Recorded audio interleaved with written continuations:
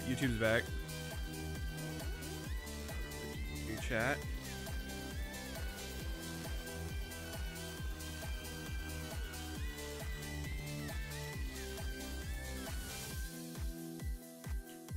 What's up, YouTube, bro? Yeah, we're gonna be... Second.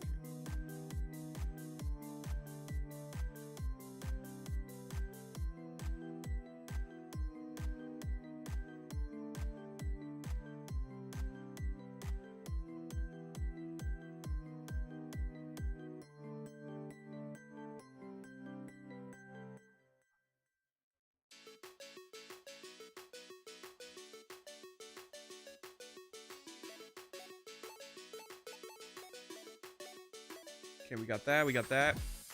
Cool.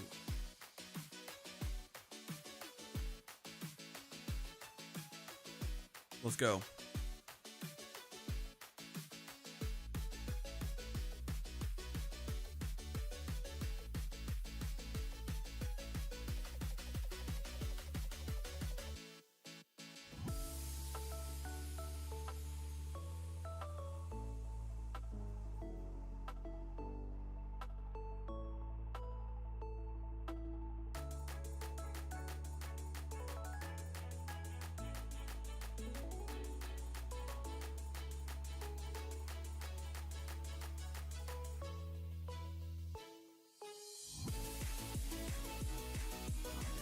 Little bit messed up.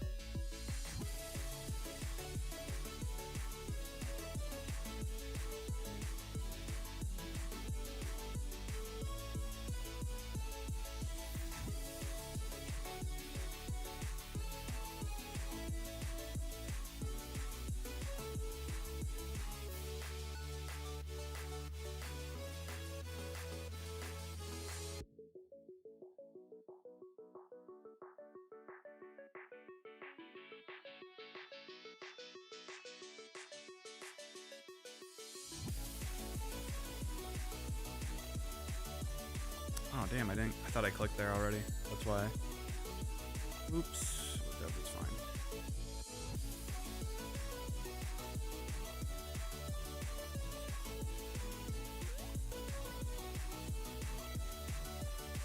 Oh, what?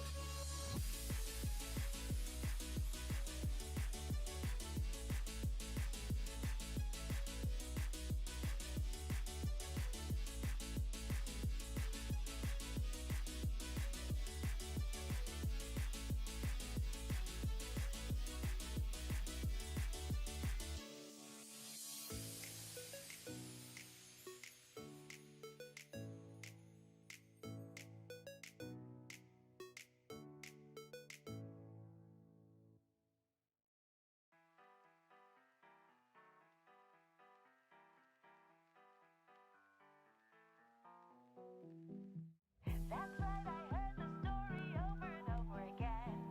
She finally meet her other friends. That's right, I heard the story, don't really like how it ends. Damn, it is really that fast. That's crazy, XP.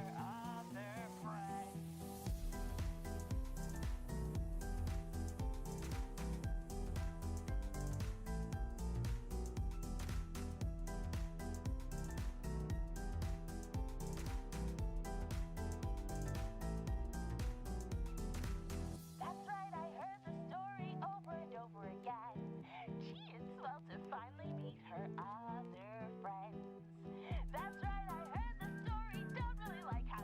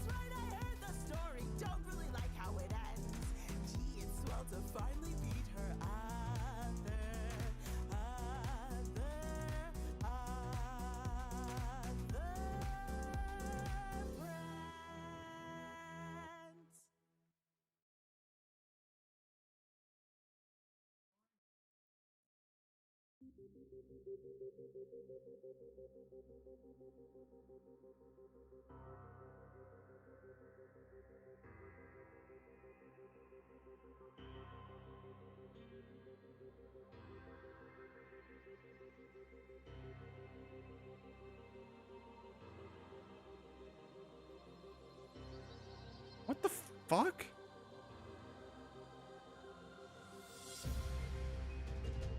What the fuck was that? How did I not click that thing?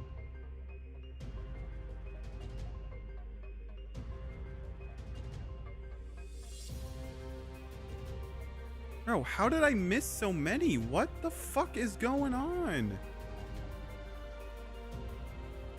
I'm so confused. I missed blue, purple, white. What? Alright, I guess I did.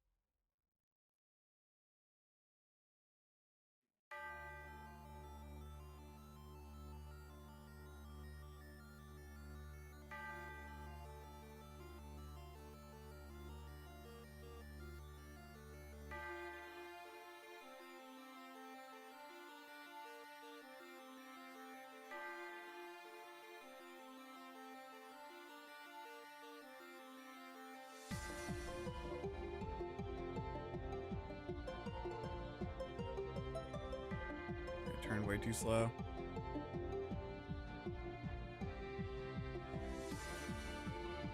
Bro. Dude, get on the fucking helm, man. Clicked it like 4 times. Go. Oh my god, I clicked the anchor tonight. Jesus Christ, man.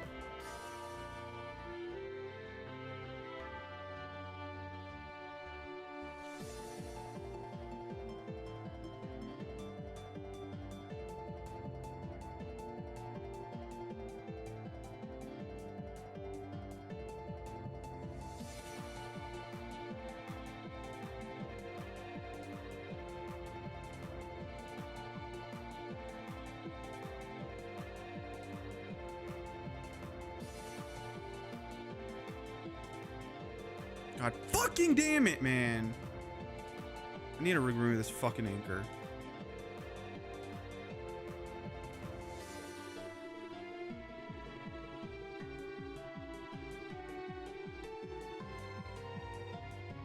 And I missed that too. Oh my god. Dude, fuck this anchor. Holy shit. Yes, for me. Like, fuck this shit, man. Oh my god.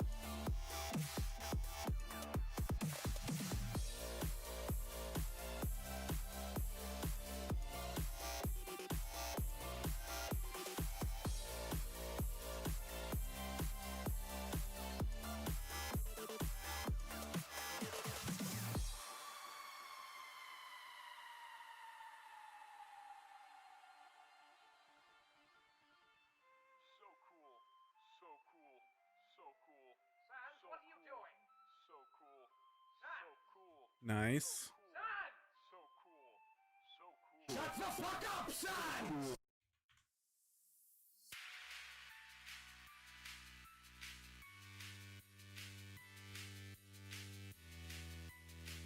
Fear of the soul.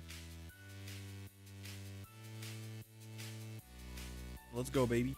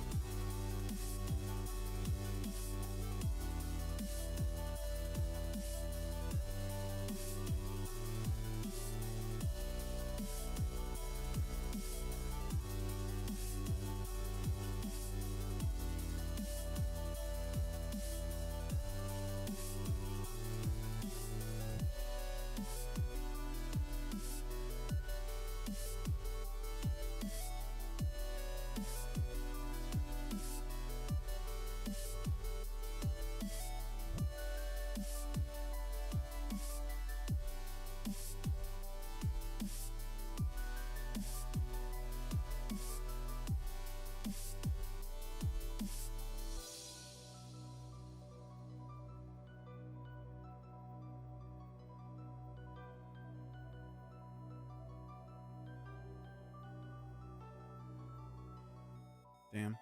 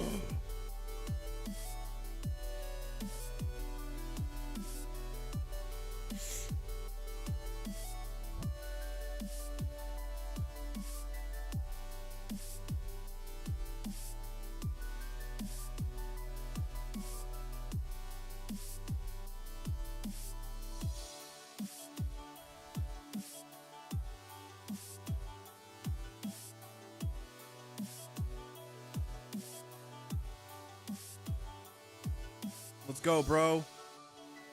Boom, boom, boom, boom, boom, boom.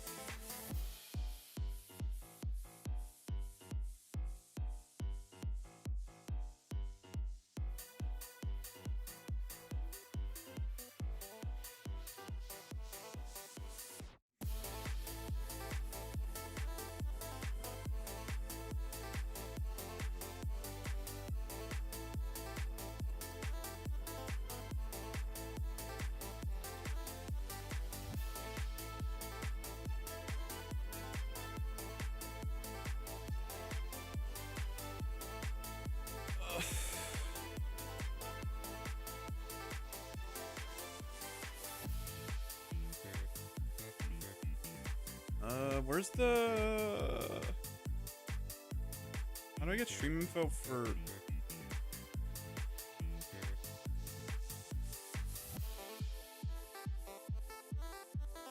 YouTube? Here, let me see. Try it. Portal? No.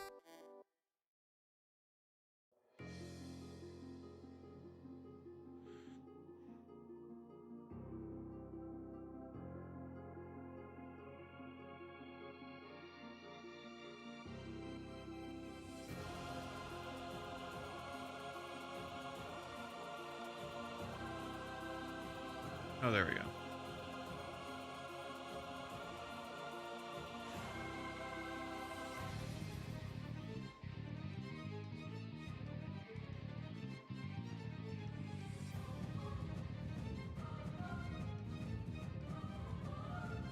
Second. Let me go to my...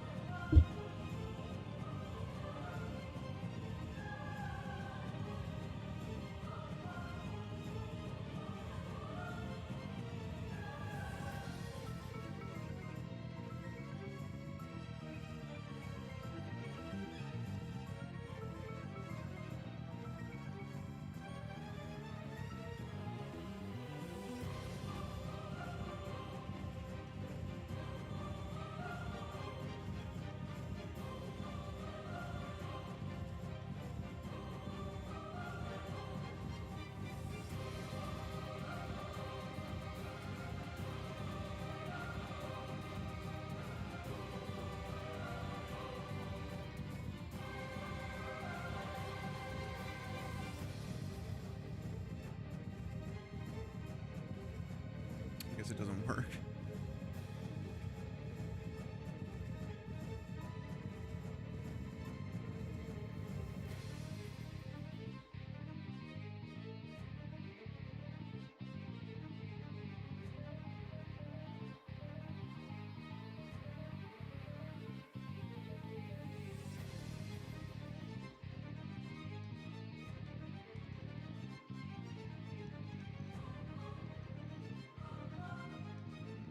Yeah, it's fine, whatever.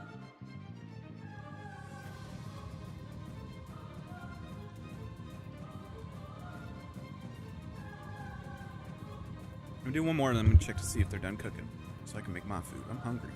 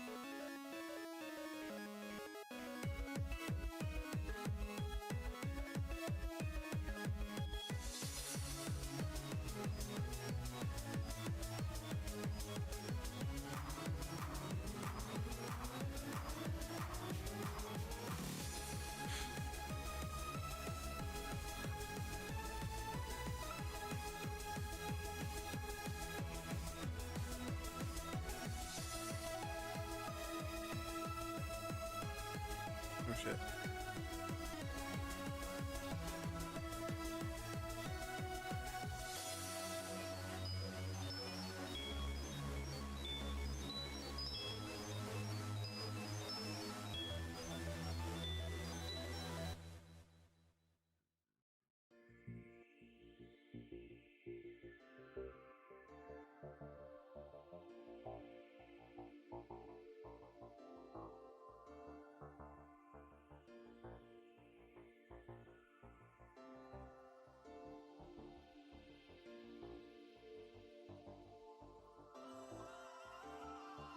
Oh, you know those times where you meet somebody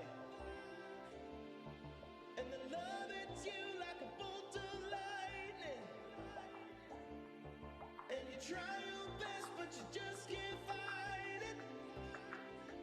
Well, I want more, 'cause you're the song and the storm is coming.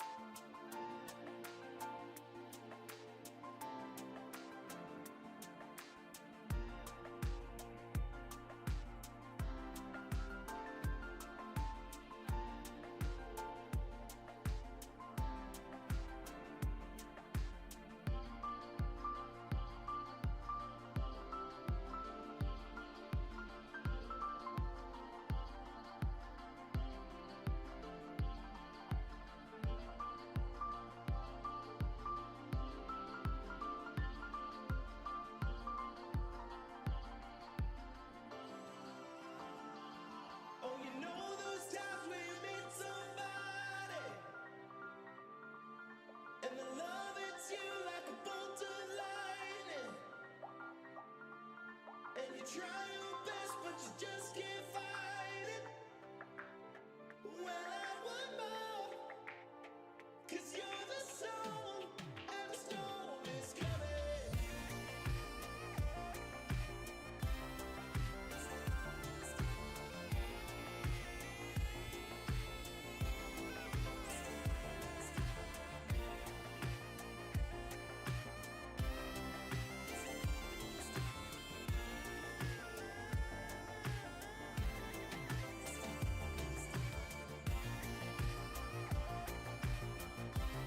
Oh, the storm is coming. He's trolling. He's trolling. I'm listening to the Vince Staple interview on the side. Shit's so fucking funny.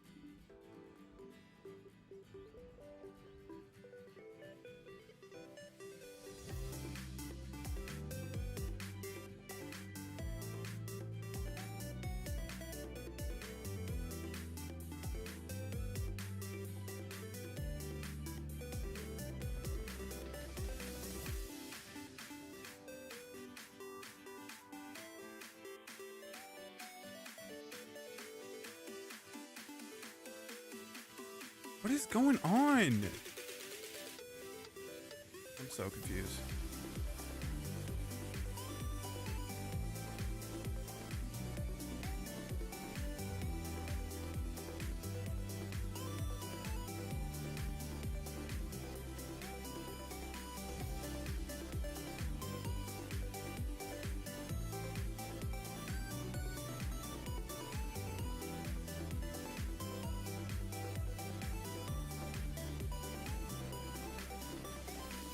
Bro, I clicked it and it just didn't turn.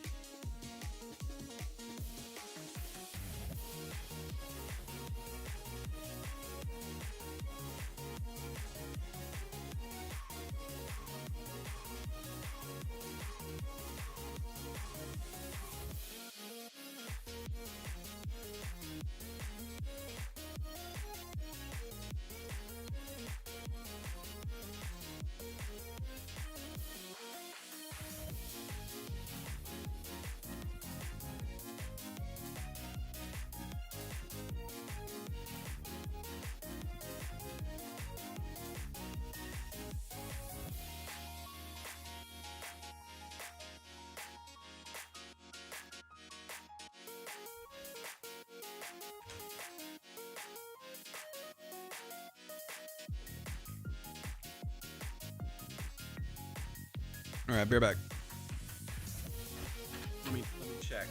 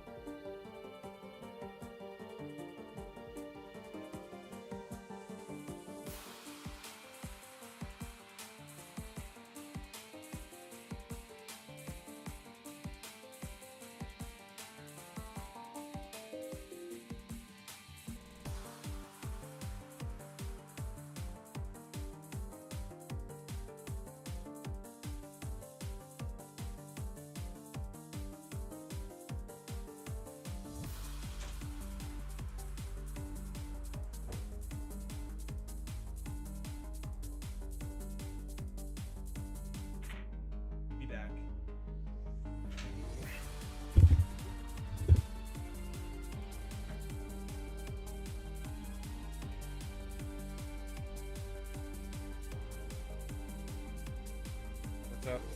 What's up, chat? Alright, I'm gonna play a YouTube video while I eat. It'll take like probably less than 10 minutes.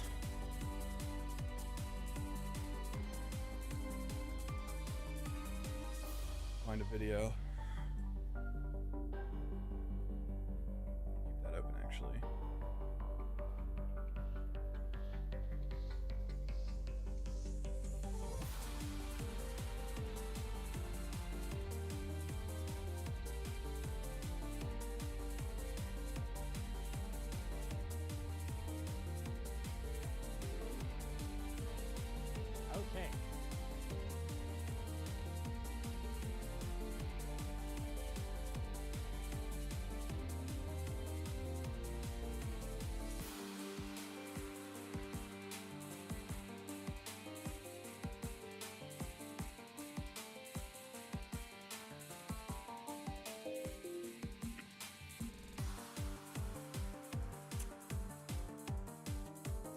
Oh, I know. I was watching this last night before I went to bed.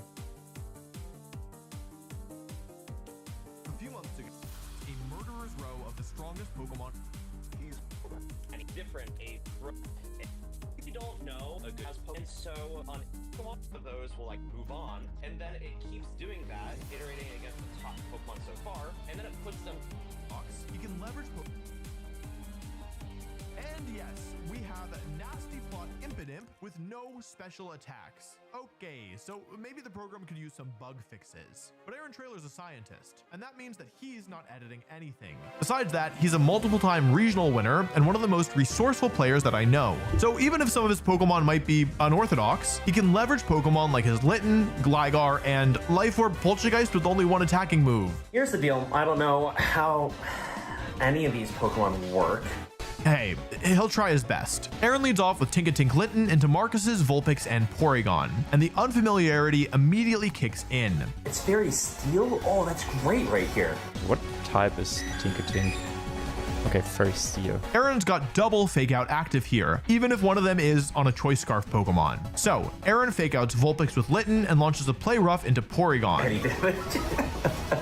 Marcus Terra Blasts back, and That does so much damage. What are we doing here? Okay, he has AV, but that still does so much damage. now Aaron thinks that he's got a chance to stop Aurora Veil from going up, and he's gonna take it. Let's see. I'm okay trading Litten here. He double targets the Vulpix. Flare Blitz does a lot of damage, and then Aaron is struck by a terrible realization. It's Vulpix who moves next. Oh no, it's not fast enough. It's slow Scarf. Oh god. It's not good enough. Wait, this is Choice Scarf. Am I missing something? Wait, how slow? How slow is this thing? This Scarf Tinkatink is slower than Vulpix. So Litten has gone down, and Vulpix still got Aurora Veil off. Here's the thing about that. I wish I had my Incineroar. If there is an upside for Aaron, it's that Marcus has gotten thoroughly juked. He just set up Trick Room because he thought this Tinkatink was fast. I was like, maybe there's something wrong with the Tinkatink because of how slow it is. Well, you say wrong, I say science. Aaron's programs even chose the EV spreads, and as a man who respects the scientific method, he didn't change them. Here's the thing. He doesn't know what my EV spread is, and it's max special defense. Mark, as well as recover, this game is going to end 1 minute. Oh no! To somehow turn into the Cold War. But we're not done with round 1 yet. I am Marcus Hamann. I am a Pokemon player and competitor, and also sometimes commentator.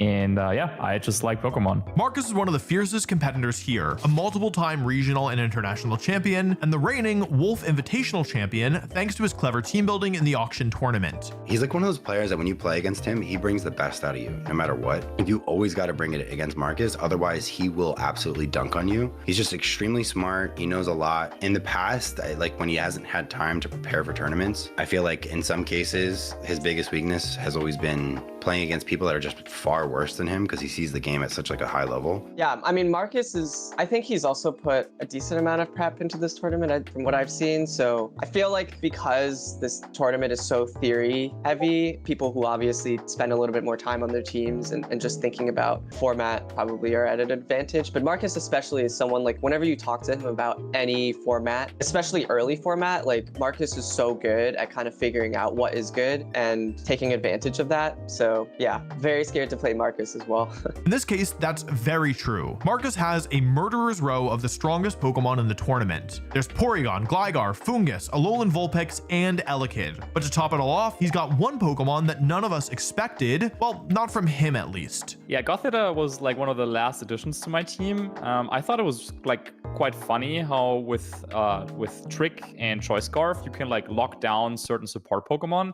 And because Eviolite is like such a contested item, like if you can trap something in and you can like trick them and trick away the Eviolite, like that could be a huge huge deal. That's right, Marcus is the player who brought Gothita, not me. He's using it in a similar way as Joey's Porygon, tricking Choice Scarf to remove Eviolites. After that, it's a powerful support Pokemon with respectable damage. There's a reason that Marcus is such a solid team. He's on his own brand of prep. And I found this abundant Discord server that had a lot of people in there who were playing like a very, very similar format. Like they weren't applying like VGC rules. They were playing 6v6 doubles, but they were playing on level 50. And yeah, it was coincidental, but I just like reached out to some of the people on the server just to see if they're at all interested in talking to me about what this format could be like. And I actually got like some really, really nice responses. And one player in particular, he was like really open to help me prepare. Like we played practice matches, and he's from a region in the world where I haven't ever met anyone from. So yeah, maybe I made a new friend from a place that I didn't expect. And yeah, it's been fun just talking to them for the past couple of days, trying to come up with some new ideas, and huge shout out to them. Let's see how it goes in the tournament for me, but that was definitely like a big asset. Just like Billa and Lou, he's ready for Gligar, but he's also bringing his own because Marcus does his research. His opponent though is one of the best research players to ever touch the game. After all, he is a doctor. Very analytical when it comes to the game, guys. Very analytical. He takes prep very seriously. So for this tour, he's probably the #1 person that you should be scared of because he's going in it to win it, and I know that. If there's anyone who's explored the ins and outs of this format, it's got to be Dr. Aaron Trailer. So my thoughts on the format so far after testing are actually that I have not done any testing. Wait, what? So my prep for this Little Cup tournament has looked a little bit different than other Pokemon tournament preparations in the past, because this time I've tried to write a program to generate me a team from scratch without me playing a single game of the format. The issue is it's still running, and it's the Saturday night before the tournament, and the tournament is in about 12 hours. So I'm going to go to bed and wake up and see what it spit out, and then go and catch those Pokemon before the tournament starts. If you don't know, Aaron's doctorate is in computer science and cognitive science. So if there's anyone who can make a program work here, it's Aaron. It's one of his most beloved pet projects, and he figured that a totally new format is the perfect place to test it. Here's how my pet projects.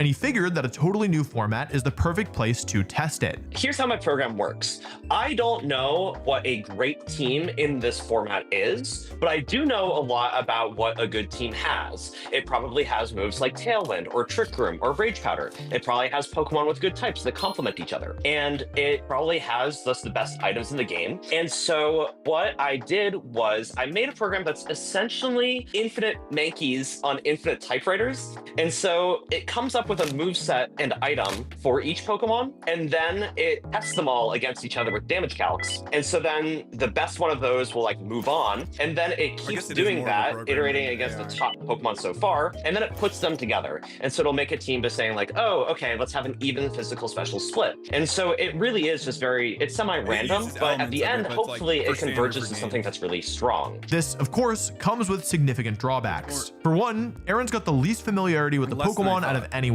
It's actually kind of interesting because I don't know what each Pokemon in the format does. I'm kind of waiting to be handed a team by the program.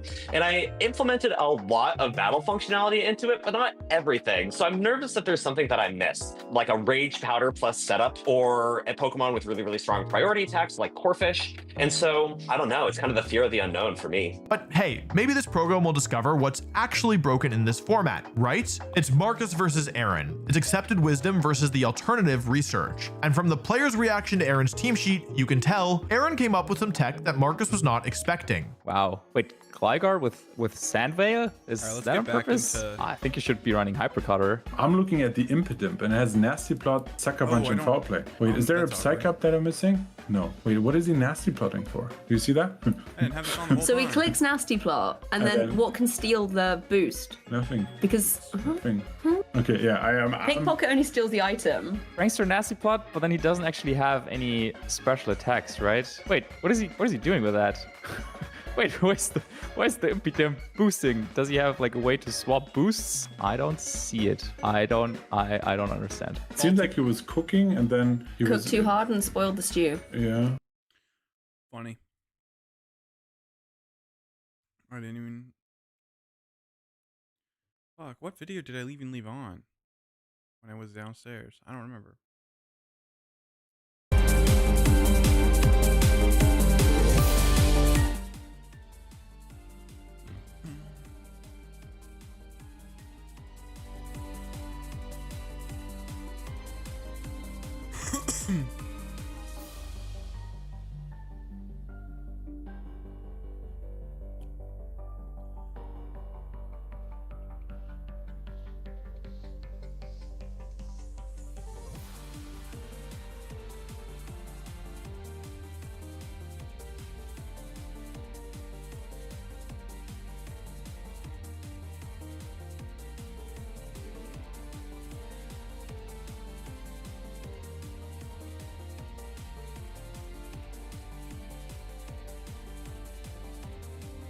Damn it.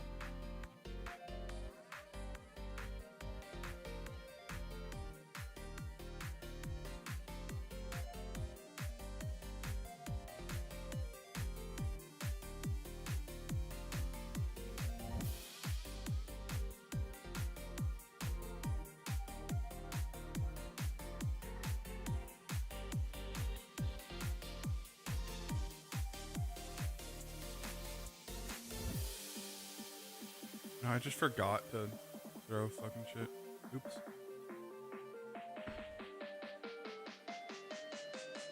Yo, what's up?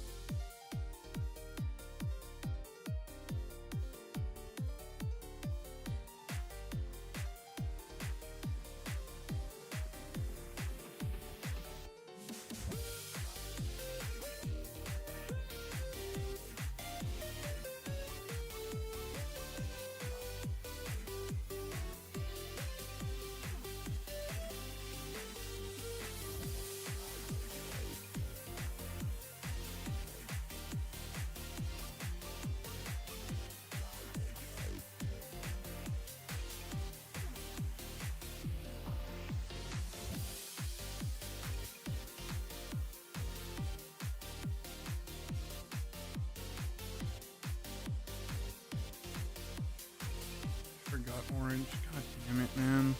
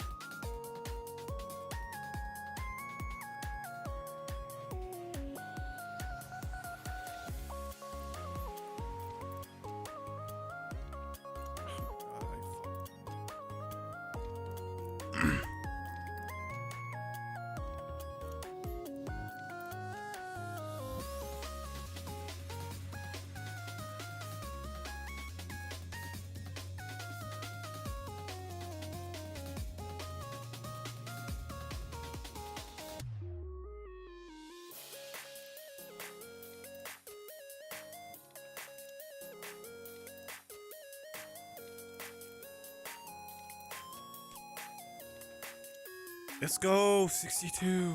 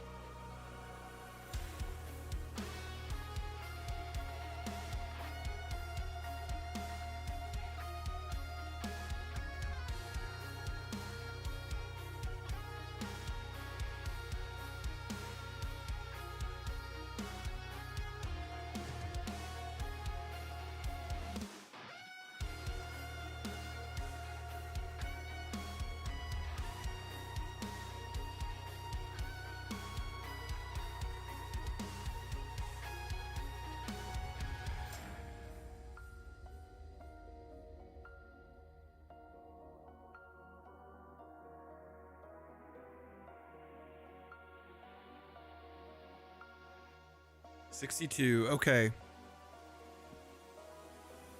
So let me look at this again. Hello, I'm going to show you how to get 120 to 150k XP per hour doing ABA contracts. Now you might be wondering what is an ABA contract, and I'm going to explain. So currently I am stood at Relica. I am looking at the Relica notice board. So Relica in this instance is destination A. Now if I open up the board, this contract tells me to deliver to Relica from Port Roberts. Oh yeah, and Port the Roberts, game Relica. is expecting me to travel with my boat from Relica to Port Roberts and then back to Relica. What we are going to be doing is we're going to take this contract and you would be teleporting to Port Roberts and starting your journey there. What we're doing is we're going to take this contract Okay. and you would be teleporting to Port Roberts and starting your journey there. Now, I only have one of the contracts, so I want to fill my contracts up with more ABA contracts. At level 62, you can only do Relica. At level 65, you can do Miscellanea. And at level 76, I believe, you can do Lunar Isle. I'm going to go and check every single one of those, and I'll be back in just a second. We have arrived at Miscellanea, and my board is not being very generous right now, but it is giving at least something. So here we have another one from Port Roberts to Miscellanea, and I'm going to take that one. And then I'm going to go to Lunar Isle. So do we just do Port And Roberts? we have to arrived at Relica Lunar over and Isle. over? So let's look at the board here. We have this is one of the best contracts in the game, actually, because it gives you 10.5k XP just for this one contract alone. So we are definitely taking that. We're going to be going from Before I Alderaan to go, Lunar Isle. And then we can take... That is it, actually. That's all we can take. Not really any other good contracts here, so I'll be leaving it at that. But now we begin our journey in Alderaan. And the reason why you do it like this is because you want to start from your Wait, furthest away contract. better And the method? further a contract is, the more XP you get. We'll start Alderaan, we'll make our journey, We and then we'll go from here to the Fortis Colosseum. This was just a leftover contract I had from stream. And then we're going to go from the Colosseum to Port Roberts, and at that point, we have all of our cargo. Now, I can hold 5 contracts, so I'm currently missing 1. I can fill 1 more slot. Now, I have 4.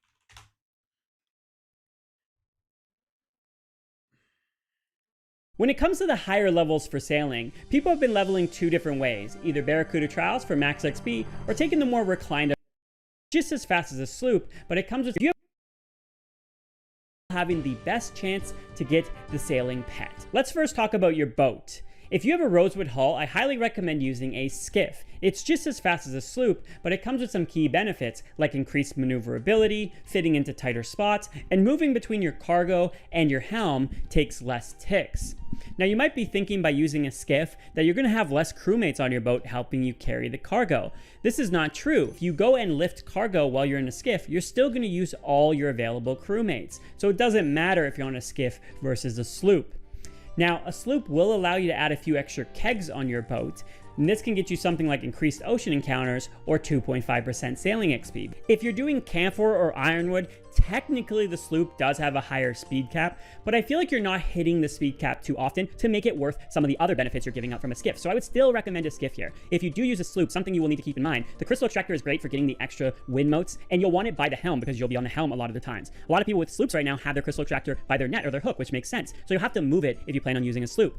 Whereas if you plan on using a skiff, you're likely using the one you're using in Barracuda Trials, and you're going to have it right by your helm anyways. For boat facilities, it's all pretty standard. You'll want the wind/gale catcher for the extra speed, the crystal extractor for the extra moat as well is great. A teleport focus is needed for this method, and if you're using a sloop, you do have the option to add the kegs I've already mentioned. For your inventory setup, the Sailor's Amulet, obviously we're always carrying this around to get to Defin and Port Roberts. Defin is particularly great because it's right in front of a charter ship, and this can allow you to move to various points of interest. You're also going to bring some cash to be able to use that charter ship, and you can bring the Ring of Karos to save costs doing that. You'll also want to bring runes to be able to teleport your boat to you, and also if you don't have a concape, bring the runes to be able to teleport to your house. And I recommend your house is set in Alderaan, and you can set your teleport to be outside to save some time. You can also bring a teleport to Relica. This could be the Fremennik boots, or again, you can go through your POH if you have a concape, but you generally don't need to go to Relica after the first time you go there because we're usually going to end our trips there anyways. Other than that, you want your captain's log, and I recommend setting your left click to view tasks. And if you're doing the clan ocean encounters, you're going to bring the appropriate items to be able to give to the clan to get those pearls back.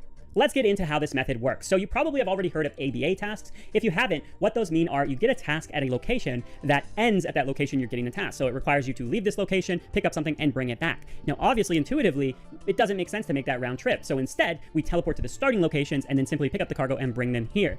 So what you need to do with this method is you're going to go to Lunar Isle, etc., and Relica, and you're going to pick up the ABA task from those locations. Once you have all those ABA tasks, you're going to start at the furthest south location. That doesn't make any sense. Work your way up picking up all the cargo, and then deliver them to Lunar Isle, etc., and Relica. Now, something a lot of people haven't mentioned, when you get to Lunar Isle, and let's say you're delivering 2, you want to pick up tasks from the board, and you have room to pick up 2. So you're going to get more ABA tasks when you make the delivery. When you go to etc., you're going to do the same thing. When you go to Relica, you're going to do the same thing, thus restarting the cycle. There's no need to teleport to them afterwards. There's no need to clear out your board and then go grab tasks. You want to grab them as you're delivering. That's the very basic rundown of the method, but we're going to go into the advanced details a little bit further. First thing I want to mention has to do with filling up your tasks, and this is where a lot of people sometimes feel like they've got bad RNG and they couldn't fill up their 5 tasks, or 4 tasks if you're below level 84. Well, you don't have to fill up all 5 tasks. This is because usually you're going to start your journey in Alderaan as your most southern place, and in Alderaan on the board, there is always an Alderaan to Prif task. And this task gives 3200 XP. It's actually pretty good XP considering it's a one-way task. A lot of times this could be better than some of the ABA tasks you would have taken anyways.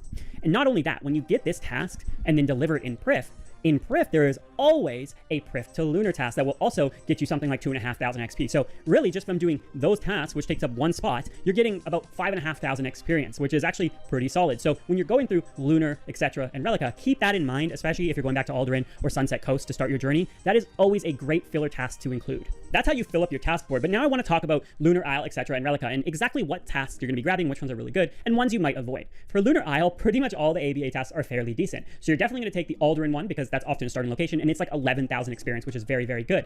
A Deepin one is also pretty good. Deepin is sometimes out of the way, but this task here is really, really good XP. It's always worth taking.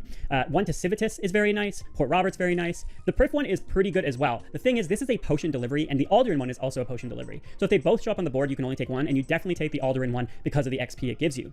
There's also going to be an ABA task to Port Piscarilius, which Port Piscarilius is a little bit out of the way sometimes. It depends on the route you get. This one could be up in the air. Sometimes you're going to enjoy doing it. Other times it's going to be out of the way. And then the last one is Piscatoris. This one is a fairly short route, but it's actually pretty decent XP, and I do take this most of the time it pops up. For the etc. notice board, I go for the Sunset Coast task. This one's really great. Port Roberts is pretty good as well. Piscatoris is decent, especially if you have the Lunar Isles one already. The Port Piscarilius one, again, as I mentioned before, sometimes I avoid Port Piscarilius. It's not the worst if you already have the Lunar one, of course. Another one that is sometimes a little bit of a sleeper is the Nader's Knot one. Nader's Knot is very close, but it's still a good amount of XP for this one. But I will say, you don't necessarily have to grab this one if you know you're going back to Alderaan anyways, because the Prif task actually ends up being quite a bit better. The exception would be that if for whatever reason you have a route that's currently staying a lot on the western side, then you could maybe avoid Prif and stay 100% to the west. There's a little bit of decision making. I go fairly short one already. The Port Piscarilius one, again, as I mentioned before, sometimes I avoid Port Piscarilius level 84. Well, you don't have to fill up all 5 tasks. This is because usually, obviously, a task, if you haven't, what those mean are you get a task at a location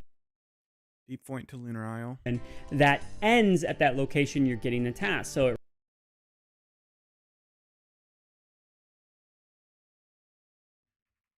be able to give to the clan to get those pearls back. Okay. Let's get into how this method works. So you probably have already heard of ABA tasks. If you haven't, what those mean are you get a task at a location so you get a deep point to Lunar Isle that ends at that location you're getting the task. So it requires you to leave this and you get civil location, pick up something, and bring it back. Now, obviously, intuitively, it doesn't make sense to make that round trip. So instead, we teleport to the starting locations and then simply pick up the cargo and bring them here.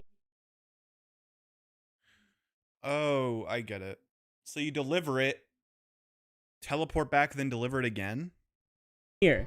So what you need to do with this method is you're going to go to Lunar Isle, etc., and Relica, and you're going to pick up the ABA task from those locations. Once you have all those ABA tasks, you're going to start at the furthest south location, work your way up. I think I understand.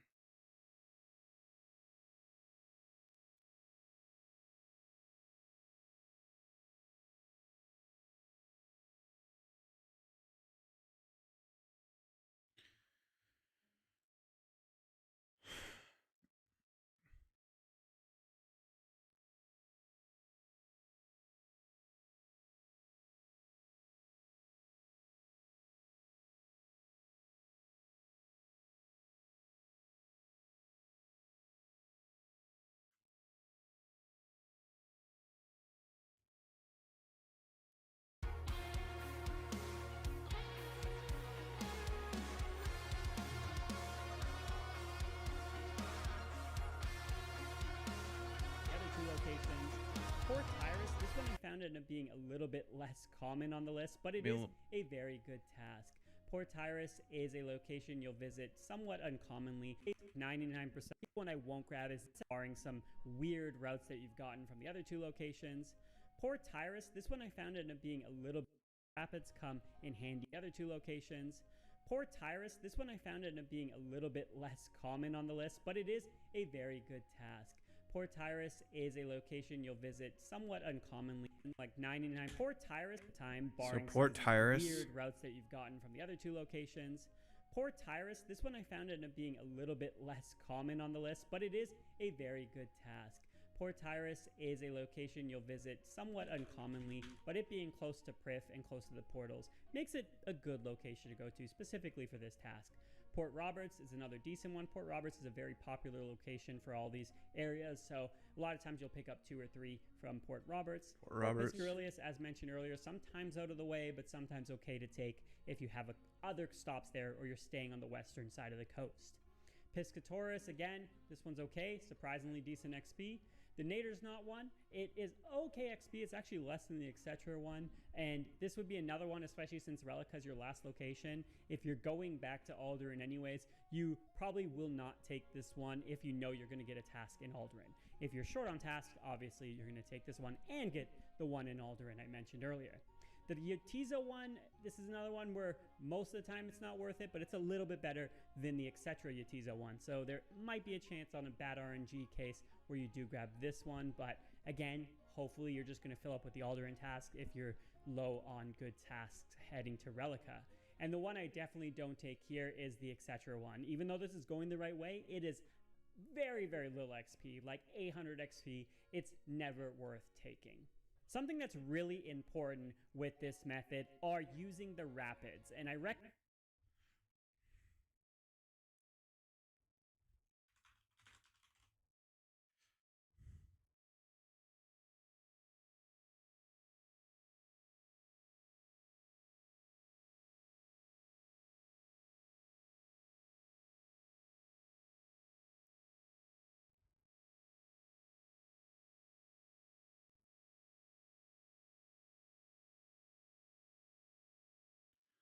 Looks like the book's the closest.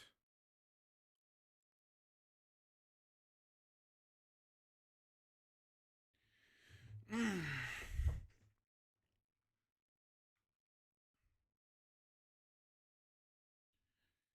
me get the book and my crafting cape.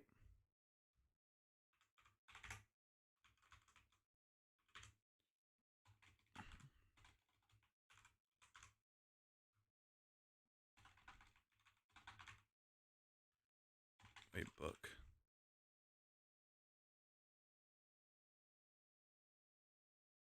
I don't have fucking teleports for it.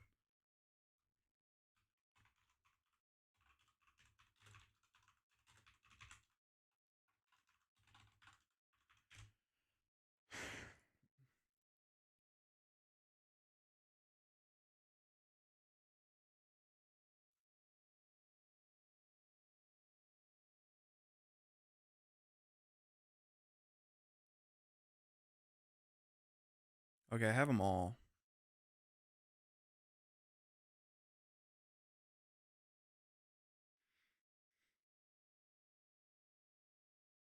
I have to go to the fucking quest NPCs. God damn it. Wait.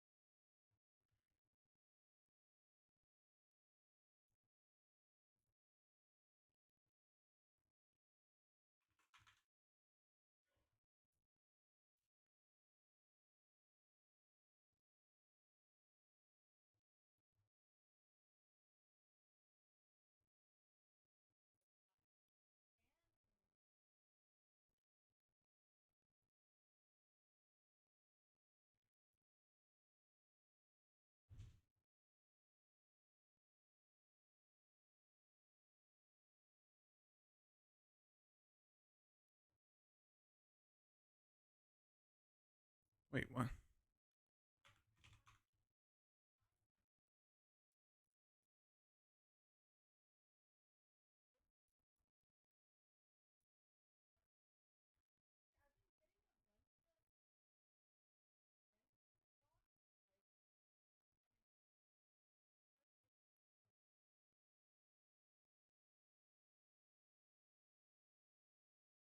Let me.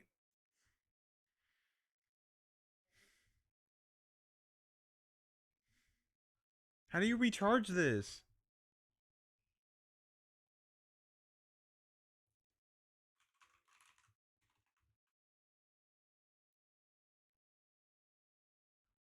Each charge costs. Oh, I can do it here.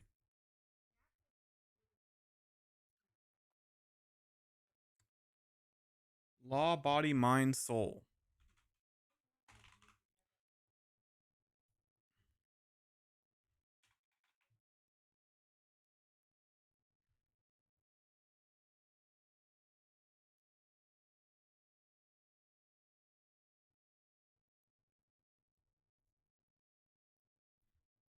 Law, body. What?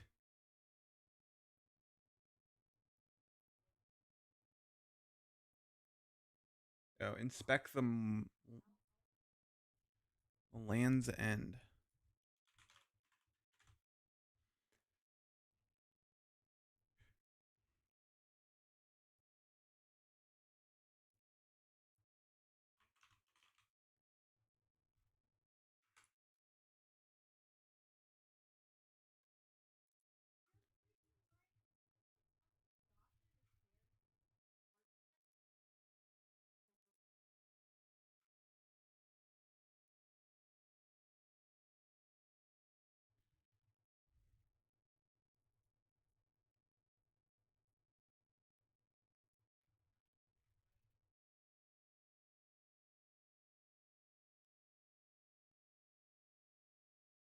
Where's the old memorial? It's near the Hunter. No, it's north.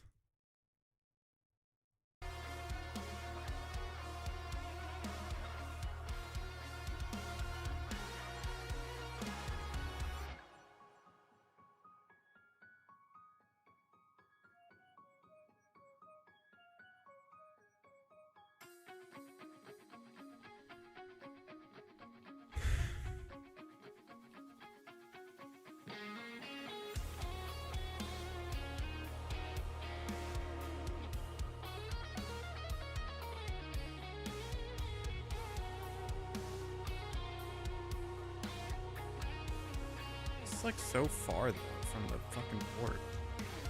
This is really the fastest like, XP.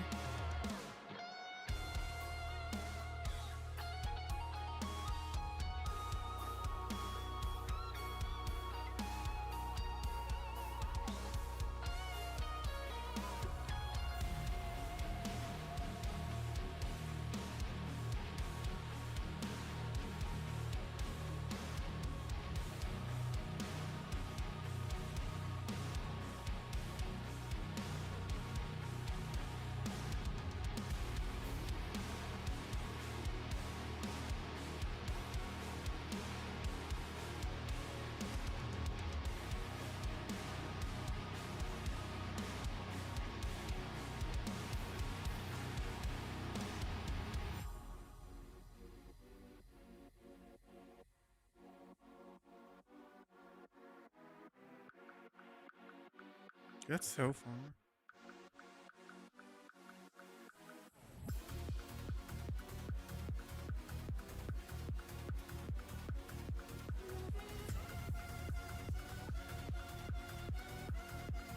How do I manage my crew?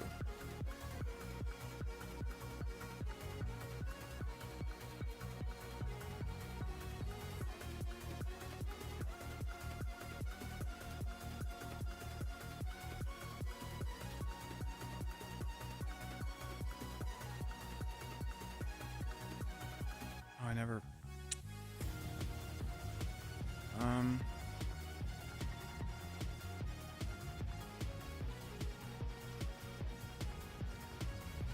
It's fine. I'll just use this. Who cares? Manage my crew. Where's the thing to manage my crew with? Here.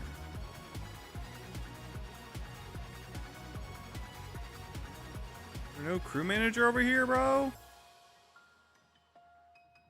No shipwright?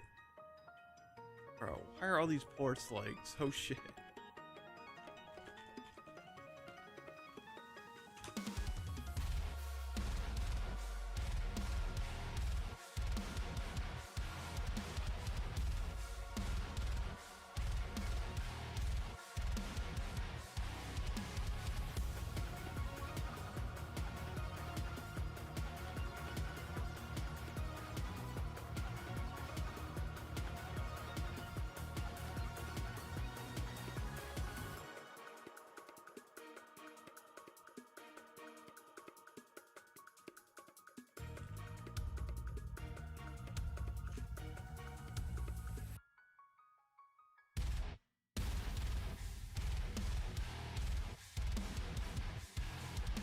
Oh, I have to go to the Pandemonium.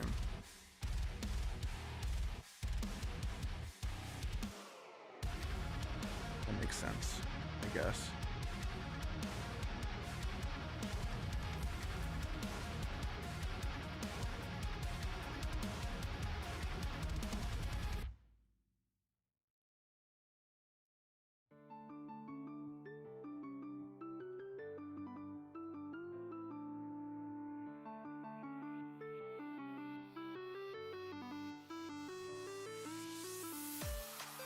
Where?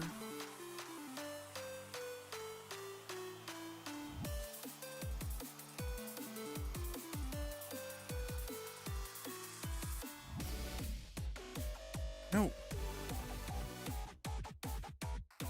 Not where I wanted to go, but that's fine.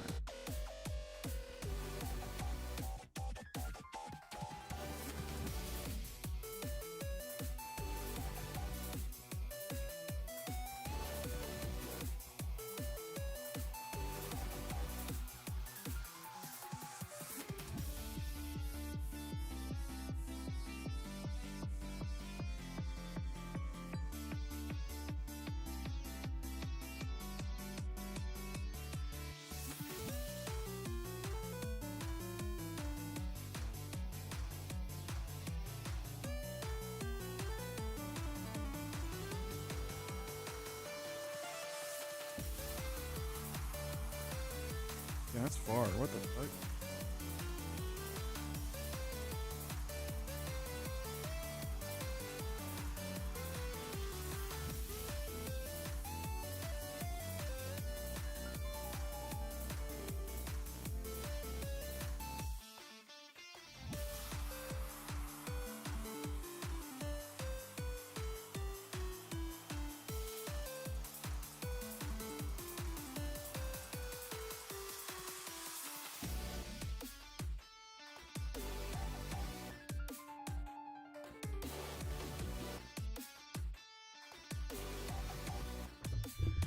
One second.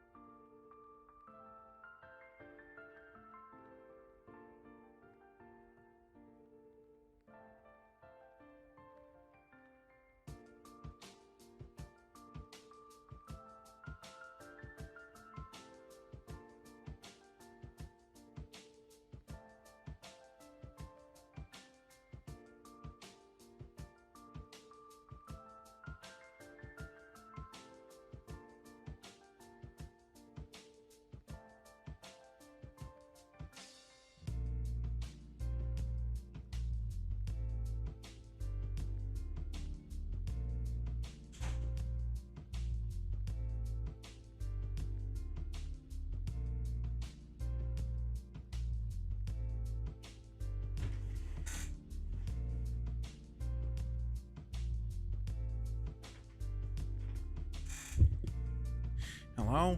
I got some soda.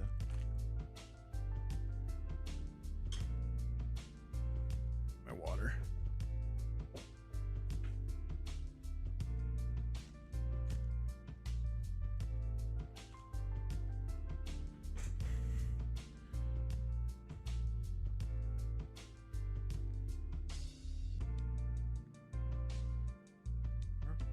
Where was I going again?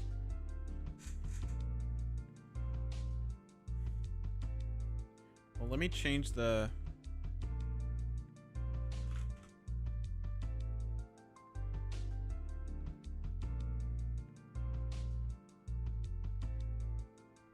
Oh, what? Oh, wrong.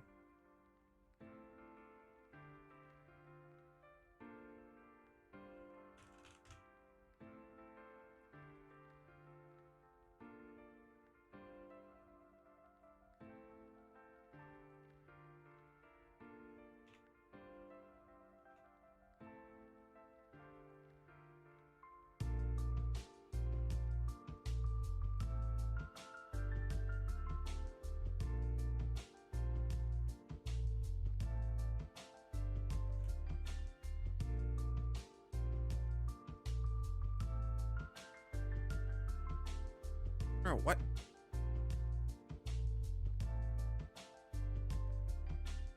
Unable to save image. Why? What is going on with Discord, bro?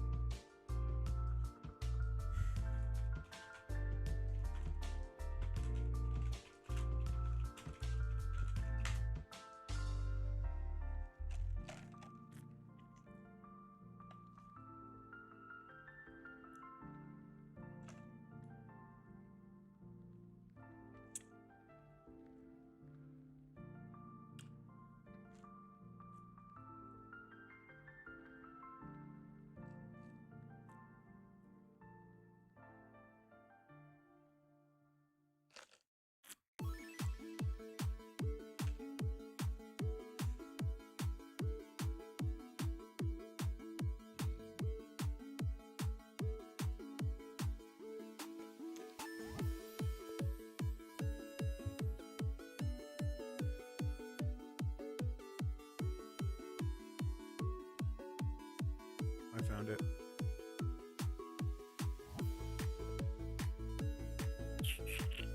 It's still a black background. I don't know how to get rid of that.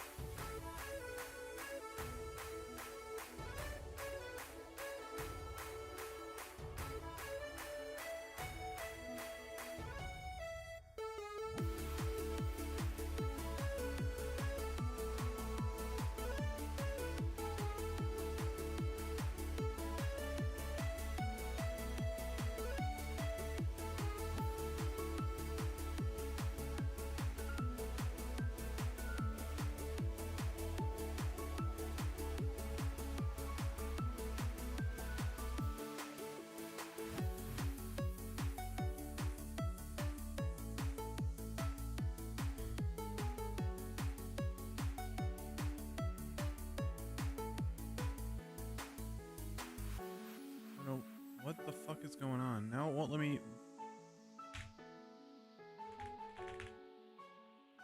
Jesus fucking Christ, bro.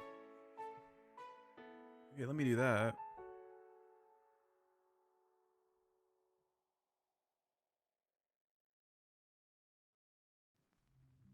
Okay.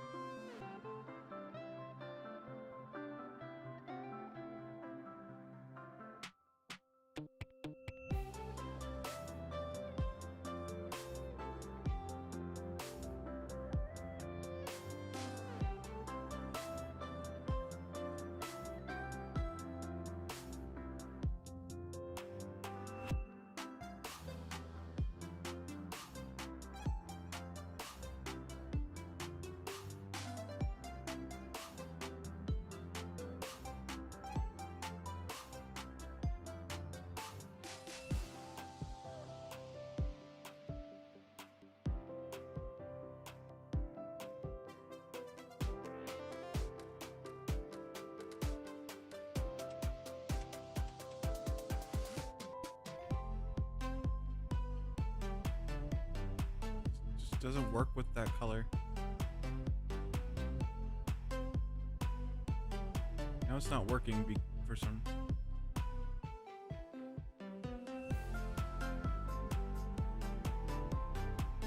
If I change the color... Oh, it just doesn't show up. Corrupted Dragonite.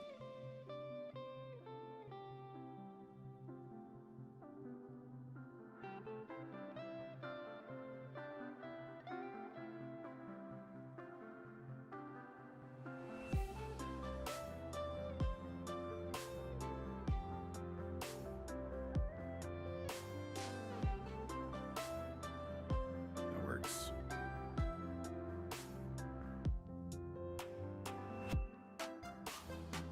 All right, let's edit this emote real quick.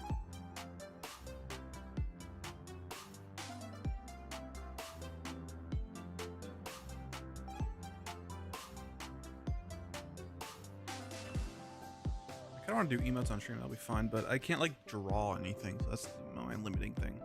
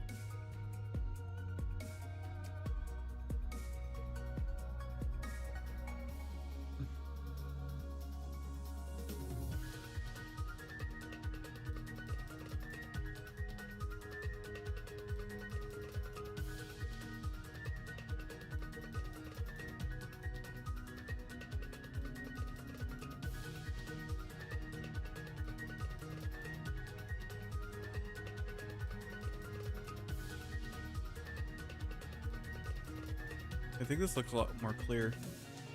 That's actually way better. That looks a lot more clear.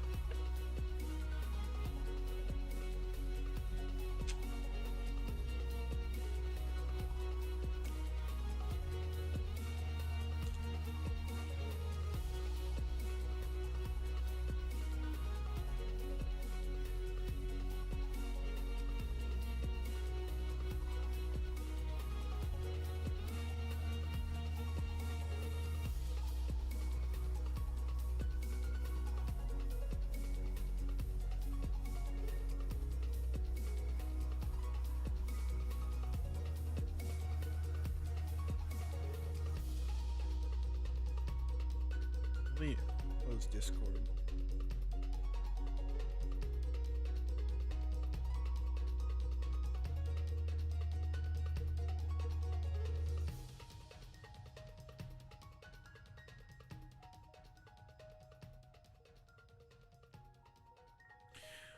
All right, we're good. We're good.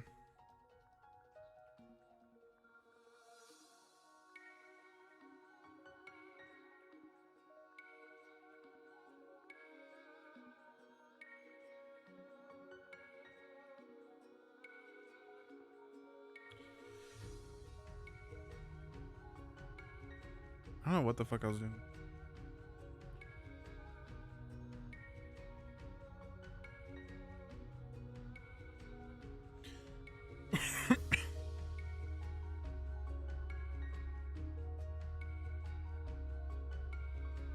Hey, I need fucking... I'll do that later. Oh!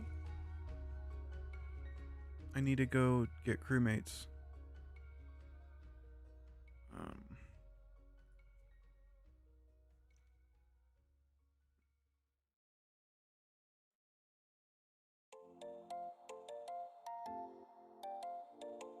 I need a sailor's amulet though. I feel like I need a salvage for that eventually.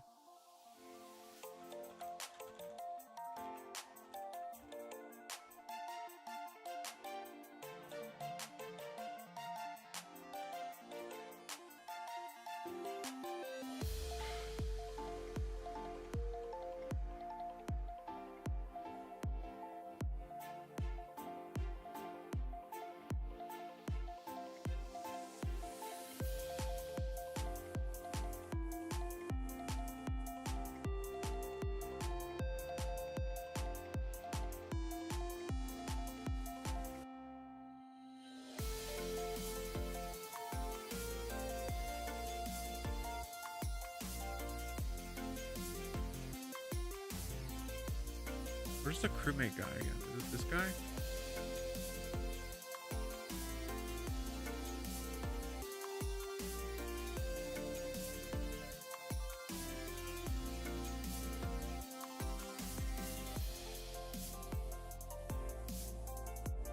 Can I get another crewmate?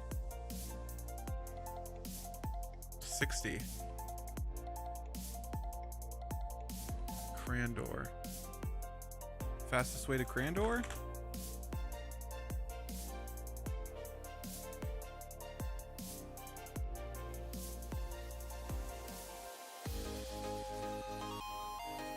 so Kramja Dungeon.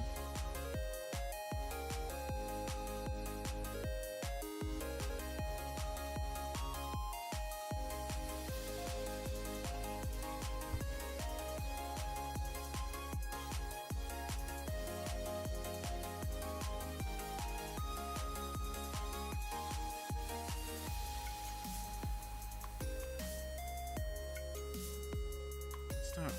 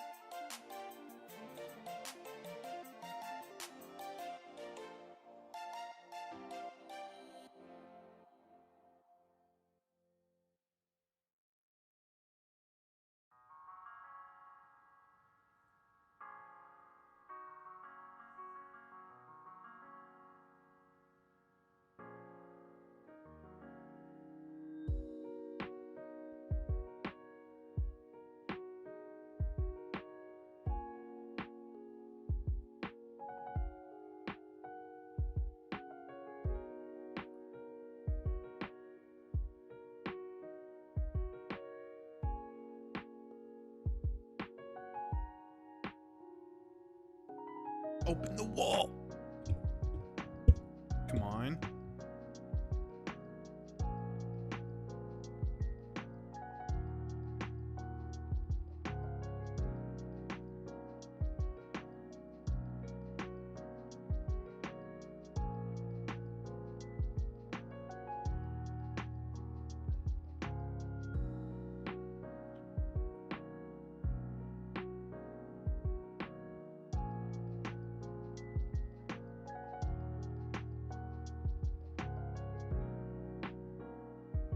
Wait, who am I supposed to recruit here? Cabin Boy Jenkins.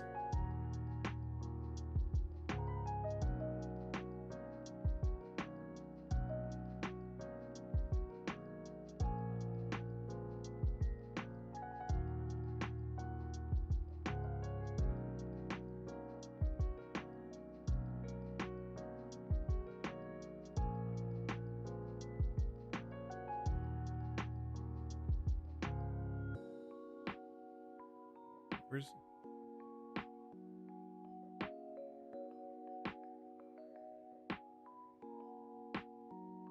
I don't see him on the island. Where's he at on the island?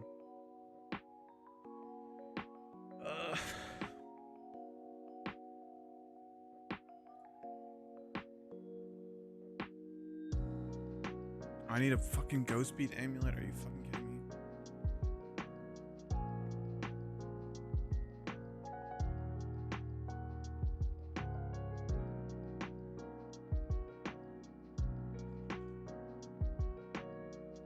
I don't have one.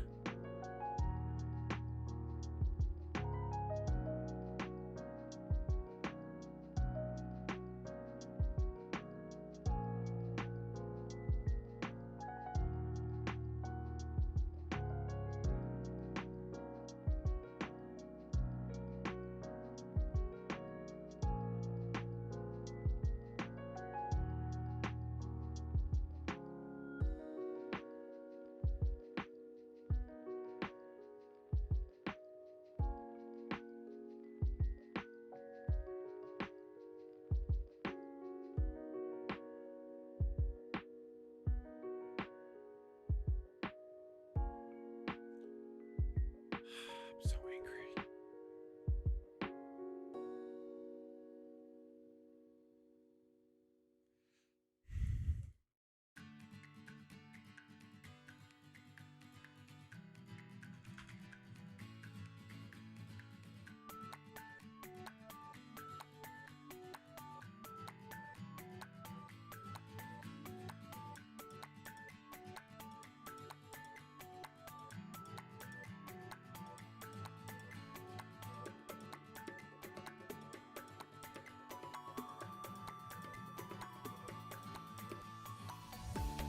To Grandor!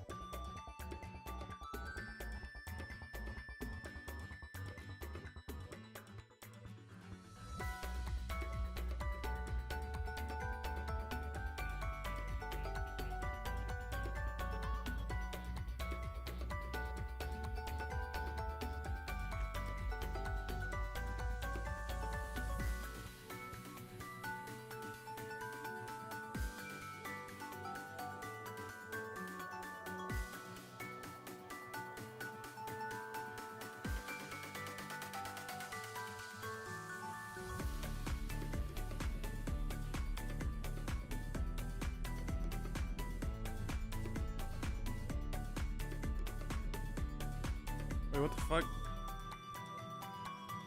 I don't know how long that was on for.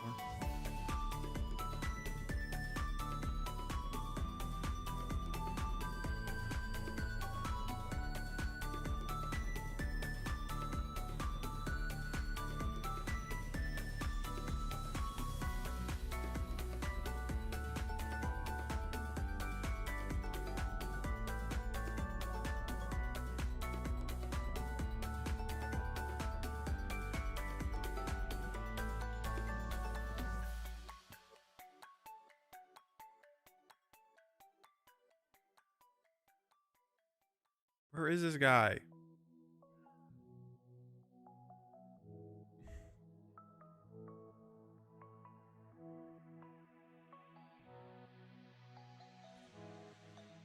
Bro, I could have saved so much fuck. I could have done this like 3 times by the time I'm trying to figure out how to fucking find him.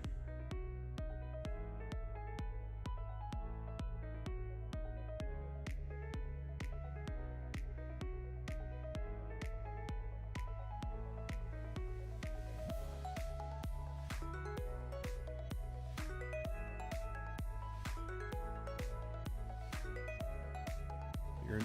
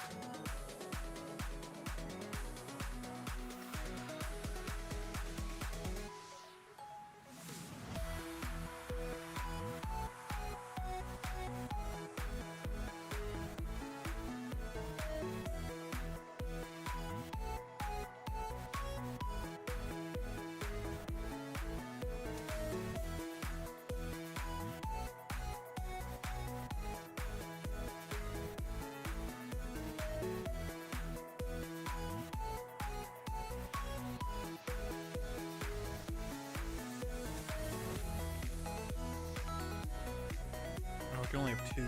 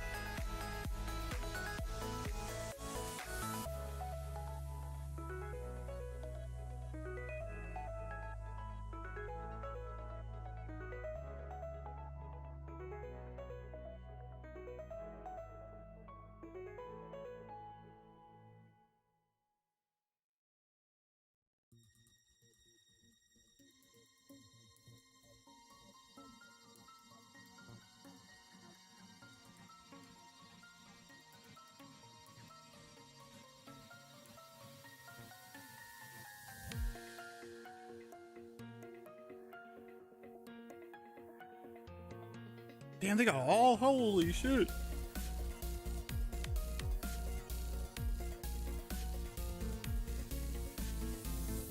Let's go, mateys.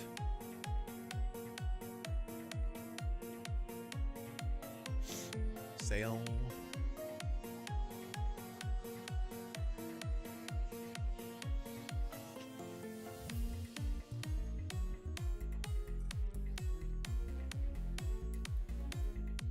We're sailing. We're sailing. We got our crewmates on deck, bro. How long does it take to get there? I'll add a minute for teleporting back and stuff.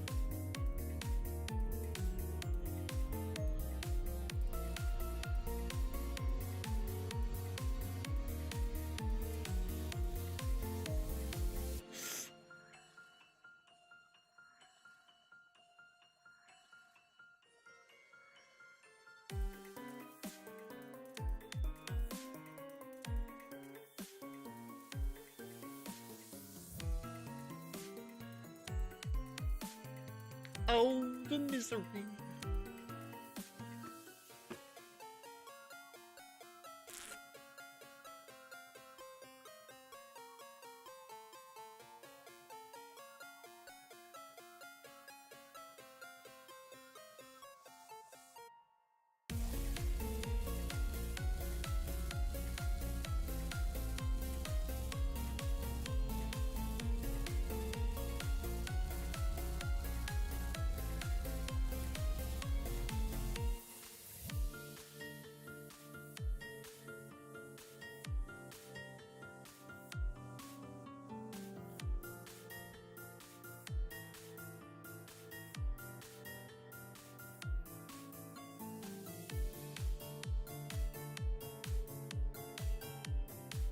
Oh god, these orcas.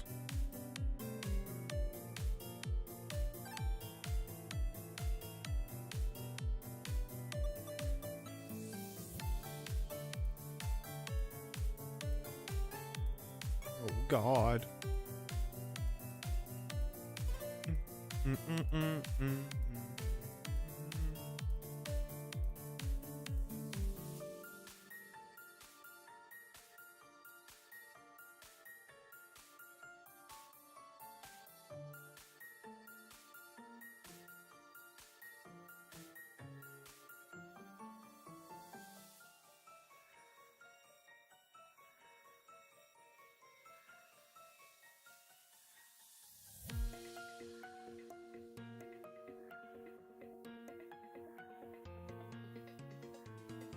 Alright, 2 minutes so far.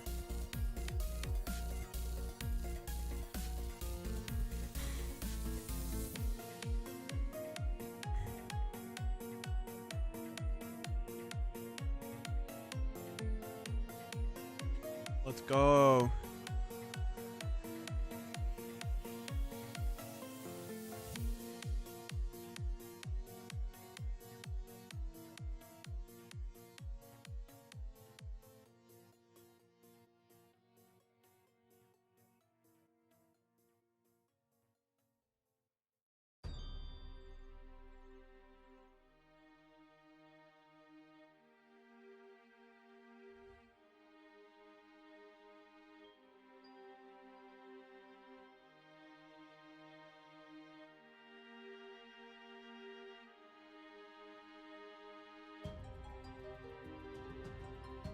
Okay, so it takes about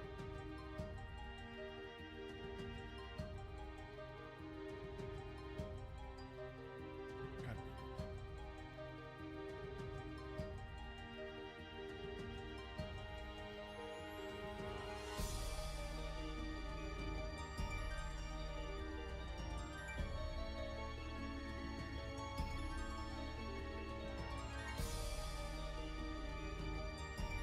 About 3-ish minutes.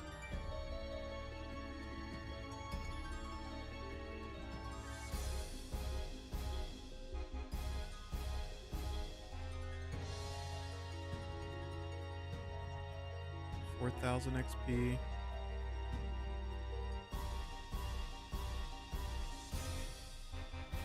$6,000 XP, and that took like 5 minutes, probably, just about. Okay, it's a little better than.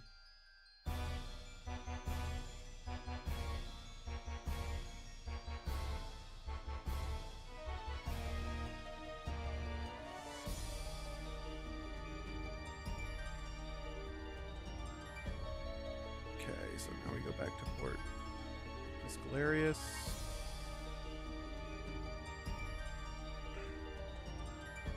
So this actually will be much better once I get access to more ports on the way.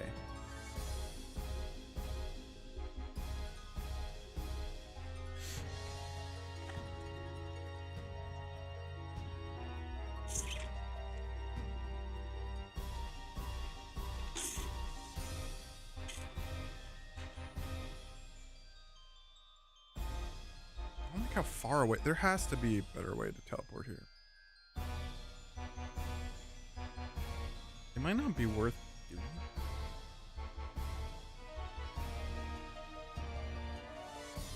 I don't know.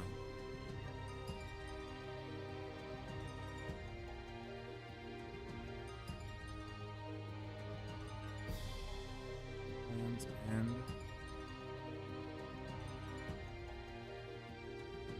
It's another 6,000. Yes, this is about like 5-ish minutes, 5 to 6 minutes of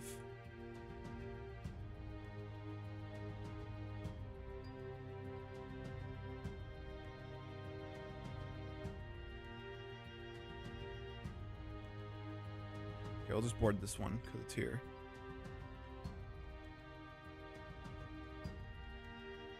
Okay, if I'm efficient, it's like 5 to 6 minutes. It's like a little better. It's also more consistent, I think, because I don't have to like do shit. So it might be just better than Jubbly Jive. If I like mess up once in a while, I'm automatically losing rate. I like feel like this is like impossible to mess up.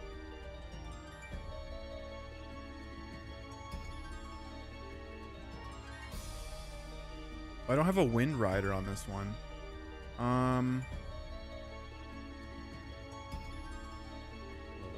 You go to a bank. Let me actually build that real quick. That'll future-proof my runs.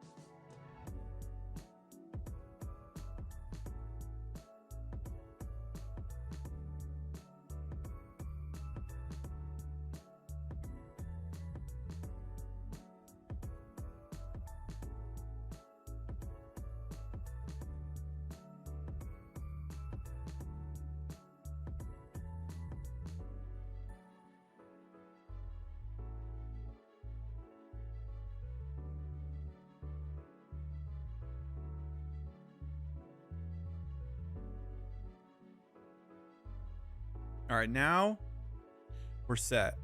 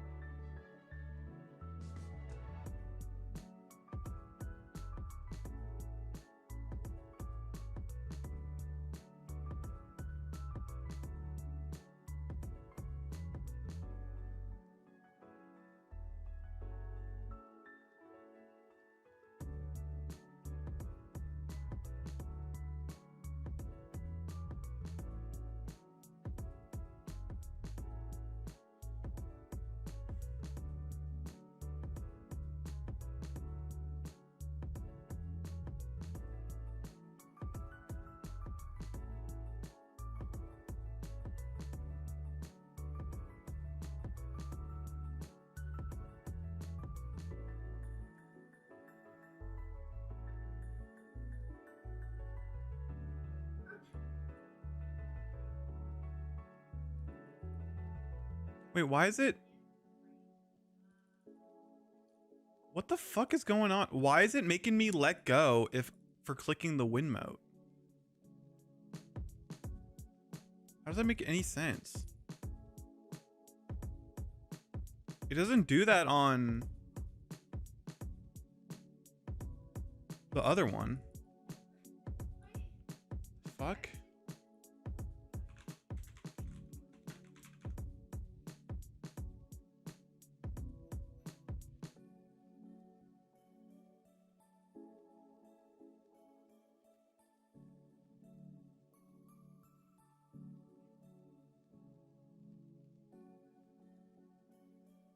No, don't disable it.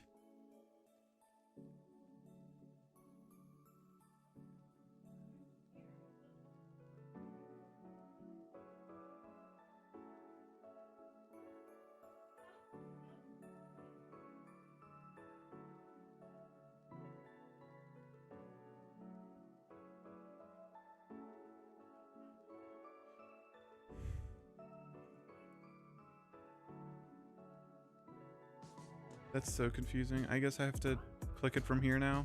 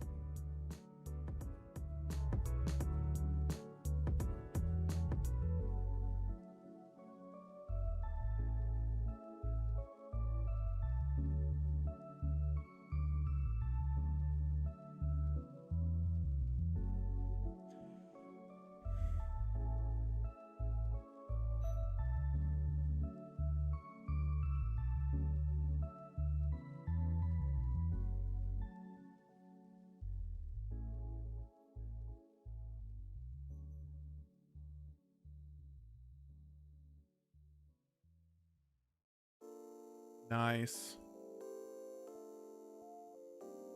Got all the XPs.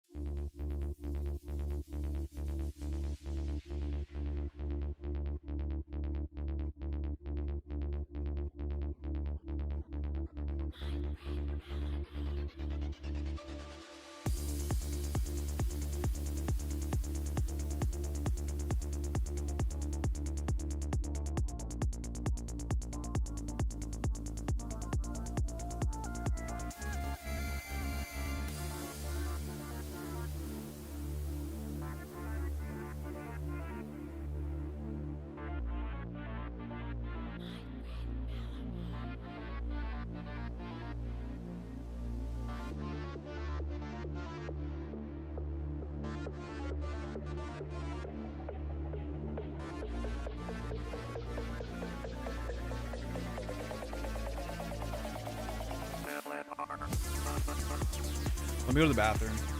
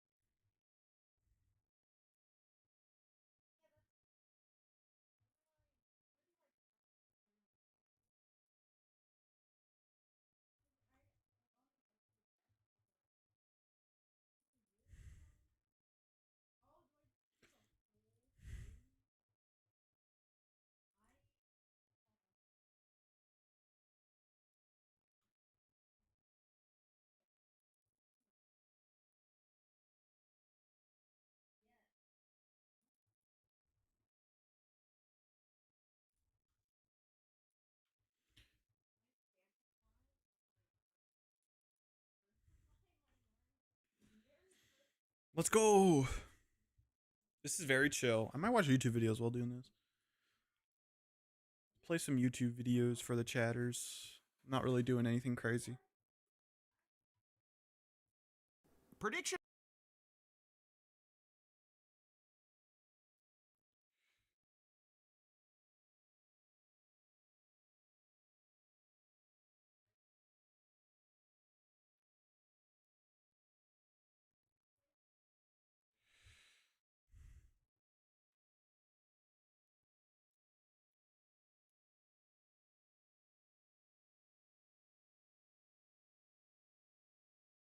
Why is it not?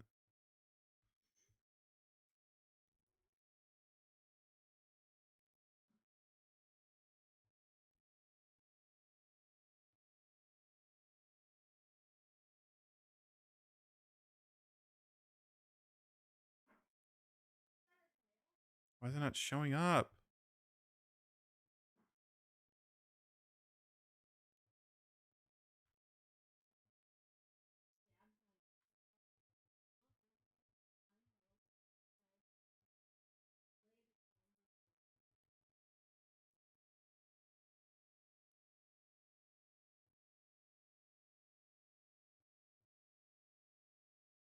Bro, what?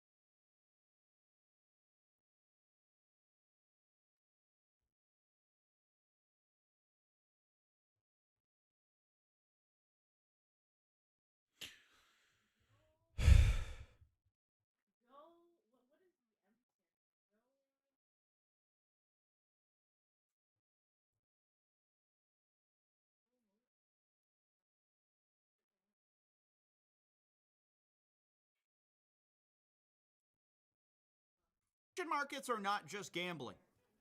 There's also a lot of insider trading too. Here's the Kalshi CEO kind of explaining the goal here, which is that eventually we can gamble on everything.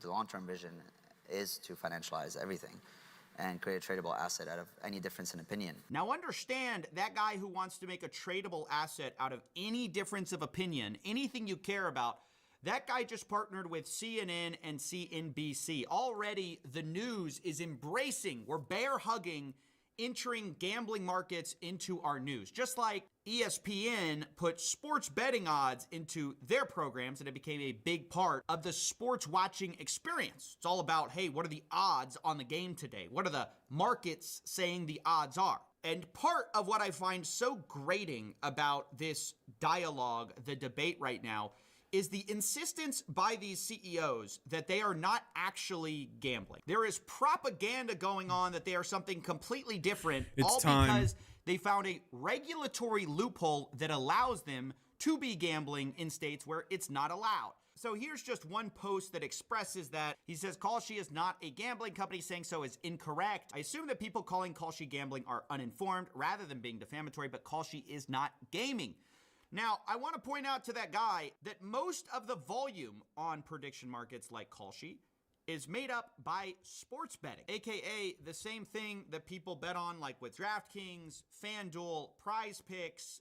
That's what people are actually spending the majority of the volume on Kalshi specifically. Nevertheless, CEOs are bending over backwards, who, by the way, are financially invested in seeing a difference. They say there's such a difference between sports gambling and, prediction markets. Here's Vlad Tenev, who actually has prediction markets for sports, explaining the substantial difference. Are qualitatively different than sports gambling for a couple of reasons.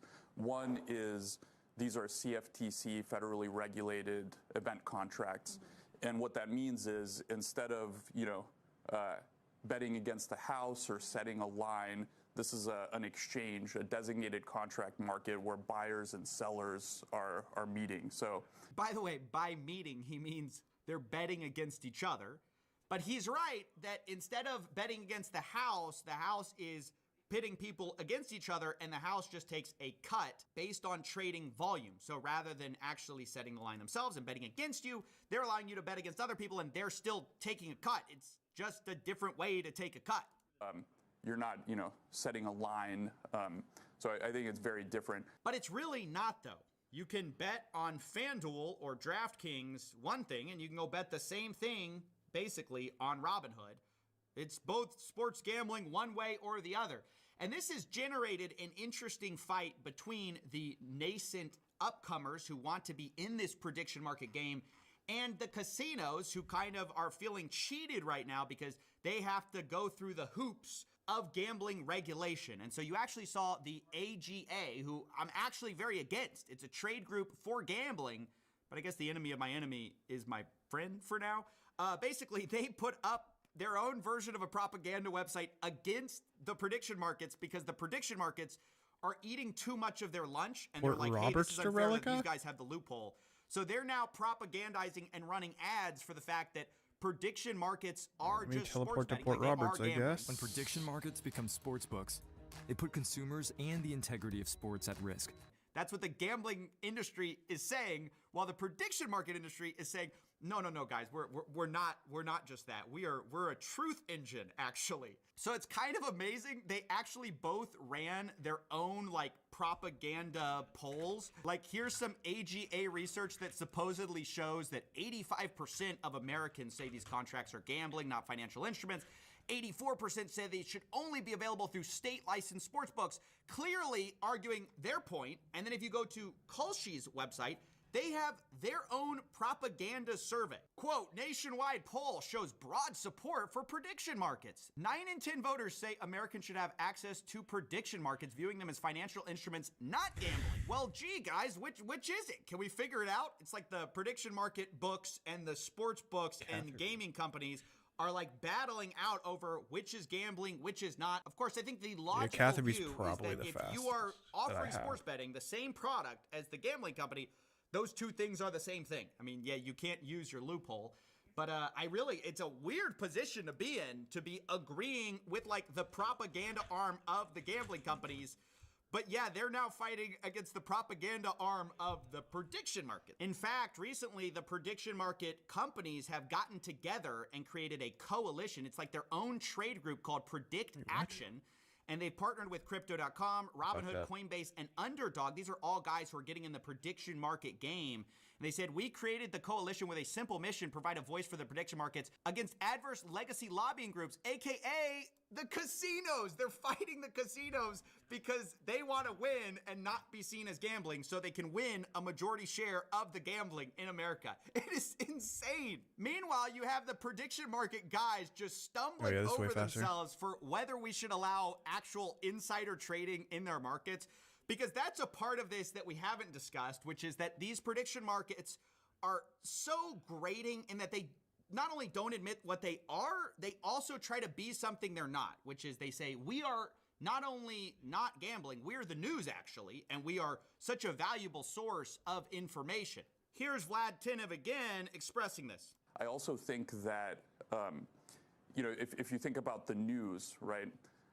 I like to think about prediction markets as the next generation. Port Roberts of the might be news. just we faster. Know the news is XP. economically valuable. People pay for. That's what it looks like. Getting the 4,600. newspaper. They pay indirectly for shows like this through advertising, and so if you get the news before it happens, it's on that the should be way. even more economically valuable. So I think a lot of people, it's easy to just kind of lump it in with gambling, but this is a liquid market that gives people information in real time. I think there's a ton of economic value in that. Yeah, you know what else gives people information in real time? Are sports betting odds. Not really on the way you could make the either. same argument for sports betting. It's like, oh, you can get a real look at who's going to win the game by what all the sharp bettors are betting at that time. You can say the same thing here, but this whole idea of like, you get the news early. The only way you get the news early, by the way, is if it's insider trading. Everyone understands that, right? All these prediction markets are doing is just aggregating sentiment on the news. The only way you can get something that's not in the news from these markets is if someone with non-news information trades, which is AKA inside information. And there's a funny moment where the CEO of Coinbase, who again is part of this prediction market new grift, he kind of realizes this and he goes, I was talking to the CFTC nominee the other day, who by the way may regulate these markets, and he was kind of trying to decide maybe we should allow insider trading because maybe that makes our product even better. I actually had a really interesting conversation with one of the folks that was nominated to be CFTC commissioner about this, and he asked me, he said, do you think we should allow insider trading in prediction markets? And I said, it's actually it's not as clear-cut question, right? Because if your goal is to actually, for the 99% of people trying to get signal about what's going to happen in the world, like is the Suez Canal going to be reopened or whatever, you actually want insider trading. You want, some admiral sitting on a ship in the Suez Canal who has really good information to be trading so you get better, higher quality signal out of them, right? Now, if you want to preserve the integrity of those markets, maybe you don't want insider trading, right? So there might be like a decentralization test that has to go in here, but it's not a clear-cut answer. That's right, guys. Maybe we want the insider trading so we can get the news of tomorrow today by encouraging people financially to go ahead and give us the news now, right? You encourage basically leakers because you financially incentivize them trading in your market and having an inside edge. I want to be super clear. There's a reason we didn't allow this in the securities market. I mean, you can make the same argument for like, well, what if we want the stock market to give us tomorrow's news today on easiest public way to get to companies? You could Alderaan. just allow insider trading, and that would tell you, right? The market would move Alderaan House before tell the you. news came out. But there's a lot of reasons we don't do that, mainly that it's cheating the average look and trader. see. But these new prediction market CEOs don't see it that way. They don't want to be regulated by gambling laws. They don't want to be regulated by securities insider trading laws. Here's the Polymarket CEO being asked a question about insider trading too. He seems to suggest maybe it is also a good thing. But predictive markets do rely on someone having some inside information. Ooh, wait, Yeah, I think found that people going and having an edge to the market is a good thing. Obviously, you need to curate them and you need to be really clear and stringent on where the line is drawn and like sort of ethics, and we spend a lot of time on that, but it's sort of an inevitability that this will happen, and there's a lot of benefits from it, and people will adapt. Wait, what? What does he mean? It's inevitable that we're gonna have insider might be trading, the play. and people should just adapt to Start the from idea Alderaan. that they're gonna be front run by some insider. I mean, is this not crazy to anyone else? Like, I saw on our Reddit the other day, Oh, okay, somebody so was I like, said "Hey, four Pablo, to- you I can should do expose four." this Google inside trader on Polymarket," and I was just thinking to myself, like, expose what? Like, this is explicitly part of the offering. Okay, I haven't on loaded them yet, platforms so I'm like this, fine. Is they say, hey, you're going to get the signal early. How do you think they're getting this signal? Like, this is a feature, not a bug. I will do of these Alderaan to Port platforms. Roberts to And Relica. By implementing I think that might be the best rules, XP. they're actually hurting the edge of these markets. Now, the last thing reset I want to this then, say is that not 'cause all I'm gambling changing the method. companies see prediction markets as a bad thing. Actually, there has been a big split and divide at the American Gaming Association. DraftKings and FanDuel recently dropped out. This is the NCAA president saying, I'd be willing to conclude that that's a big part of their reasoning, is they're going to get into the prediction so we're going market to- space. They can't afford to let those folks dominate all that green space they can't currently access. Giving away the game again, that this is all gambling. The whole reason So we're that the doing gambling green companies first. hate this is because they're stealing their lunch. The whole reason that some gambling companies are embracing it is because they see it as the future of gambling, because they can target more people at a lower age in more states. And when you actually hear the CEOs of sports betting companies talk about this, they say they think they have an edge in this space. And DraftKings and Fanatics, I think we have such strategic advantages from the enormous customer base that we have to all of the experience. And we have, Are you saying like an advantage over the Kalshis and Polymarket? yeah, definitely. Yeah, so some of the gambling companies, the ones that are leaving the American Gaming Association, they're the ones that are like, yeah, this is actually great. We love this. We're entering this. We have a strategic edge because this is all gambling, of course. And so we're going to, of course, clean up because we have the most experience in the gambling space. The only way to really solve this is regulation, which we are absolutely not going to get clear rules of the road on, at least not ones that make any kind of meaningful stop to the kind of crazy takeover that's been happening. And the reason I'm willing to bet on that, ironically, is because of this headline right here. Trump media enters prediction market business. If you didn't know, the Trump family is getting very invested into prediction markets. In fact, you had Don Jr. Become the Really good Polymarket stuff advisor. there. He I was guess I also did. an advisor of Kalshi as well. Now I guess they're taking all that experience and offering a Truth Social prediction market called Truth Predict. It's a partnership between Trump's media social network, Truth Social, and Crypto.com's Derivatives of North America. It'll allow our loyal users to engage in prediction markets with a trusted network while harnessing our social platform to provide totally unique ways for users to discuss, aka gamble, and compare their predictions. So our president literally has a financial stake, or at least his family does, in the prediction markets going well. And part of going well means keeping the regulatory sort of free, open ocean of opportunity right now, which means no regulation or very little regulation. So honestly, I have very low expectations for regulators doing anything. The very fact that they're debating with Brian Armstrong about whether we should just allow insider trading with one of the, possible commissioners is basically a giant red flag of what's to come. But I just wanted to cover this. I wanted to give people a primer on what these platforms are, what they do, what their arguments are, and the fact that they're fighting with the gambling companies over market share of our country, which I think is probably bad. Probably bad. When the casinos say, you're cheating, you're getting ahead by breaking the rules, that's probably a bad sign.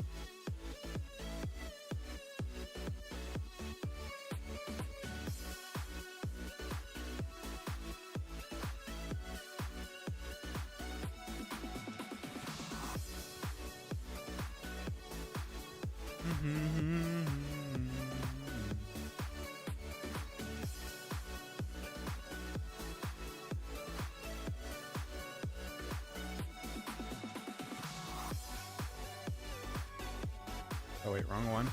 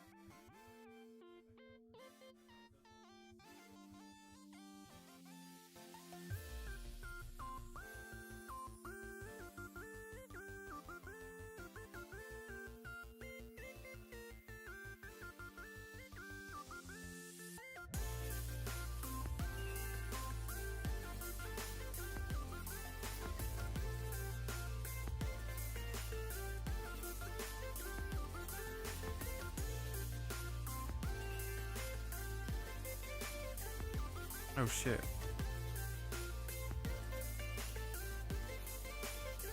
What? What am I missing?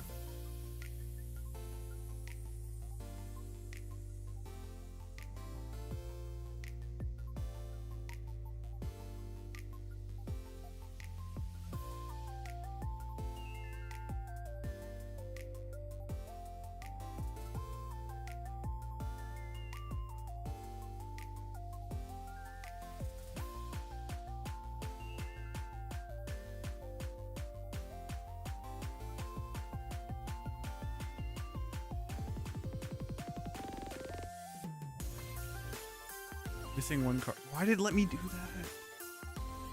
I just fucked up everything. Wait.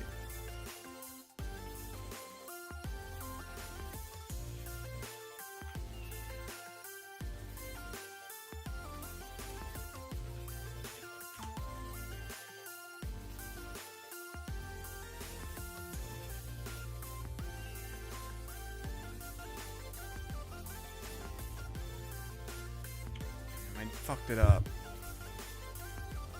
Missing one cargo.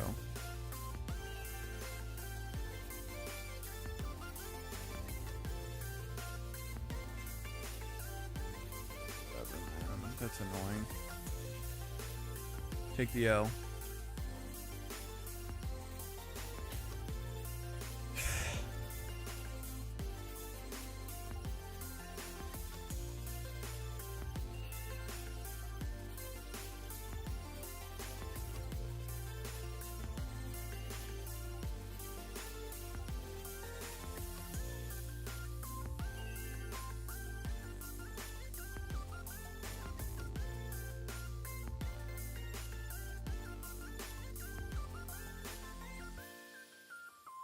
Why did it just not? What the fuck happened?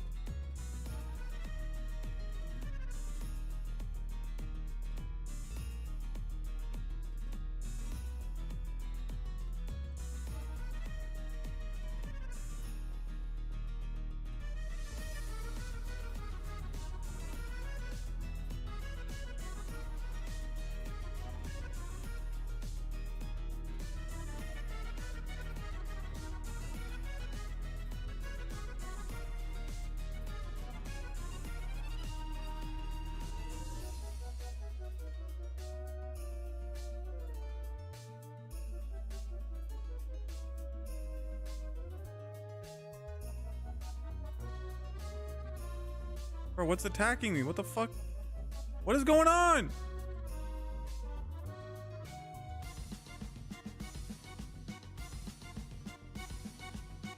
Oh, there's crystals. What the fuck was that?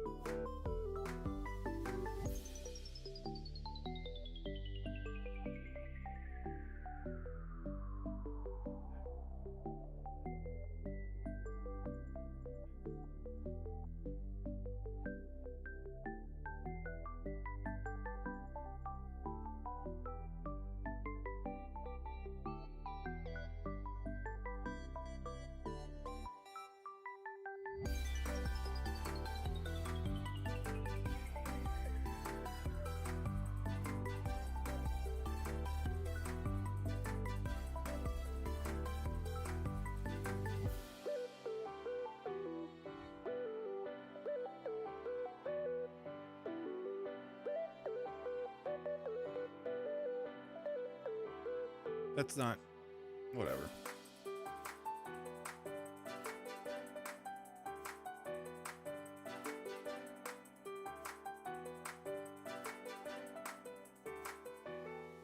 Holy shit, what the fuck?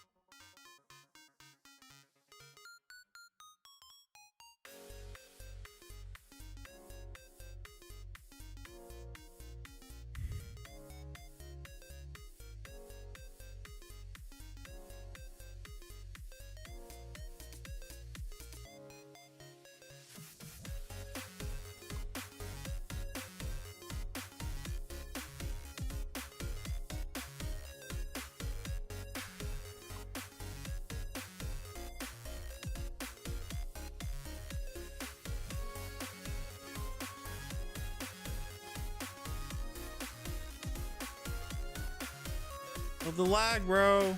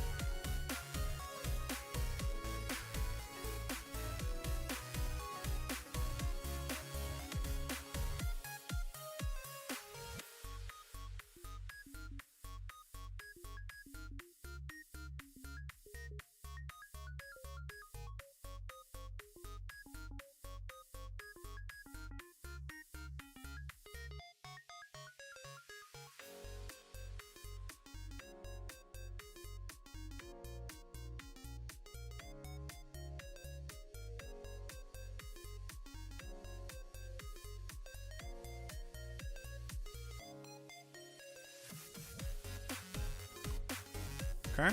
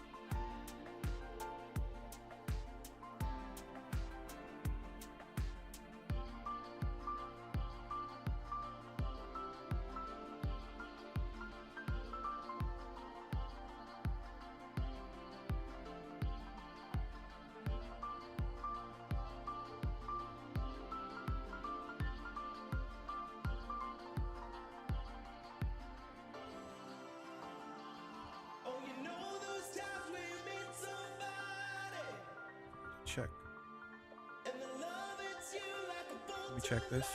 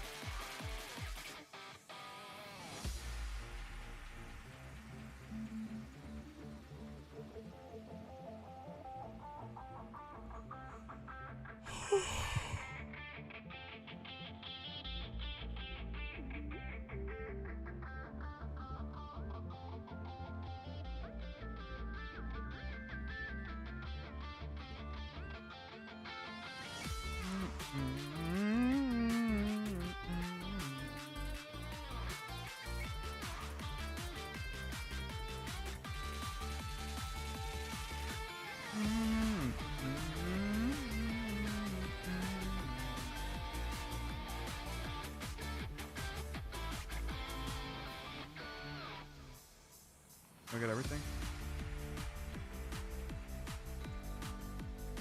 I don't know how much XP that was, but it was a decent amount.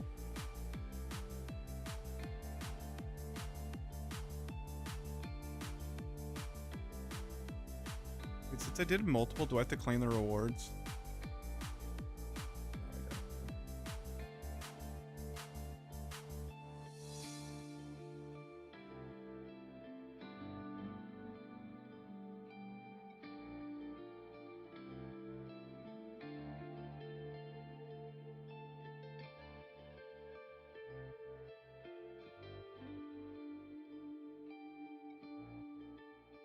$8,000?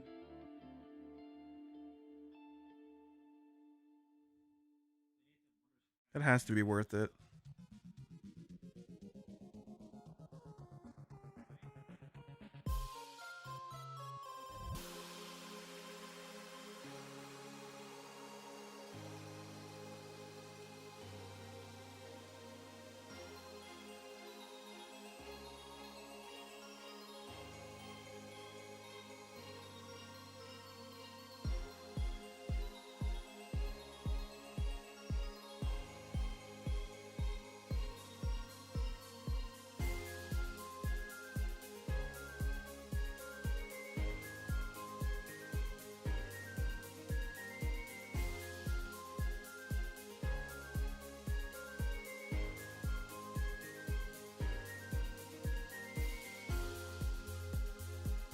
Do or sunset.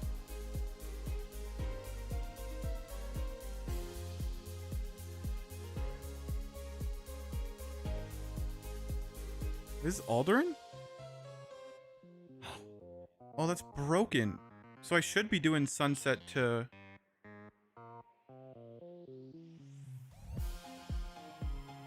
But that's crazy.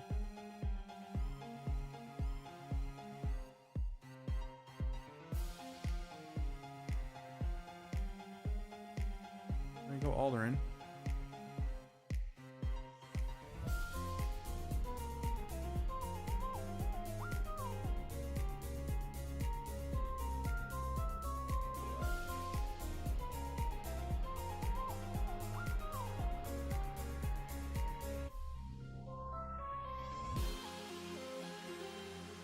I'm going to Relica.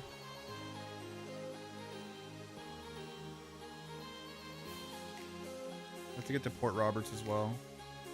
So I just go here first. Okay.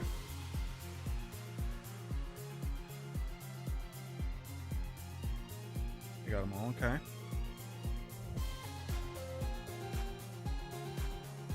So I go to Sunset first. It's actually kind of crazy. I didn't realize, I forgot how close it was.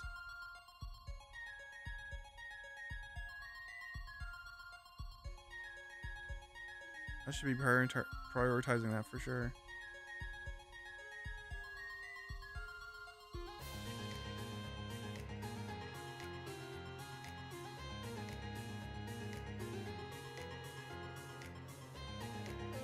Actually, let me check if there's any Sunset to Relica here.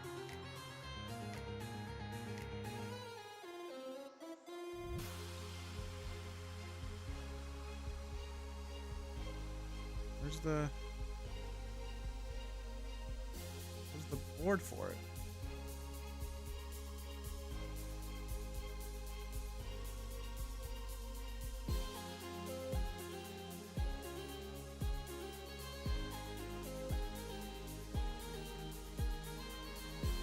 Is there no board? Port task board. There's no port task board here. Okay, that's why. Probably, because that would be broken. That makes sense.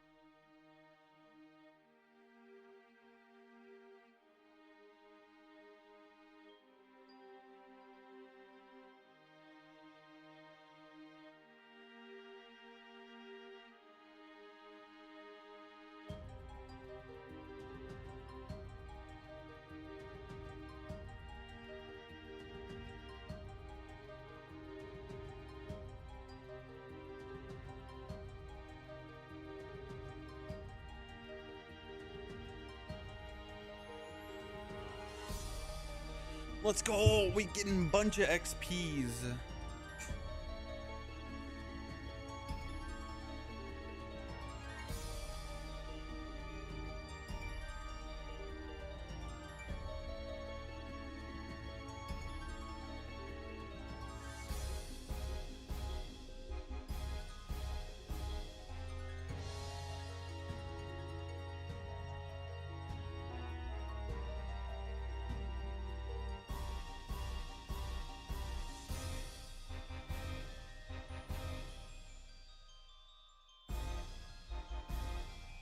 When I get past this, I go straight.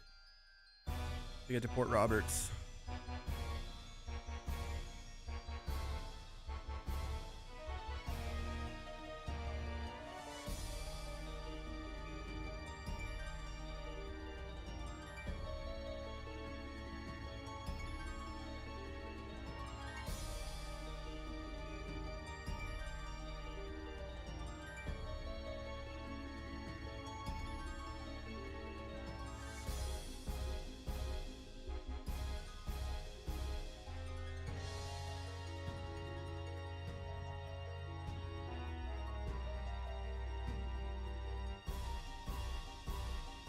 It's all the way around. What was I looking at?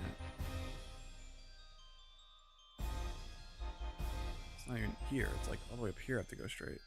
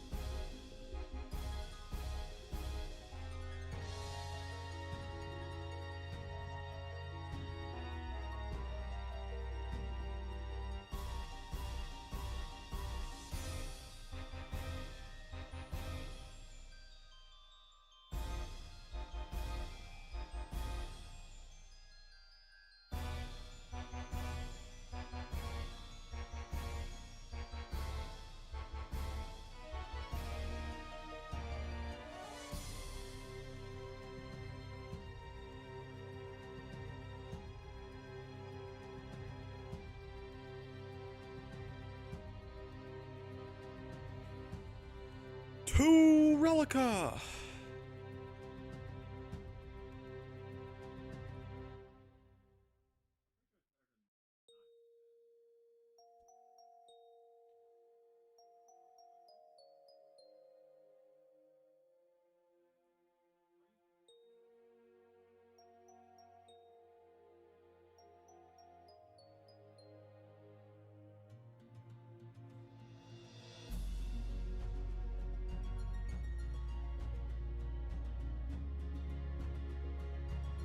What is in the way here?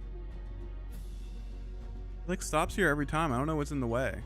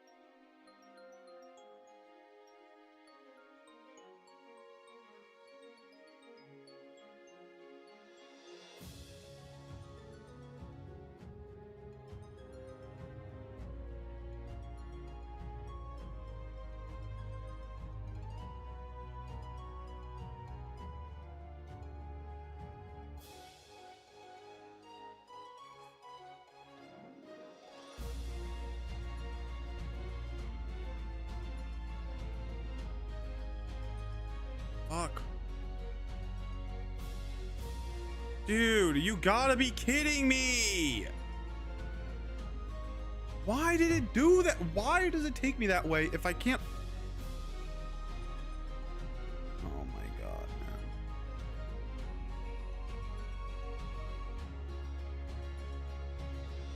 Fucking Christ, dude. I fucking hate this shit.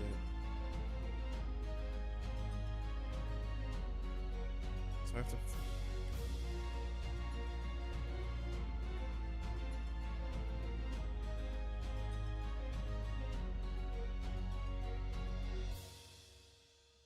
There's a fucking shipwright, man.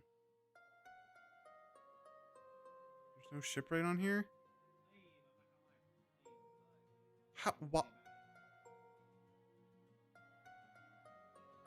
Why is there no shipwright on? Dude, that makes no sense. It's a fucking port, man.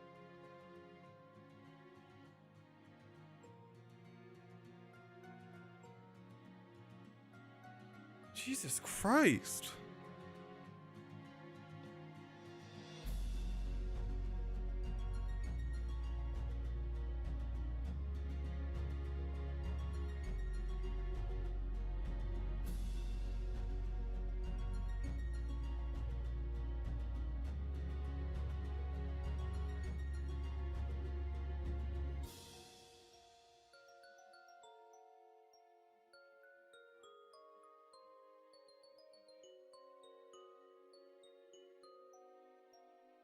I should probably go to Aldrin.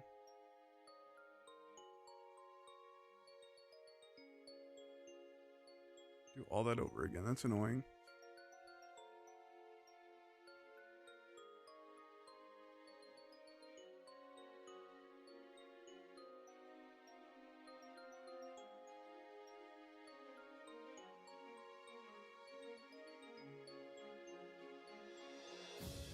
Actually, did I forget to... Where are my tasks? I forgot what my tasks are now. Is it still that same one with Sunset Coast?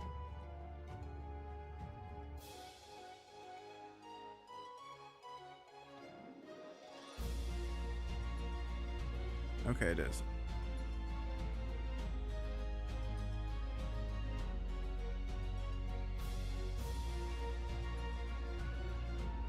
I just wasted like 10 minutes of my life.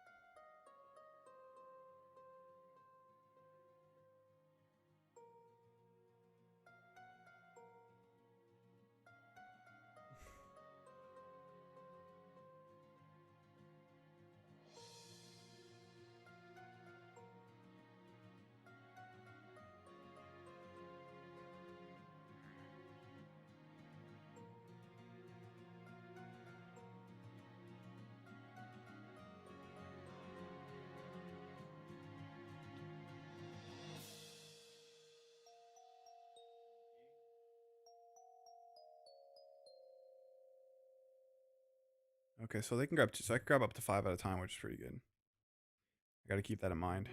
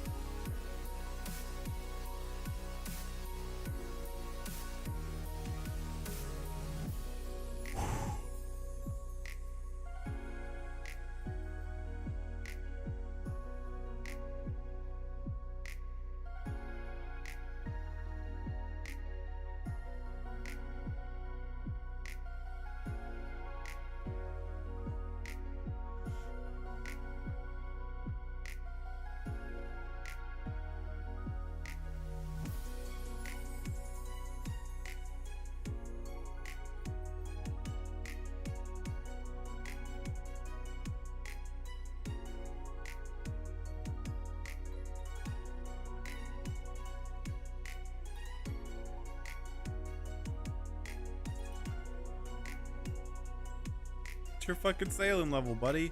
74?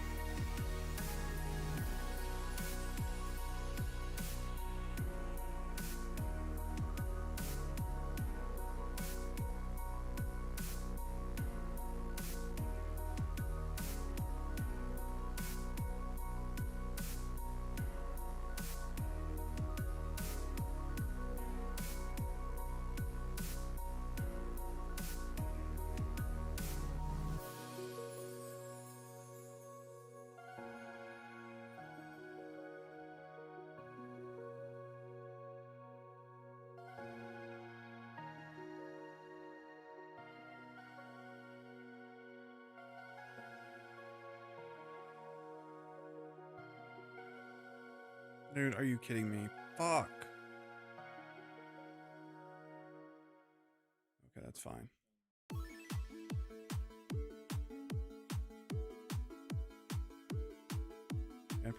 I should have brought my sleep.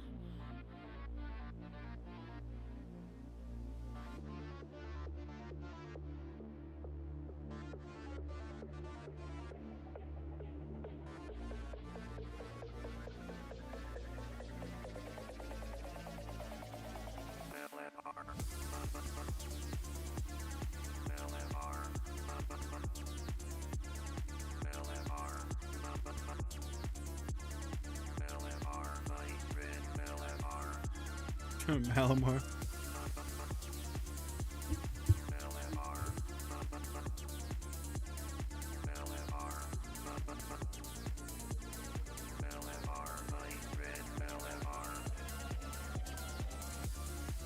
I love Mega Malamar.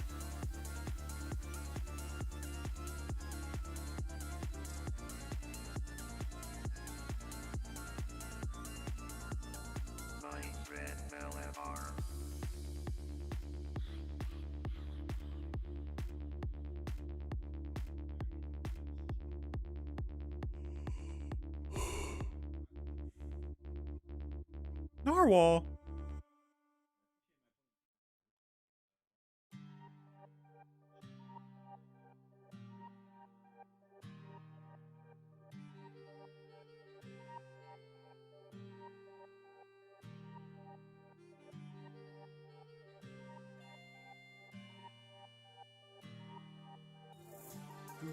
Ooh, I love Dragon Roost Island.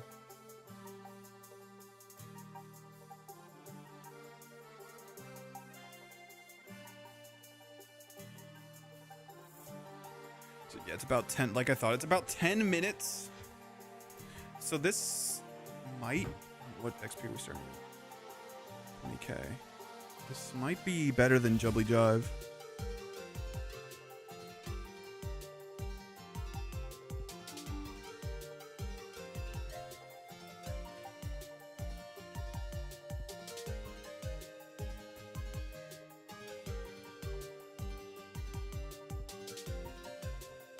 I mean, it's definitely better than Jubbly Jive once I get another crewmate, but I'm not sure when I get another crewmate.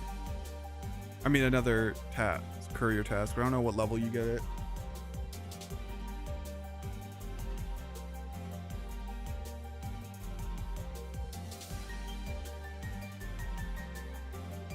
Maybe it's like past 72, so it doesn't matter.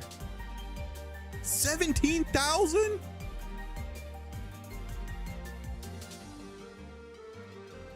I got 17,000 in 10 minutes. Times that by 6. I guess that should be expected, right? 17,000 times 6. That's 100k an hour. Holy shit. If I'm doing this efficiently, it's 100k an hour. Wait, I still have more.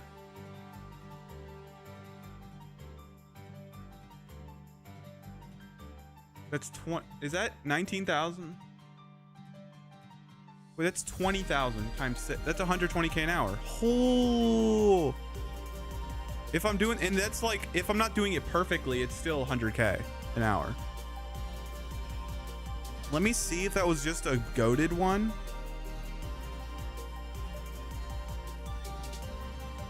Port Roberts. Sunset Coast. Okay, let's go to Alderan.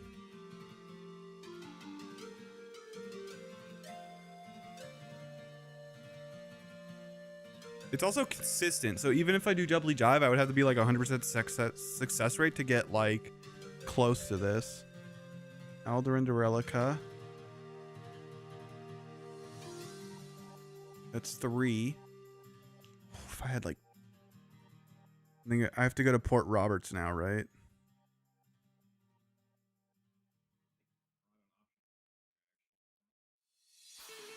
Is there a charter around here?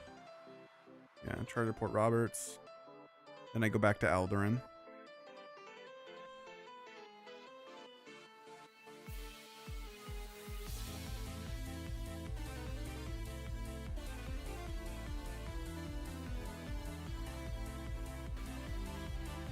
Yeah, that's 4. All right, let's go to Alderan.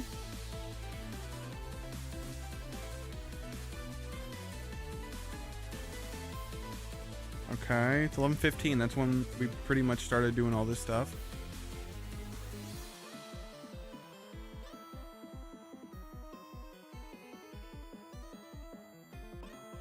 I have to teleport my boat.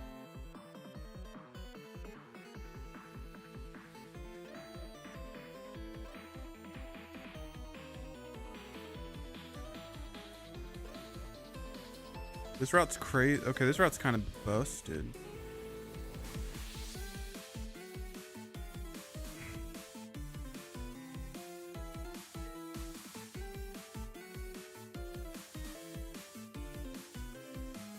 And what's crazy is I can get this in Tyrus at 66.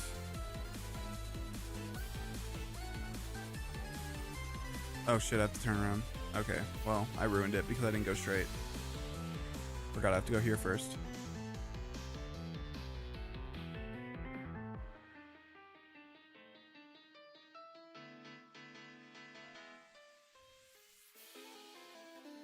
Not entirely accurate.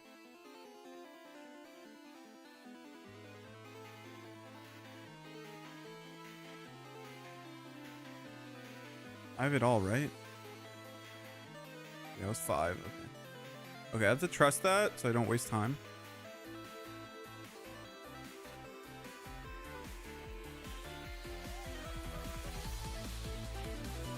Alright. So give or take, it's like 10 minutes if I do it right. 10 to 11 minutes. I think it's about 10 minutes though.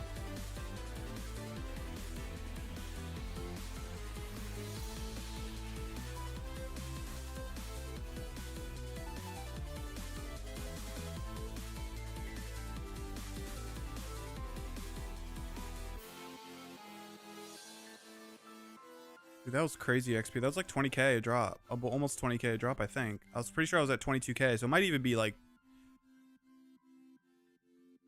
20k.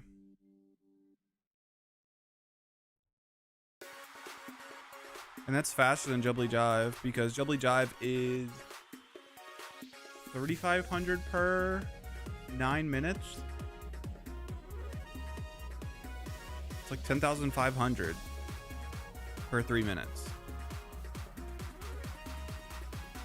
This must be much better actually.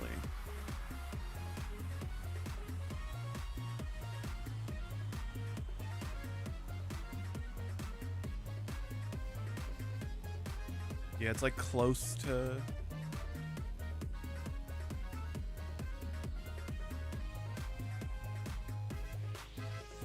It's like 70 to 90.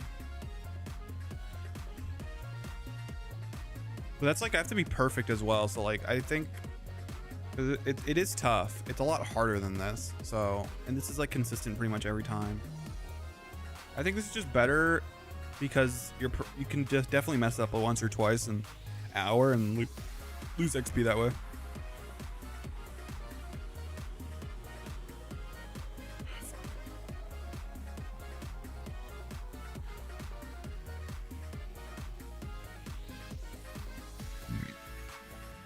Excuse me.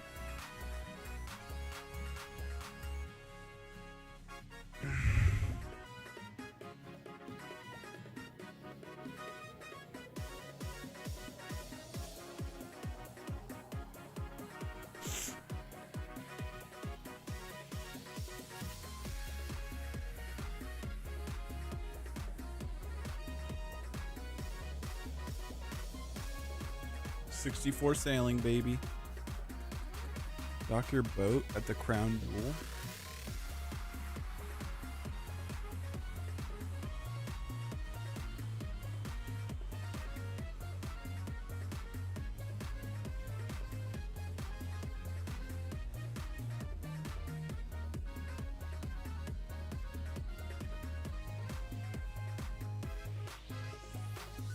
Okay. I had to turn a little earlier.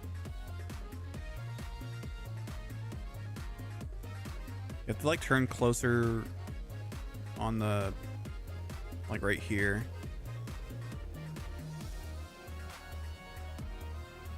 I'm fucking up a little bit, so that's like kind of wasting time. That's fine.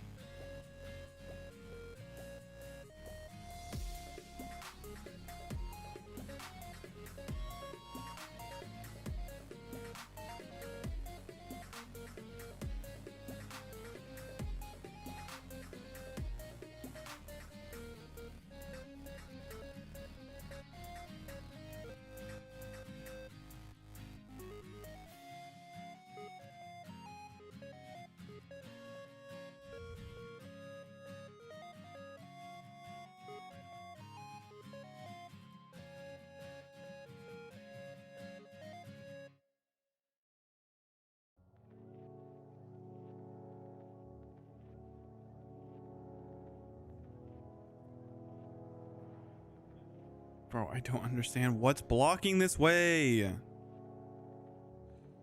Oh, is it this?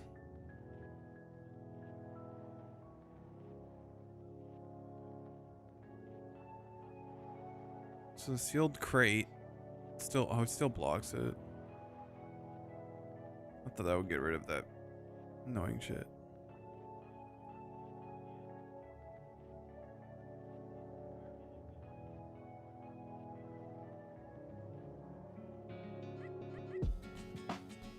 Dude, are you kidding me?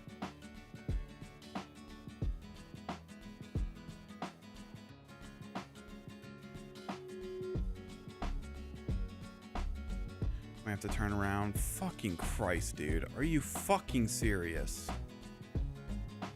Okay, well. Or I'm gonna die if I don't turn around. Go back to Port Roberts. I should have looked up what that did. Fuck, I think this would be close.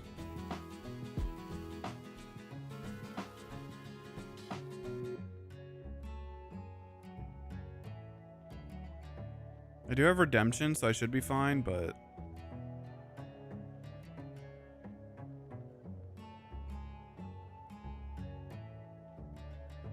God, why does the line go fucking there, man?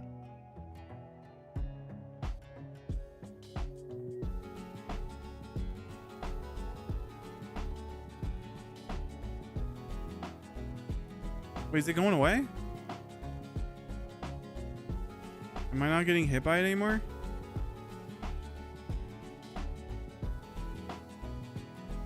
Wait, it's done. Oh my god, whatever.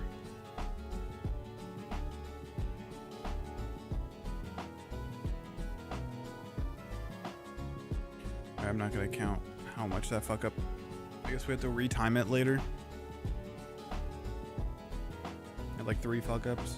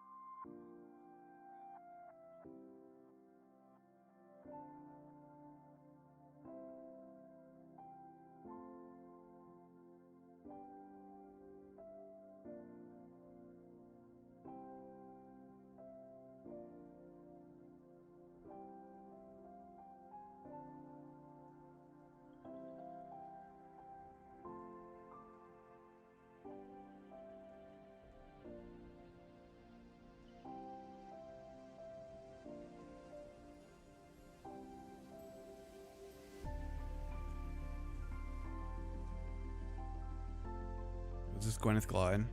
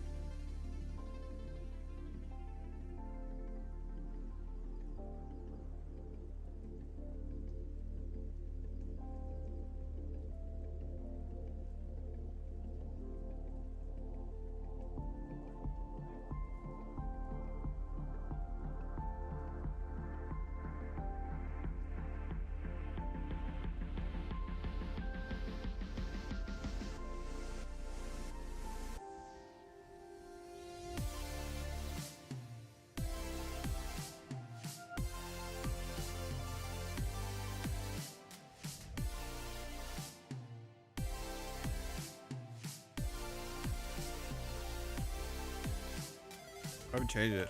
64.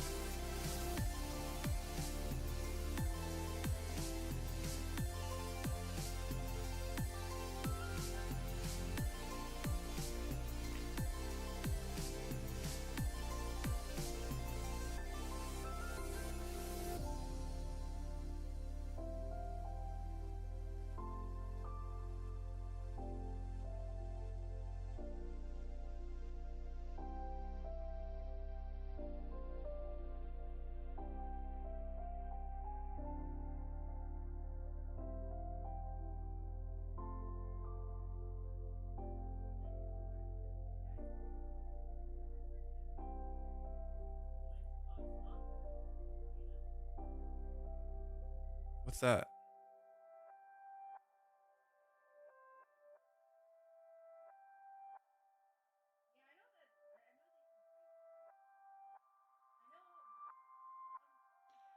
Shark paint.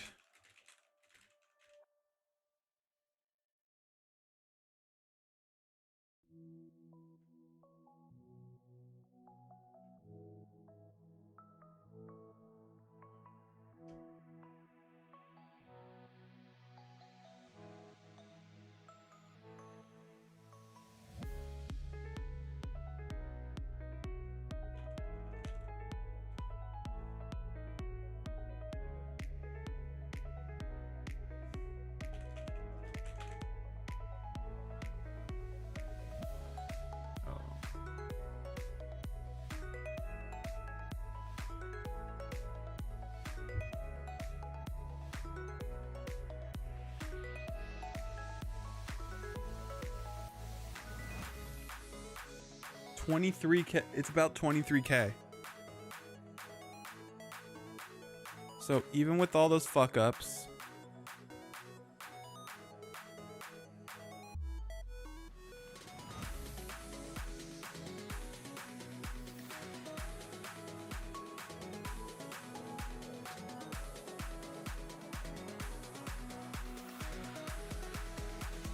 Port Piscalarius.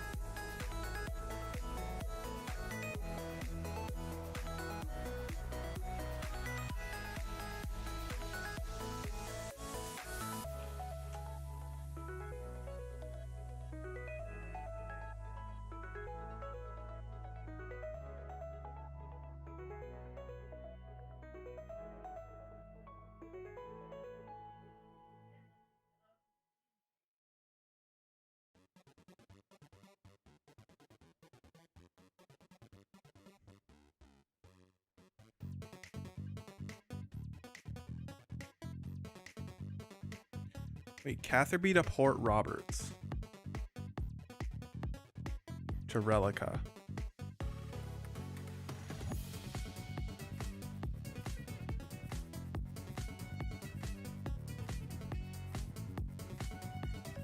Does Catherby go to Void Knight Fest? I'm gonna check that.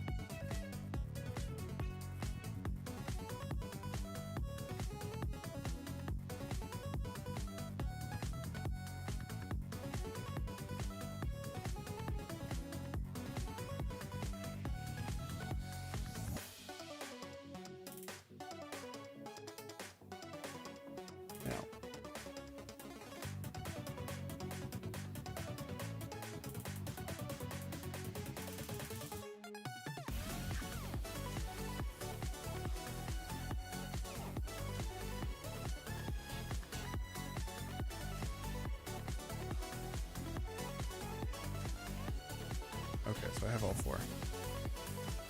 We didn't get a Sunset Coast one, which I think is the best one, but it's fine.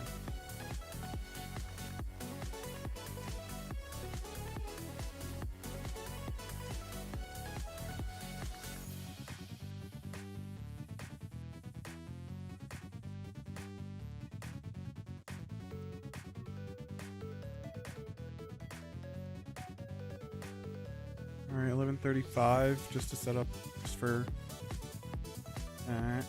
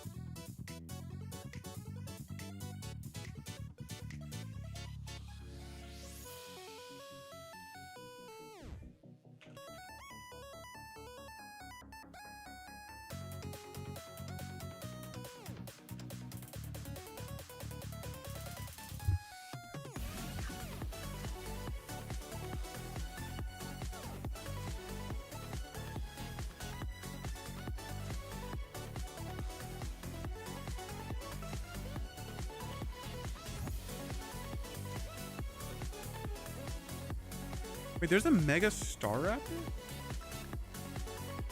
Mega Garchomp Z, Mega Lucario Z. Heatran.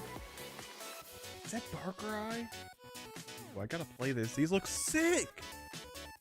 Mega Magearna? Oh, yeah. Mega Scovillain? I forgot about these. I don't even remember looking at them when I looked at the leaks. Shit, I gotta play that game soon. I think that'll be my next marathon after this, bro.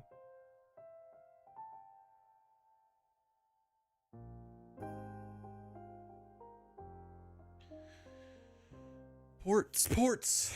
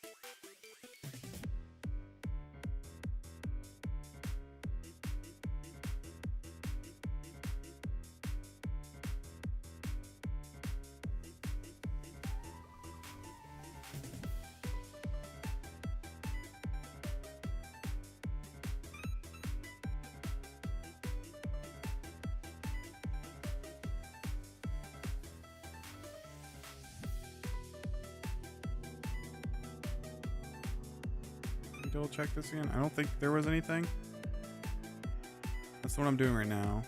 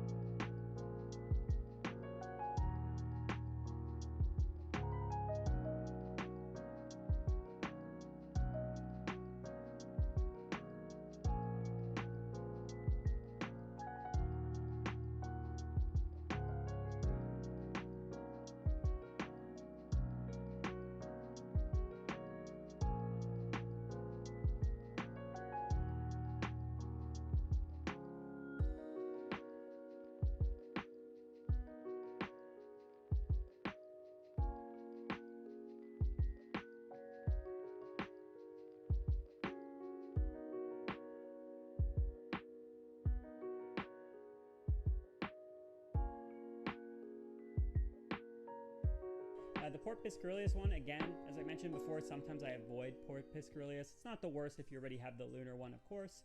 Another one that is sometimes a little bit of a sleeper is the Nader's Knot one. Nader's Knot is very close, but it's still a good amount of XP for this one. But I will say, you don't necessarily have to grab this one if you know you're going back to Alderaan anyways, because the Prif task actually ends up being quite a bit better. The exception would be that if for whatever reason you have a route that's currently staying a lot on the western side, then you could maybe... For Lunar Isle, pretty much all the ABA tasks are fairly decent. So you're definitely going to take the Alderaan one because that's often a starting location, and it's like 11,000 experience, which is very, very good.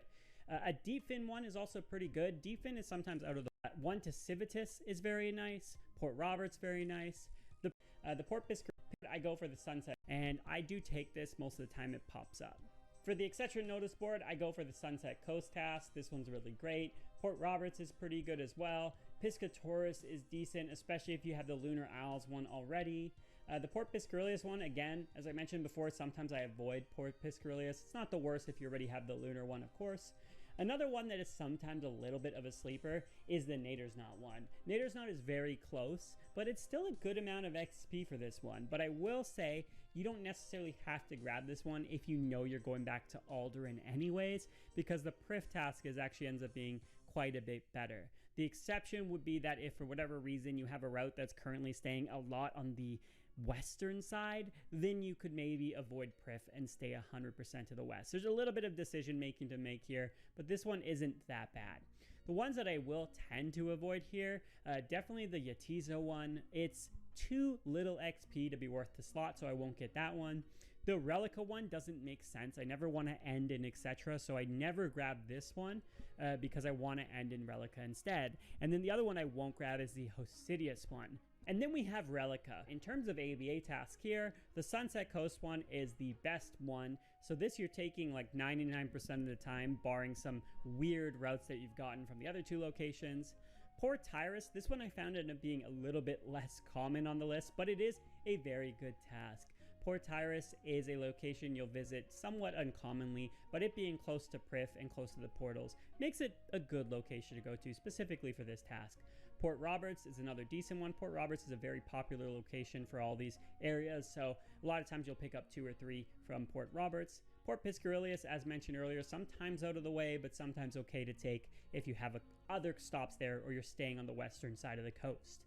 Piscataurus, again, this one's okay, surprisingly decent XP. The Nader's Knot one, it is okay XP, it's actually less than the Etc. one, and this would be another one, especially since Relic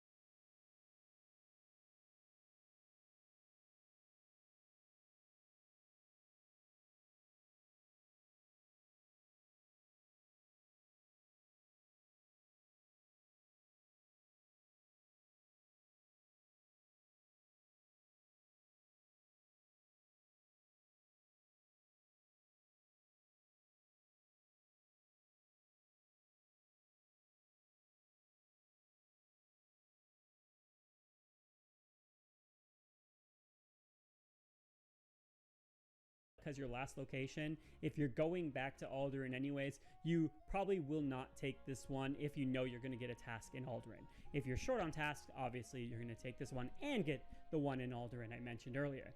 The Yetiza one, this is another one where most of the time it's not worth it, but it's a little bit better than the etc. Yetiza one. So there might be a chance on a bad RNG case where you do grab this one, but again, hopefully you're just going to fill up with the Alderaan task if you're low on good tasks heading to Relica. And the one I definitely don't take here is the etc. one. Even though this is going the right way, it is very, very little XP, like 800 XP. It's never worth taking. Something that's really important with this method are using the rapids, and I recommend charting all the areas around here because the rapids come in handy quite a bit. There's always going to be 1 or 2 rapids you can hit in between rocks and near the coast, but some of the key clusters, Sunset Coast here, when you're leaving, there's about 6 in a row. The Coliseum catapult over here has about 12 in a row that can get you to either Port Roberts or Civitas very quickly. If you end up at Port Tyrus, you're always really going to Prif next. You got about 6 here, plus some crystal motes you can get. Now, when you're at Port Roberts, a lot of times you end up going to Prif, but you might go north to Piscarillius or Lunar Isle. That's where you can use the Chinchampa Bend here to launch yourself to the Lunar Isle, and you have a lot along the way if you're going that route, or if you're going to Piscarillius.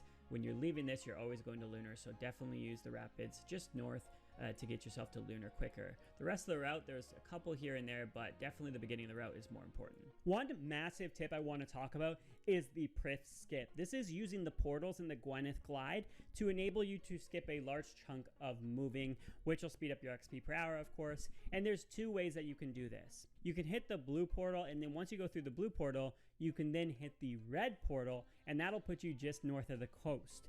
This is a pretty good skip because there's a couple wind motes you're picking up as well, the little crystal motes, and you'll end up with more wind than you had previously. There is a more simple route you can go though, and this is the black portal to the north. You simply take this portal and then there's an exit of the course here. An advanced tip I recommend is that when you're reaching a port, especially the ones where you're just picking up cargo, make sure you position your boat in the direction you want to go right before disembarking. This could be a complete 180, for example, and when you disembark, the boat will continue to rotate in that direction quite a bit. If any of this information is helpful or it's going to make you enjoy port tasks a little bit more, consider leaving a like on the video or subscribe.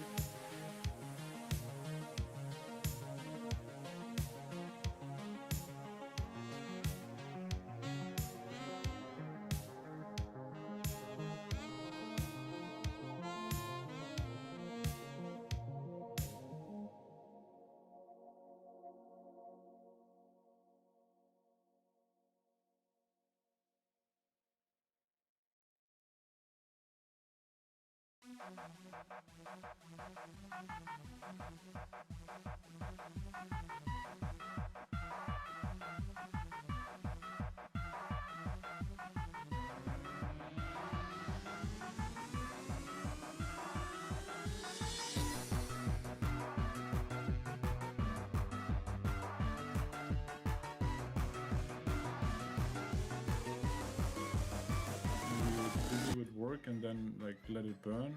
I'm not sure. It's time. Look and behold what Aaron's supercomputer hath wrought. Behold the future of humanity, of artificial intelligence. We have Sandveld Gligar with no sand on the team or in the tournament.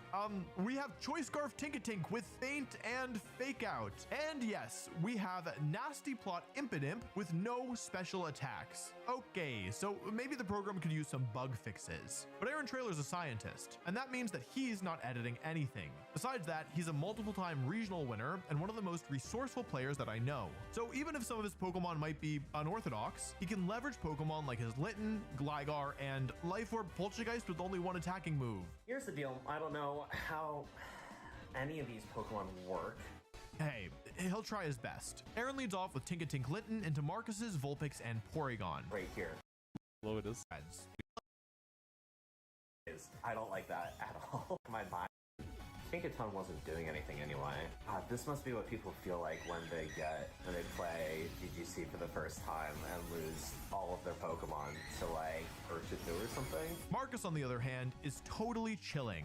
Okay, yeah, that went pretty much exactly how I was hoping things would go. Like, we get up Aurora Veil, we get up Trick Room, we put everything to sleep, nothing ever wakes up, and then Porygon with a special attack boost. This format is already throwing off all of our internal calculators. Meanwhile, Aaron's coming at this upside down and backwards. It's very disorienting. It's very disorienting to be like, wow, I don't know what any of my Pokemon do, and also in the back of my mind, just know that, this is the turn that Trick Room goes down, and that it is. I don't like that at all. Now it's time for game 2, and Aaron struck by decision paralysis. Any of my Pokemon can come here, but I think that's less of like, they're all good here, and more like, I don't know what I'm doing, and also they don't know what they're doing. He's looking at Toad School, and he offers us a bit of insight into just how things turned out this way. The issue with Toad School is that I bumped up the reward for having utility moves to these 4 moves specifically. And it has all of them. While Marcus is planning out his turns in detail, Aaron has to spend his prep time literally checking the speed stats on his Pokemon because he doesn't know which is faster. Once he's done with that, he has a plan. If this works, which it won't work, but if it works, that would be sweet. Marcus leads with Vulpix and Porygon again, while Aaron goes with Toad School and Litten. And while Aaron might not be very confident in his own plan, he's very confident in Marcus's. If I were him, I would just say, I don't have to do anything. It's like 10 o'clock p.m. Germany time.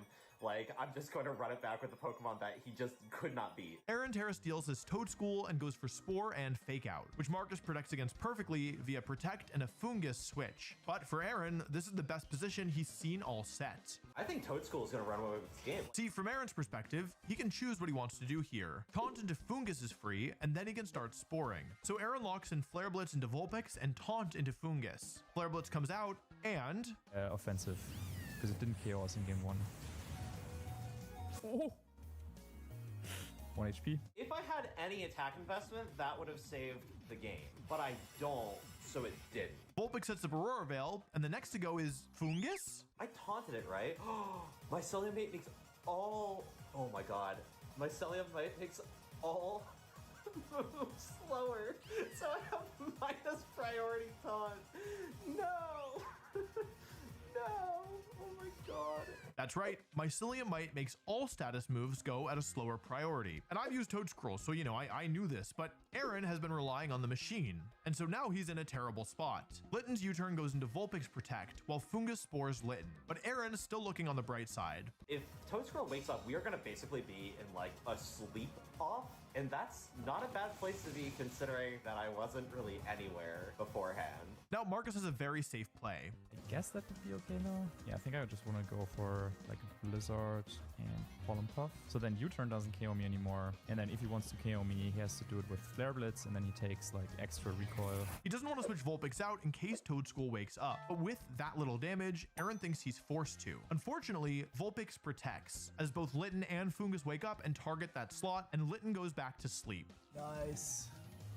Dude, I'm playing so well with like Vulpix and Fungus. Now, Aaron is sure that Vulpix is going to switch, and sure enough, Marcus does. Good news is I know what he's doing. The bad news is it's like I have 2 left feet. Gligar comes in for Vulpix, and Litten comes in for Toad School to tank the Spore, but Marcus is still in absolute control. Aaron has 1 out. Here's his explanation. Okay, so chat, here's what's going on. I need to keep Litten alive really badly, at the cost of like everything else on my team probably. And so I think he's gonna try and take it out. And so this is like sending Gligar to hell, but that's okay maybe.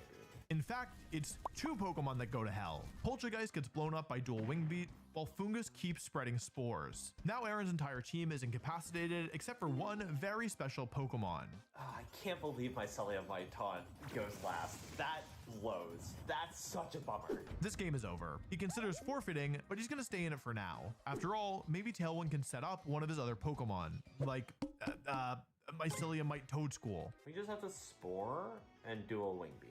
It's so easy. It's so easy to wake up, Spore, double crit the Dual Wing Beat. No, that's not easy. Don't do that. That's not easy.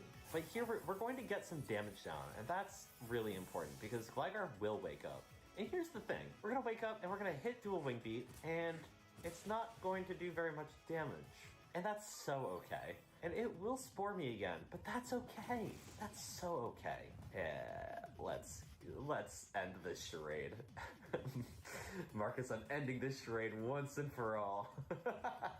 Aaron forfeits, which means Marcus has overcome a mighty foe. Well, okay, Aaron Trailer is mighty, but the team, I'm not so sure. Aaron's team might be, in his own words, pretty bad. But also, to be fair, Marcus got pretty much every single turn right. He's correct that he's playing well, and that moves him into the winner's circle along with Brendan, Justin, and the team of Billa plus Lou. But there's still 2 more rounds to be played in both groups. And first up, it's the battle of the Corphish. Lorcy versus Billa and Lou. Lorcy famously said, 2 minds are better than 1, but he's also got a beat on this duo.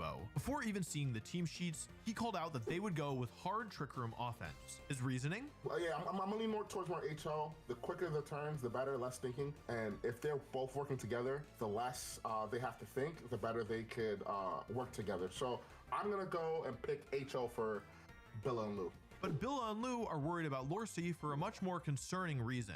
I'm just worried about the Litten because I honestly think if Litten takes us down, I'm going to feel like it's one of those catch-22s. I'm going to feel really mad that that we lost, but also like Litten was the key. Litten was the secret. You can't be mad if Litten takes you down. In terms of matchup, it's hard offense versus balance. If Lorcy can leverage his double redirection well and mitigate damage, he'll likely win. Billa and Lou need to flex the power of Glimmet and Corphish to make sure that doesn't happen, which is why Billu lead with Glimmet and Grookey right off the bat, into Lorcy's Fungus and Litten. The 2 trade fakeouts into the attacking slots. Ah, now this feels like the competitive Pokemon that I'm used to. It's turn 2 and the game is wide open.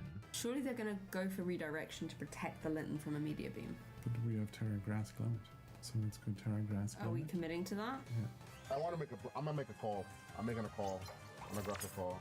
Billu switches their Grookey out into Corphish, and Lorcy leans into the screen because he's watching for one specific animation. When Glimmet terrestrializes, he knows he's hit the mark. Oh, let's go! Let's go, baby! Let's go, baby! Let's go! Oh! That's why Litten's the best. That's why Litten is pretty good. Okay. I see you, Litten, and I applaud it. You're a good cat. And the Spore as well. You heard it from Brendan. Lorcy is the type of player to make huge reads, and right now, he's turned the cat couple's feline affection against them. Glimmet goes down, while Porygon eats Spore. On the next turn, Lorcy positions an Elekid to threaten Corphish, but the cat isn't done yet. This Litten is walking all over us. It's okay. I saw it's danced. So, yeah.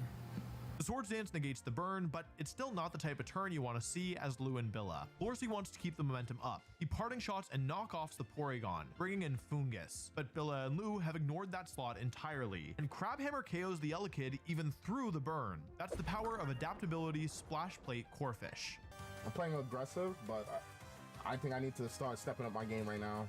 Lorcy takes advantage of Porygon's 3-turn sleep to get up a Swords Dance of his own, while Fungus tanks a Crab Hammer and sends a Pollen Puff Porygon's way, covering a Grookey switch. But now, Porygon is guaranteed to wake up, and Lorcy protects against the Ice Beam and then takes Porygon out, while Biloo gets another Swords Dance off while Grookey comes out. Lorcy's gotta stop this Corphish before Fungus goes down, and he's got the perfect sacrifice ready. I can't watch. I can't watch the Litten go down. Close your eyes. Okay. Okay. I can't watch. It's alright, Rivendell. Tell me when it's over. Maybe we miss. I hope we don't miss. I hope we don't miss. Is it done? Is it done? Okay. Wait. Oh, with a crit, because the Corphish is so good. I want to show you the crit. At this point, Terrifier on Corphish plus Rage Powder basically seals up the game. Billa and Lou cannot break Fungus before Lorcy's Corphish takes out their Pokemon. Lorcy focuses down Corphish, and Grookey can't pull it back against 2 grass resistances. That is damage. That is damage I like. I love it, actually. Corphish, I did not know you were like that. Corphish is broken. I like. On that, everyone in this battle can agree. Lorcy wins game 1 off the back of a huge read. But the thing about huge reads is that they're often not so easy to replicate, and Lorcy knows that he's got to bring a different look. Porygon is annoying. I'm glad I caught it on the Switch and was able to score it, but I don't think Billa and Lou are going to give me that again. So let's do it. Billa and Lou start out with the same lead, but Lorcy has switched out Fungus for Litten. Now, there's a big mix-up going on here. He's not going to be afraid to do damage to the Glimmet. And if I were you, I would fake out the Litten because we know we're faster. What did you do? Fake out the Litten. Okay, good. And because you could technically knock off what I said earlier, I went for a Power Gem, and I think against Litten it should KO anyway. Lorcy eats the Grookey fake out on Litten and knocks off the Power Herb. But Glimmet went for Power Gem, attacking immediately and KOing Litten. Bye, Litten. Oh, it's so cute though, like, oh. Lorcy brings out Fungus now, and the threat of Spore is on the table, but Terragrass could get punished again by a Lorcy Sludge Bomb read. Billa debates the turn until there's no time left. But Elekid can protect, so let's just go, just click buttons. Just go, do not time out. You got this. No, if you want to knock off something, knock it, click it. Elekid and Grookey trade knockoffs, while Glimmet ends Elekid with a Sludge Bomb before being put to sleep. Lorcy's forced to bring in Corphish, and with only 2 Pokemon left, he needs to make some moves fast. He has to Terrestrialize to Fire to stay safe from Grookey, but Billa and Lou punish it expertly by knocking off Fungus's Citrus Berry and switching in Porygon, while Corphish gets up a Swords Dance and Spore goes into the Grookey. What's crucial here is that the duo brought in Porygon later to guarantee a special attack boost, and now Porygon is a massive threat. The big mix-up here is whether Fungus is going to protect. Such a mix-up, in fact, that it keeps Billa and Lou considering their turn till the very end once again. Switching Corphish. Or Glimmet. I don't know, switch and something. You're running out of time, you're running out of time. Just do something, just do something. I don't know what, but just do something.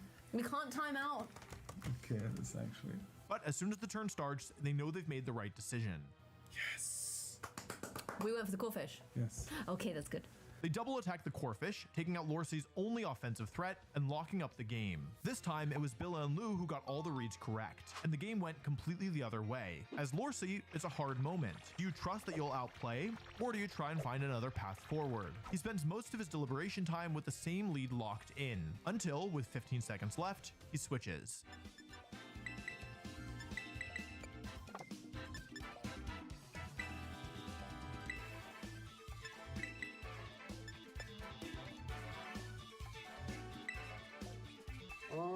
Is this correct, Josh?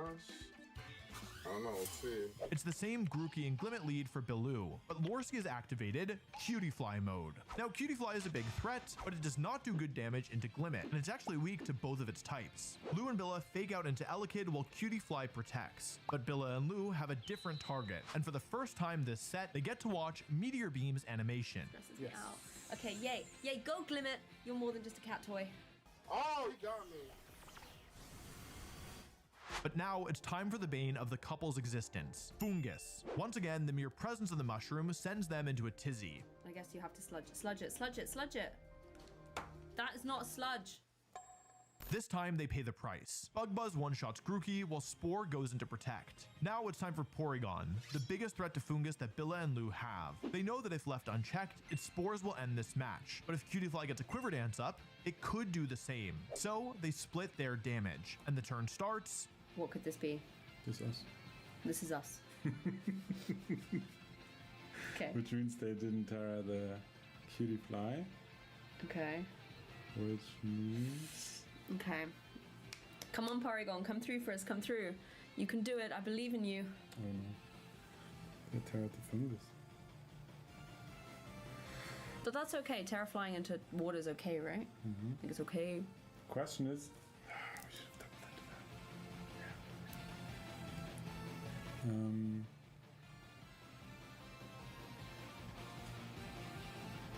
Oh my god, that does nothing. So what are they realistically doing with the... They can't really touch the Glimmet.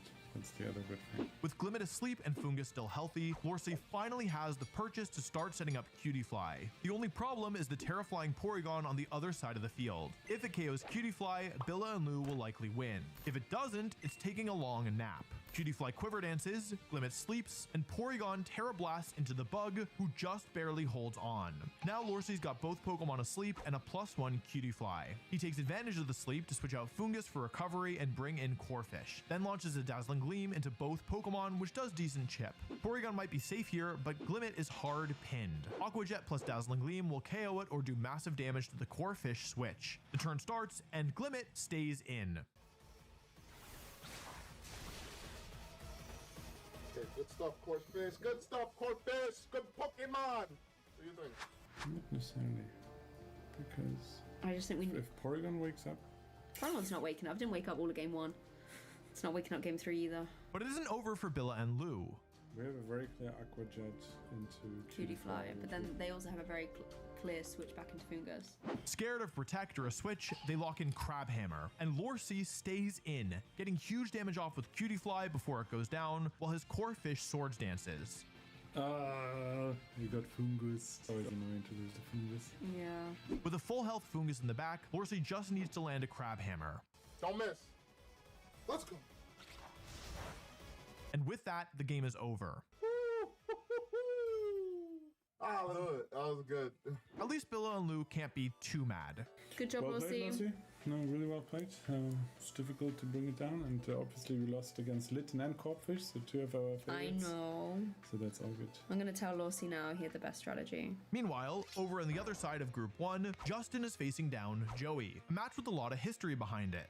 Okay, so super deep lore with Joey. I have an old YouTube channel that I started like way before the one that I have now, and like is hidden in the archives like goodbye. I was like 17 or 18 and I was a kid. I had like a little $30 blue snowball, and I made this like showdown analysis video. I mean, I was just talking through things. I post this video, and Joey used to do like random people spotlights. Like he would like pull up random channels like Poketubers and would like literally just like give a spotlight to somebody that you might not know to point out other Poketubers in the space. And he did that for me at one point. Like I saved the comment. He made it like a really nice comment all the way back then. Didn't know me, just like stumbled onto my video and watched and said like, you have a nice voice. You really like, you give good insight. And like, I really enjoyed watching this video. And like literally that meant the world to me. Like I was in an isolated bubble, had no connections to the community. This is before I ever really even did VGC. This is like singles content, I think. Just that one thing, I'll never ever forget that. He's always been kind in person. I've been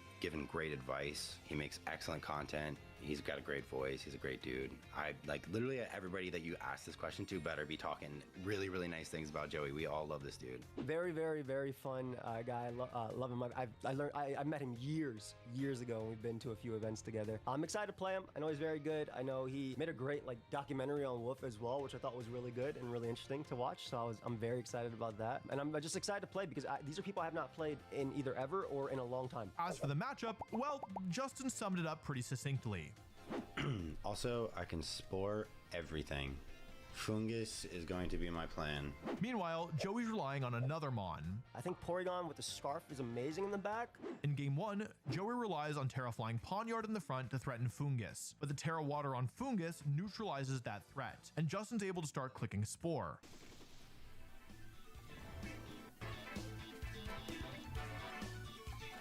I'm sporing your whole team, brother. I would rather play with sleep turns. Have it. I'm playing with sleep. Like if I get these, I'm okay. Unfortunately for Joey, the sleep turns aren't in his favor, and Justin is able to click Spore to his leisure, setting up Ghastly to rip through the team. Yeah, man.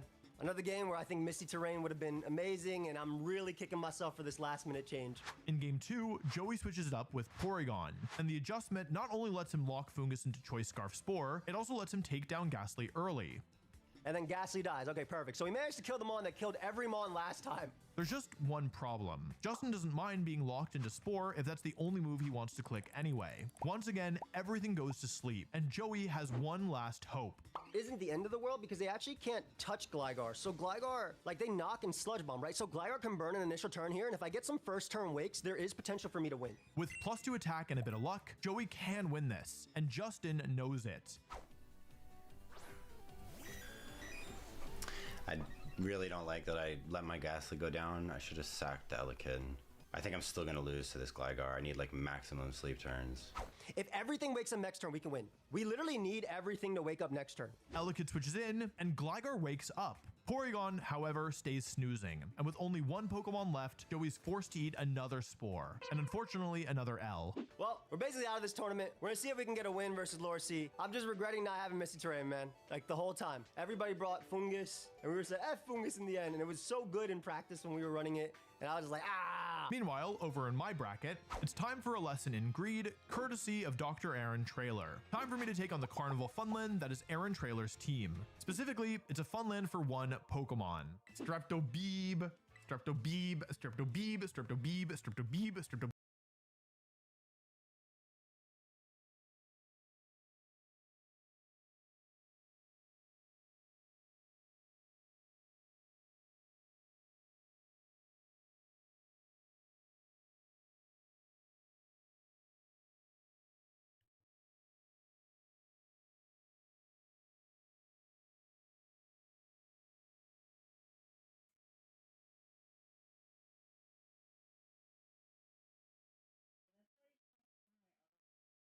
Should be good now. Yeah, it unplugged. I don't know when it unplugged. I hope it hasn't been. What's up, Andrew? Thanks, bro. If you didn't come here, I feel like it would have been like that for a long time. I had to every time that happens, I have to reset the fucking program when it unplugs and plugs back in.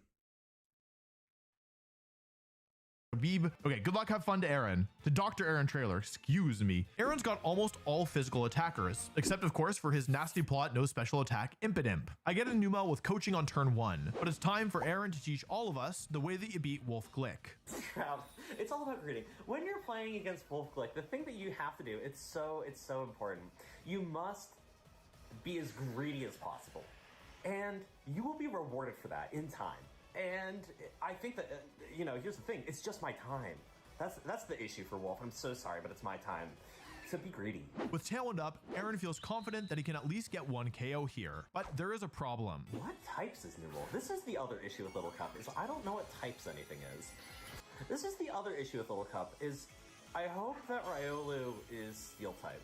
He's setting up for an epic Numel sweep. But the issue with that is that Foul Play doesn't tend to care about what Numel does.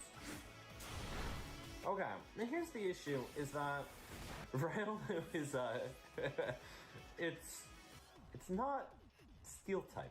Numel goes to +4 and explodes Gligar, but I've forgotten something. The slot. So it is Impidimp. So Impidimp is good here because it has Focus Sash, so I can't easily one-shot it. But it's bad here because it can't really... Oh wait, he has Foul Play. Wait, hang on a second. I didn't think about that. Foul Play actually... A Foul Play crit would just one-shot me, so I gotta watch out for that. Unfortunately for Aaron, he himself has also forgotten something. Oh, it's simple. Oh, I shouldn't have intimidated it. What am I doing? Intimidate lowering my Numel's attack by 2 stages actually means that you've been grinding this game. Yeah, Aaron that's the whole point of the stream. And a crit here would win the game. Foul Play. Okay, Terradark boosted Foul Play. I'm a little the whole nervous. point of the stream title. We be grinding, bro. God, that does a lot of damage. Yeah, a crit definitely would have killed me. From here, Aaron knows exactly what's coming in. I can't believe I'm gonna be featured in epic Numel sweep highlights across YouTube Shorts and TikTok. That's a bummer. Sorry, Aaron. I click coaching one more time. It's all fine because Streptobeeb is +4 speed, +4 attack, +6 defense. Interesting. Aaron goes for a last-ditch Rage Powder. Okay, he's falling for my Rage Powder Gambit. This is gonna KO Poltergeist though. Yeah. Cute explosive wolf laugh. That wasn't even a crit! Numel! Streptobeeb! No laughs here. I am simply in awe of Streptobeeb. Honestly, while this match looked dire for Aaron, I am really impressed by how he played it. Impotent might be missing a move, but Terra Dark Foul Play does a ton of damage to Numel. And while Aaron is checking his Pokemon stats, he realizes something interesting. Toadschool is kind of cool here. Let's see how defensive Toadschool is. That's so especially bulky. Oh my god, he's not gonna know that. I mean, I only got 9th at a regional with Toadscroll, and Aaron's still reading what Mycelium Might does. Game 2 starts, and Aaron makes a huge read. Wolf has inverted the greediness rankings, and now is getting greedy against me. Now, that's just not going to be okay. I forgot about that. Because now I get to do epic Gligar sweeps. There's no way he's sporing, right? There's no way he's sporing, right? He's insane. He's a crazy person. What? He called You that? keep up with VGC? That's Not nuts to really. me. Okay, now Aaron has all of the momentum. I like kind of know what I like. I mean, there's nothing to. I know what the. I don't really know what this format. And then it's very important that I start Like talking these, things, the regulation that I'm gonna currently need is good in. I think sequels that's in the order one to I know the least the about. font to begin With like like with everything like Raging Bolt and stuff like that. Substitute. He But turns out while I click substitute and I Blizzard. think that the And here, DLC Aaron realizes he's VGC made a format I don't mistake. really know much about The what's good issue or is not. if But I like keep up Blizzards, with like I most of lose, it. so I but have to go I never really play. I didn't think about that. Oh man. I mean, I Bad played news for Aaron, Regulation I J did when in it first fact came click out. Blizzard. Bad news for me. And I feel like the teams I used weren't that good, but die to this. I don't think Blizzard killed. yeah, I did play that a few months ago. Oh, kills the kills. I don't know what I was Back in counting. September. What? No, Toadschool. Toadschool, no. No, Toadschool. Oh my god. Bad news for both of us. Toadschool is not as tanky as Aaron thought it was, and I was in fact calculating with Toadscroll. I pull off another Blizzard while Aaron thinks I'm going to Aurora Veil, and now I think I have this sealed up, but I make a huge mistake, leaving Riolu open to a double up. Or was it a mistake? I should have gone for Blizzard. This was a greedy play. I just didn't think he'd go for that. He called me out a couple times, honestly. Okay, Impotent is down, and now it would be really difficult for me to lose this, although not impossible. I've seen me lose games like this before. But I think that what I can do is coaching, switch to Numel finally, and then if I just get... Okay, he forfeits. Yeah, GG. Yeah. Well, as we all know from Aaron, greed is good. I move on to 1-1 in the group, while he falls to 0 wins and 2 losses. Our final match of round 2 is Marcus versus Brendan. Marcus's Fungus is a big problem for a lot of Brendan's team. His main counterplay is Worried Seed Cottony or Soak shenanigans. However, Marcus isn't great at breaking through Porygon. In game 1, all of that nuance goes out the window when this happens on turn 3. Ice Beam. Do a little bit of damage. Oh, but I froze. That's really good for me. Should live this. But we get the freeze. That's how it goes sometimes. Well, we had 2 chances and didn't get it.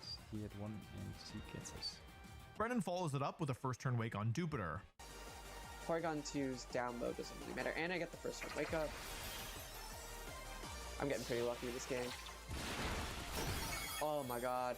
Liquidation does so much damage. Marcus manages to kind of pull things back thanks to the threat of his Encore, plus Alolan Vulpix and Gligar's ridiculous bulk, even with the crucial Blizzard miss of his own. Oh, wait, we were faster. Yeah, you know what we could have done? Encore the Litten into Fake Out, predict the Protect. Yeah, maybe if we had the Sword Stance up, yeah, maybe something was possible here for us. The game ends up with Marcus's Vulpix and Terra Fairy Gligar against a 15 HP Jupiter and 100 HP Porygon. In reality, the Blizzard miss on Jupiter is actually helpful here, Nice, because it means 20k that XP. Brendan doesn't get a free switch into Cottony. Porygon is really bulky, but if Marcus can claim a double KO here, he'll win. Go, Unfortunately for 66. Marcus, he will never get a Now I can chance use to Port see Tyrus. that damage. Okay, please, Gligar, please. And please, build please, an please. adamant heal. Cottony, okay. Well, if we Blizzard, no. Okay, There's freeze. ship right here? Freeze, something. Give me something.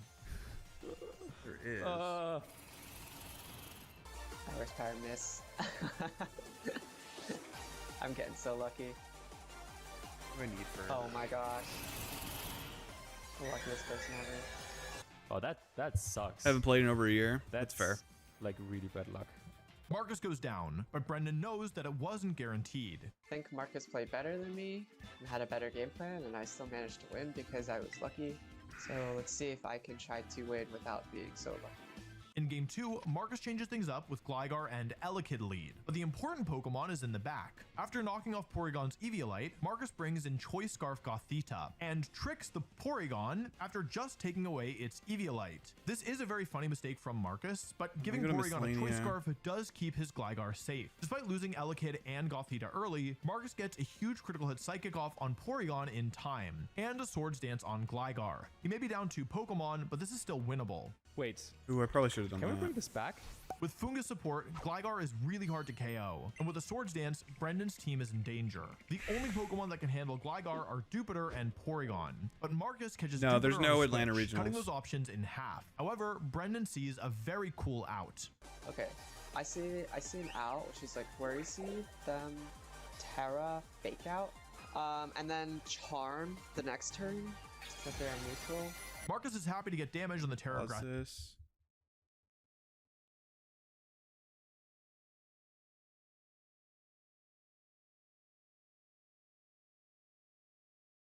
Not as very close, but it's still a good amount of XP for this one. But I will say you don't necessarily have to grab this one if you know you're going back to Alduin anyways, because the Prif task actually ends up being quite a bit better. Not the worst as well. Is Piscatoris. This one is a fairly short route, but it's actually pretty decent XP, and I do take this most of the time it pops up. For the Etc. notice board, I go for the Sunset Coast task. This one's really great. Port Roberts is pretty good as well. Piscatoris is which is weird, especially if you have the Lunar Isles one already. The Port Piscarius one, again, as I mentioned before, sometimes I avoid Port Piscarius. It's not the worst if you already have the Lunar one, of course. Another one that is sometimes a little bit of a sleeper is the Nader's Knot one. Nader's Knot is very close, but it's still a good amount of XP for this one. But I will say you don't necessarily have to grab this one if you know you're going back to Alduin anyways, because the Prif task actually ends up being quite a bit better. The exception would be that if for whatever reason you have a route that's currently staying a lot on the western side, then you could maybe avoid Prif and stay 100% to the west. There's a little bit of decision making to make here, but this one isn't that bad. The ones that I will tend to avoid here, definitely the Yatizo one. It's too little XP to be worth the slot, so I won't get that one. The Relica one doesn't make sense. I never want to end in Etc., so I never grab this one because I want to end in Relica instead. And then the other one I won't grab is the Hosidius one. And then we have Relica. In terms of ABA task here, the Sunset Coast one is the best one. So this you're taking like 99% of the time, barring some weird routes that you've gotten from the other 2 locations. Port Tyrus, this one I found ended up being a little bit less common on the list, but it is a very good task. Port Tyrus is a location you'll visit somewhat uncommonly, but it being close to Prif and close to the portals makes it a good location to go to specifically for this task. Port Roberts is another decent one. Port Roberts is a very popular location for all these areas, so a lot of times you'll pick up 2 or 3 from Port Roberts. Port Piscarius, as mentioned earlier, sometimes out of the way, but sometimes okay to take if you have other stops there or you're staying on the western side of the coast. Piscatoris, again, this one's okay, surprisingly decent XP. The Nader's Knot one, it is okay XP, it's actually less than the Etc. one, and this would be another one, especially since Relica is your last location. If you're going back to Alduin anyways, you probably will not take this one if you know you're going to get a task in Alduin. If you're short on task, obviously you're going to take this one and get the one in Alduin I mentioned earlier. The Yatizo one, this is another one where most of the time it's not worth it, but it's a little bit better than the Etc. Yatizo one. So there might be a chance on a bad RNG case where you do grab this one. But again, hopefully you're just going to fill up with the Alduin task if you're low on good tasks heading to Relica. And the one I definitely don't take here is the Etc. one. Even though this is going the right way, it is very, very little XP, like 800 70 XP. though. It's never worth taking. Just worth. Something that's really important with this method are using the rapids, and I recommend charting all the areas around here because the rapids come in handy quite a bit. There's always going to be 1 or 2 rapids you can hit in between rocks and near the coast, but some of the key clusters. Oh, do you have to chart it to get the rapids? 6 in a row. The Coliseum Catapult over here has about 12 in. Oh, I didn't even know that.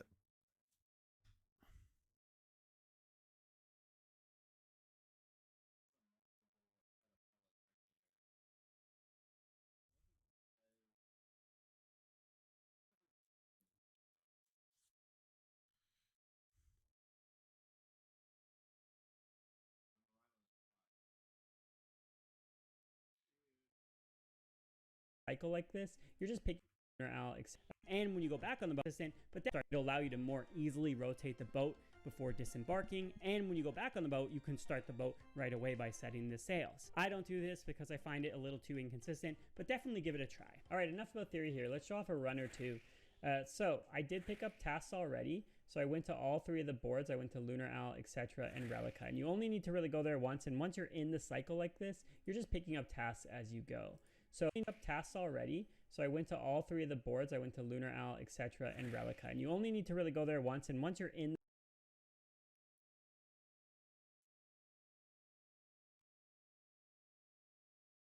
76. I don't have 76.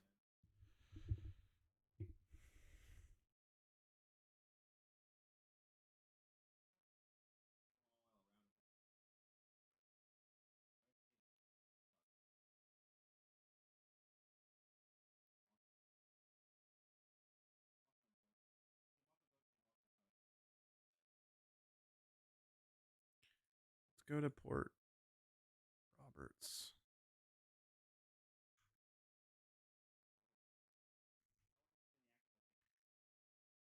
Not anytime soon.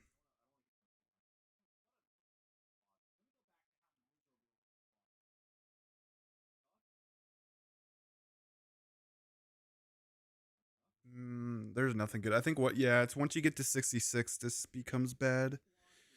I don't think I can do this anymore.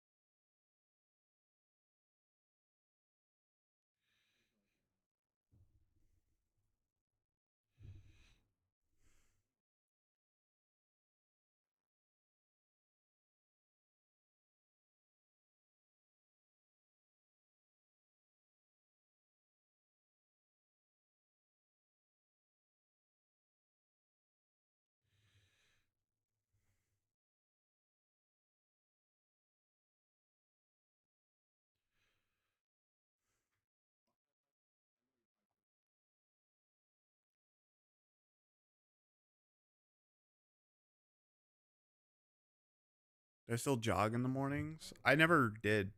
I walk at night. I don't really jog or anything. Unless that's something I did forever ago.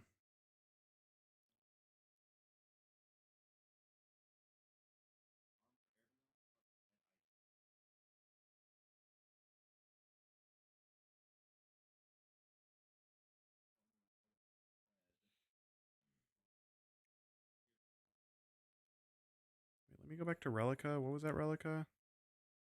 I'm gonna have to leave soon to get food. I'm gonna check this and go. Then I'll be back.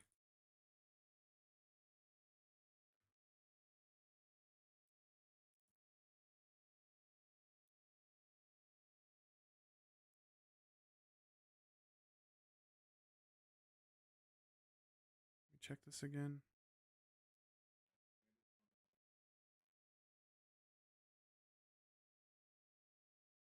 I guess I do have some. Port Roberts to Relica, Sunset Coast to Relica. Didn't I have all? I guess I did. I just didn't check here. I wish you could come to your house, hang out. Yeah. I don't really have much room, to be honest. Wait, Alderan to Port. Yeah, I don't think this is worth it. Port Roberts to Alderan? Why can be Alderan to Port Roberts, bro?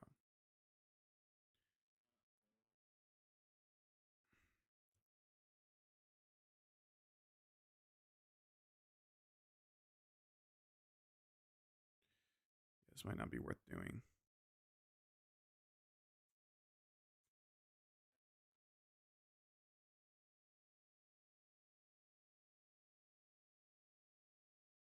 Yeah, most people don't. Yeah. My room's not that big.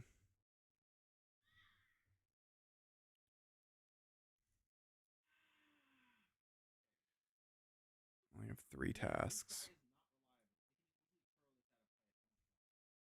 I'll show the XP.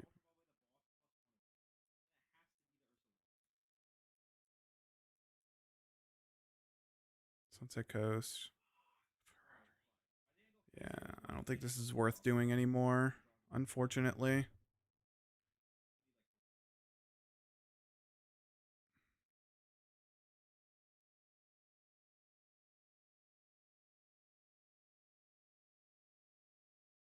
I have to go back to Jubilee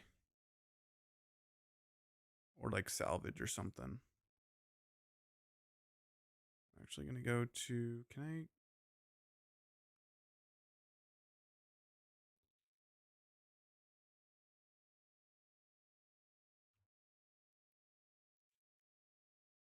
How come what? I don't have room.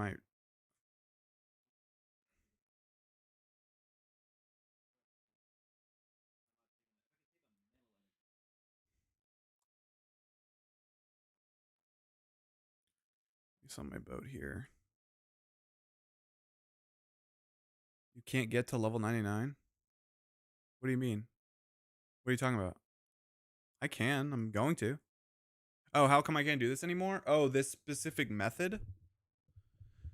Once you get to level 66, it unlocks a new port, and that port is not optimal for the chaining of the tasks I'm doing. I'm trying to do as many tasks as far away as possible, but also to the same location. And once you add a new location, the more likelihood that that'll pop up instead of the one I'm trying to get to that I was doing till level 66. So that previous place I was going to Relica, I was going all over here. The route was Alderan. I was going from here, this place right here, Alderan. I was sailing. Sometimes I stop by here. It's like right there. Sailing all the way up here to this port right here. And then from that port, since it's on the way to where I'm going to end up, to Relica, it's just like pretty much on the way. But the other place that I just unlocked, which is right here on the other side of the map. So there's going to be some that pop up from where I'm at to go here instead. So it pretty much made it useless. Let me go to Alderan again. Yeah, because you're like going this way. Wait, where's Tyrus again? Yeah, poor Tyrus is right here. Right around here. I'm going to do a different method of training. That's what I'm going to do.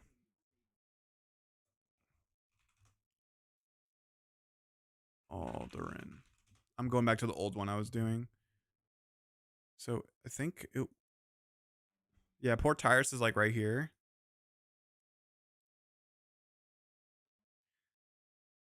I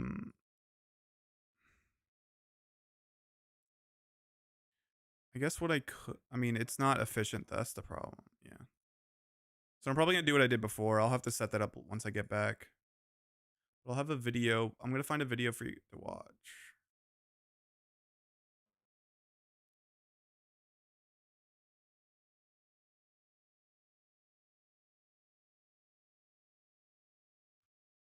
You know what? You can watch Azul. Wait, no. I need to find a RuneScape video. Old school RuneScape.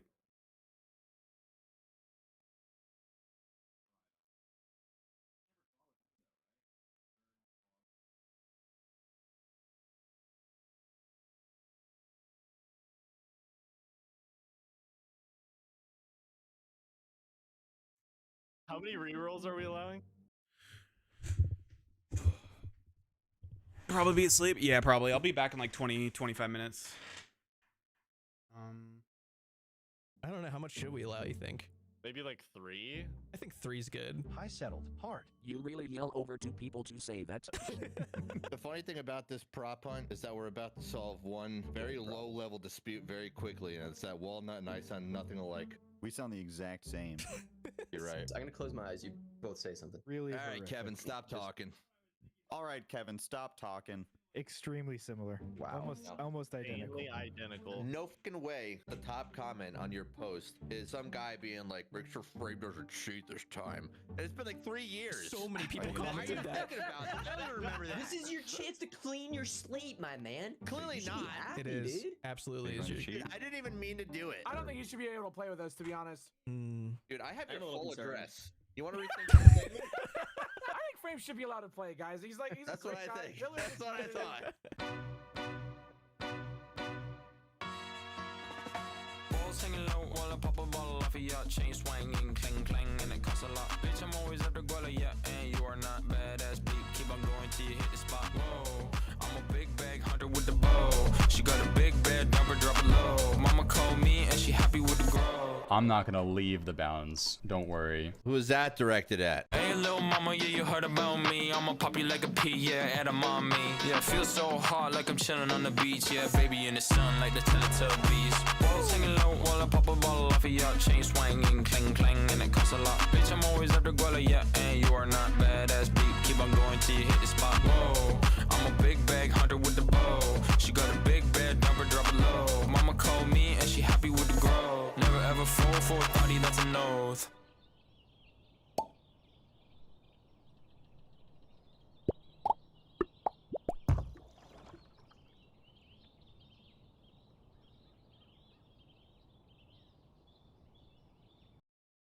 War. I love war. You love war. And that's great news because knock knock, who's there? It's War Thunder, the most comprehensive vehicle combat game ever created in the history of mankind. And it's available now for free on PC, consoles, and mobile devices. That's right, folks. 2,500 tanks, planes, helicopters, and ships of 10 different major nations, from biplanes and armored cars of the 1920s to fighter jets and main battle tanks of today. Are you squealing with masculine pride yet? Because you should. This is war, baby. It's fun. Incredibly detailed vehicles and realistic battles will have you immersed, thinking you're actually in war, but from the safety of your home. Authentic sound effects within the helm of the most powerful war machines of our time. Wowza, is what I have to say about that. Join a community of 95 million players in epic PvP battles. Dive into the breathtaking experience that is War. War Thunder. Unmatched wealth of high-quality content. There's no better game suited for fans of military history. Try it out for free. Sign up using my links in the pinned comment or description. There's a big old bonus pack for new and returning players if you haven't played for 6 months, for a limited time for PC and consoles. Thank you to War Thunder for sponsoring today's prop hunt.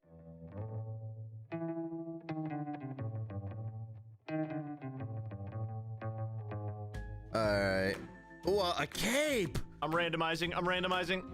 Oh, okay, that's a free reroll. Pair of boots. Is there like a boots store? Oh, this is good. Mine might be too good. How do you feel about giant Cyclops torso? I could like get stuck on a wall. Yeah, that's good. It's nice, yeah. Dude, look what I just found. How can I look, bro? You're a prop. I'm the cape. I don't see a cape Where's anywhere. the cape? I'm the cape. You keep saying I'm the cape as if that gives me I don't know directions of where to that look. is. Like, He's the cape. oh. Now do you guys get it? God forbid a guy gets excited about a cape. Jake is gonna find one person. He's not gonna find me. You think he's only gonna find one person? I don't know, maybe. I think I'm just gonna go with these boots. I think, but there's this guy standing right on top of me. That seems like a high risk. You might know if there's a food store here. There is, but it's out of bounds. It's out. Well, I'm not gonna leave the bounds. Don't worry. Who is that directed at? There we go. I'm big cactus and small cactus. I'm both.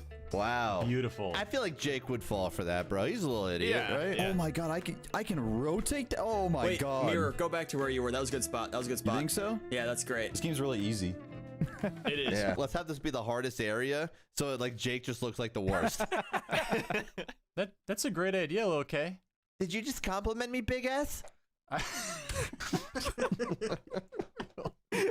Getting a new nickname in your 30s is crazy. I don't know why. Crazy sexy for sure. Crazy sexy. It just hits different. This little corner will just carry me so hard that I'm like completely not hidden, but it's fine. Guys, I'm nervous. You should be. You should be. Specifically, you should be. Everyone else is probably fine. You should be. You guys told me my spot was good. We lied, dude. It's terrible. It's awful. It's funnier that way. Hello? Oh, hi, Jake. Oh, hey, Geek. I'd hate to be found. Hey, Who do you think you're gonna find first? If you had to guess. probably Walnut. No. Wow. No, you're not Wow. Shut up. Shut the fuck I mean, up. you showed the least confidence of everyone by far. The cat and the dog are fighting. They literally are fighting. You're trying to distract me, man. Dude. I'm trying to analyze the area. Can you give me a second before you say shit like that? Could you give some silence, please, Kev? Like, damn. Look, dude, cat's at it again. All right, hold up. And here it goes. Here's another fucking fight. Oh my God. You just don't care about your fucking animal? That's a bad pet on it right there. I'm not looking at that. Snap out of it. Who is it? Wait, what is Snap that? out of it. I knew I was gonna suck at this. I'm sorry, I didn't even brother. see that. That sucked. That was a nice find, Lil J. Thank you, brother. Nobody said that but you. Look at the ground here. This is the most detailed ground We're in not doing that RuneScape. to you. We're not doing that to you. No, if anyone rolled something like that, they re-rolled. All right. Yeah, I'm not the dirt on your left. This barrel. That barrel this does barrel's- look sus. That No, does that's not belong. kosher. Jake, you have about 80% more of the map to explore. Yeah, Just you wanna have let know. gone nowhere, basically. So I'm in the area where everyone is. Hold up. A beach chair. That's just a regular chair. That actually looks like it belongs. Don't call that out. Wait, you've never sat No, on that? that looks like it belongs. That looks like it belongs. Jake, turn on Entity Hider for random events. Kev, your reputation is changing for the better. It's terrible. Oh, dude. It's terrible right now. All right, this is what I'm thinking. I hopped worlds. Nobody would hide on the path because it'd be too obvious. Obviously. Yeah, obviously. Yeah. So I'm thinking you guys are off the beaten path. Wait, what? Oh, well, this one will be You easy. don't have my name inserted. Look You at don't you. have my name inserted. Playing yourself for Halloween, my man. Wow, nice hiding spot. Why do you not have my name in the plugin? That's a bit egotistical to go as yourself, no? Yeah, the Prop Hunt plugin has a new lobby feature that seems to work whenever it feels like. Settled's name actually disappeared from all of our lists. We had to manually add him back. So blaming Jake, it's completely optional here. All right, what am I supposed to do? Am I just... Is it GG? No, you can re-roll and then Jake can go run away for a second. Is there like a point system? No, dude, don't. Yep, and you are down 6 points right now, my man. We'll invent that later. Okay, Jake, you go ahead. You're good to go. You're done already? Yeah. Wow. Well, I know you're within 15 tiles then. Oh, Jake, you were never finding that. What is this? This isn't even a thing anywhere. Why would you pick this? There's no out of place NPC. Anywhere in the game, I would have been like, that's out of place, even if I was playing regularly. Wait, no fucking way it does that. That's so unfair. That's on you, dude. You should have turned your camera. Wait, what? What do you mean, what? I didn't realize you were just the cape. I thought you were the whole guy. Oh, dude. he didn't even know. I just mind tricked you into revealing yourself, dude. Jake, you're so smart. Holy shit. Dude, all anyone's seeing is that I have integrity. Yeah, dude, that's what we're seeing. Yeah, they're all noting that. That's the big takeaway from this episode. By the way, this dog was following me in the middle of all that, and I shoot him away, and you didn't even Yeah, notice. I found him too. Wait, who's the dog? That's all right. the dog. You can come out, Stefan. That's you. Stefan. Bones. Interesting. Stop standing on the bones, dude. I'm trying to look at it. Wait, they're gone. Wait. Oh, wait, you picked them up. Okay, they're clean. They're You made that one clean. easy for me. All right. It smells funny in here. Wonder why. Did you see that? All right, everyone's real freaking quiet as I walk over here. Everyone's real freaking quiet over here, dude. I just don't think you're gonna find anyone else. Yeah, dude. It's like it's sad. It's like he's not even looking. He's going back to the place he's already been. It's weird. Bored. I'm bored. Walnut's bored, dude. You know how fucking bored he is? Do you understand the bored level of Walnut right now? It's pissing him off. I don't want to be here for long. I like your strategy, by the way, Jake. Kev, not right now. Hyperfixate on one area for 5 minutes and sprint through the other 3/4. Not right now, man. I just found some shit. Hold Like, up, that's hold sick. up. No, this is very clever here. A freaking barrel of logs in front of the fire does not fit. It's weird. This is not right. You found me, dude. Damn. They do not have logs in Varlamore. You wouldn't block your whole fireplace with a giant barrel of logs. You It's don't know what unrealistic. these people would do. They're different. What if you're an idiot? We just fucking met them a few months ago. All right, this looks fine. Unless someone's very wait a second. Wait, Wait, two wait. bookshelves like Wait, that? Kev, don't say anything. Two bookshelves? Two bookshelves touching each other? An inaccessible bookshelf? I do not think so. That's weird. Efficient, dude. Why would you make it Creepy. Yeah, that's crazy. There's no way they'd put an inaccessible bookshelf. I'm calling final answer. Bookshelf? Come on out. Bookshelf. Come on out, bookshelf. Yeah, bookshelf is bookshelf. Really? Yeah, I This think was on bookshelf. purpose? Yeah, I think it's bookshelf's double the real. bookshelf. Bookshelf dude. might be bookshelf. Yeah, it's real. This is why this area is impossible. I think it's The good. devs made a ton of bad decisions here that are going to confuse me. How many people left are there? Like 9. 24. Most. They're on your left side, They're on your screen, yeah. bottom left. I'm not gonna waste time looking, dude. Yeah, you're wasting time looking in the bottom left of your screen. Don't do that. Wait, open chest? Ooh, I would look at that for another minute or two. Me at the club. Ooh, why is it open? I don't know. It's cheating. Alright, Kev was talking about loving passing people when I was about here. I think you're onto something. Mm-hmm. It would take him about 10 tiles to process that thought, and I think it would have been over here when he... Just come back to the bookshelf room, dude. No one can even be in that house, bro. Yeah, I did get a key. I was thinking about cheating with it. You wouldn't be able to stay in there though. Like it would actually be a terrible strategy. I'm just gonna, dude, if people do not call out Josh is not gaming for that fucking con, by the way, I'm pissed. It's Josh isn't gaming. Yeah, and what isn't short for? It's a contraction. Bro, Kev, you should know about that. You should know about those. Contractions? Oh, yeah. Dude, I mean, even though I announced it, fuck it, bro. The best place to tell people you're about to be a dad is on Jimmy's prop hunt video. So there you go. Hey everyone, like the video for Framed about to be an actual dad. That's right, we're going to be using Kevin's participation in the miracle of life to farm likes on this RuneScape prop hunt video. Great work, Kevin. You did a great thing for my benefit right now. So, like the video. Are you going to be a dad? Why are you pretending like you just found out about this now? Wait, that's still going on? He's trying to upstage my hunt right now. Do people give a shit if we say we're gonna be a dad? Well, yeah, but if we all say it, then they're potentially not gonna believe me then. I'm gonna be a dad, by the way. I'm gonna be a dad. I just wanted to let you guys know. I don't really care. I'm pregnant. You're wearing a freaking white dress at my wedding right now, my man. This is my freaking hunt. I mean, to be fair, Jake, I'm just trying to liven this up because it's very clear that you're struggling. This is pathetic. This is so pathetic. Come to the bookshelf room. If this was happening to me, I think I'd cry. Me Like and I the just library. stress cry. You have no idea what it's like to be me. Just come back to the bookshelf room, man, please. Wait, this basket was real?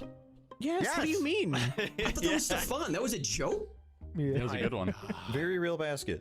Dude, let's guess these shelves again. See if that works this Might be time. the bookshelves. Might be the beach Maybe chair. it's the chair. Come on, Jake. You found the beginner hiders. Let's step it up now. Let's go. This is my first time.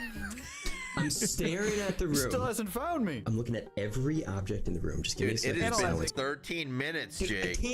I can't think while you're talking, dude. Hold on. This is hard. There are hella props here. This is not easy. Please. He found Tal in 5 seconds. Can we give him some credit? Yeah. It's like finding a toddler behind a bush outside, dude, when you're playing hide and seek. It's gonna be Why are easy. you looking for toddlers in bushes, bro? Because I'm gonna be a dad, bro. I'm fucking preparing for my future. Practicing. He's practicing.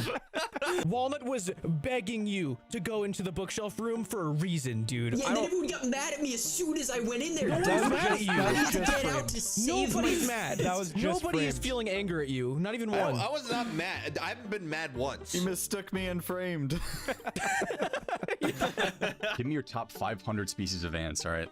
I'm gonna go the indigenous Dude, black there's ant, nothing weird in here. the brown ant from What are you ants. talking about ants for, dude? Shut up.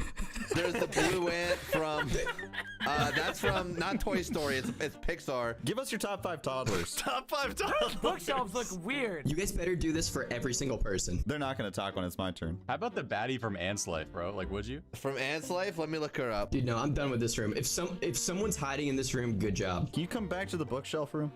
All right, dude, I'm fine. You know what? I'm gonna Hail Mary this book right here. Even though it's in a bookshelf room, it'd be very appropriate.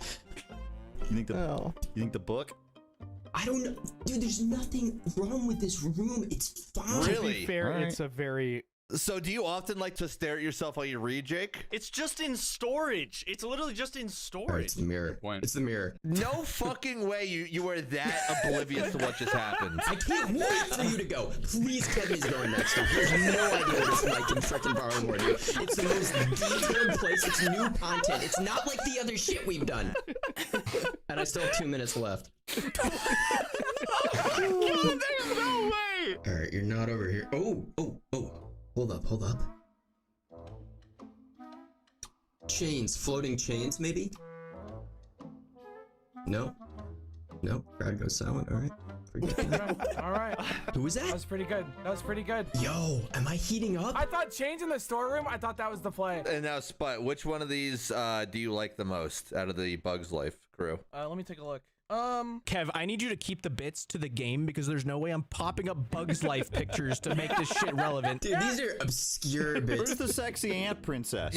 You're gonna at least put the Bugs Life, what I just said, and the Ants Life, dude, because those are horrible to look at. Why do I need to save those images on my computer just to... Next round's gonna be Bugs Life themed. Yeah. This is tough. This is tough. Something about those 2 bookshelves. 30 It doesn't seconds. look Oh, right dude, with it's me. this. Don't. It's this thing. I looked at it earlier and I knew it was weird. I'm officially calling it weird. This is Josh right here.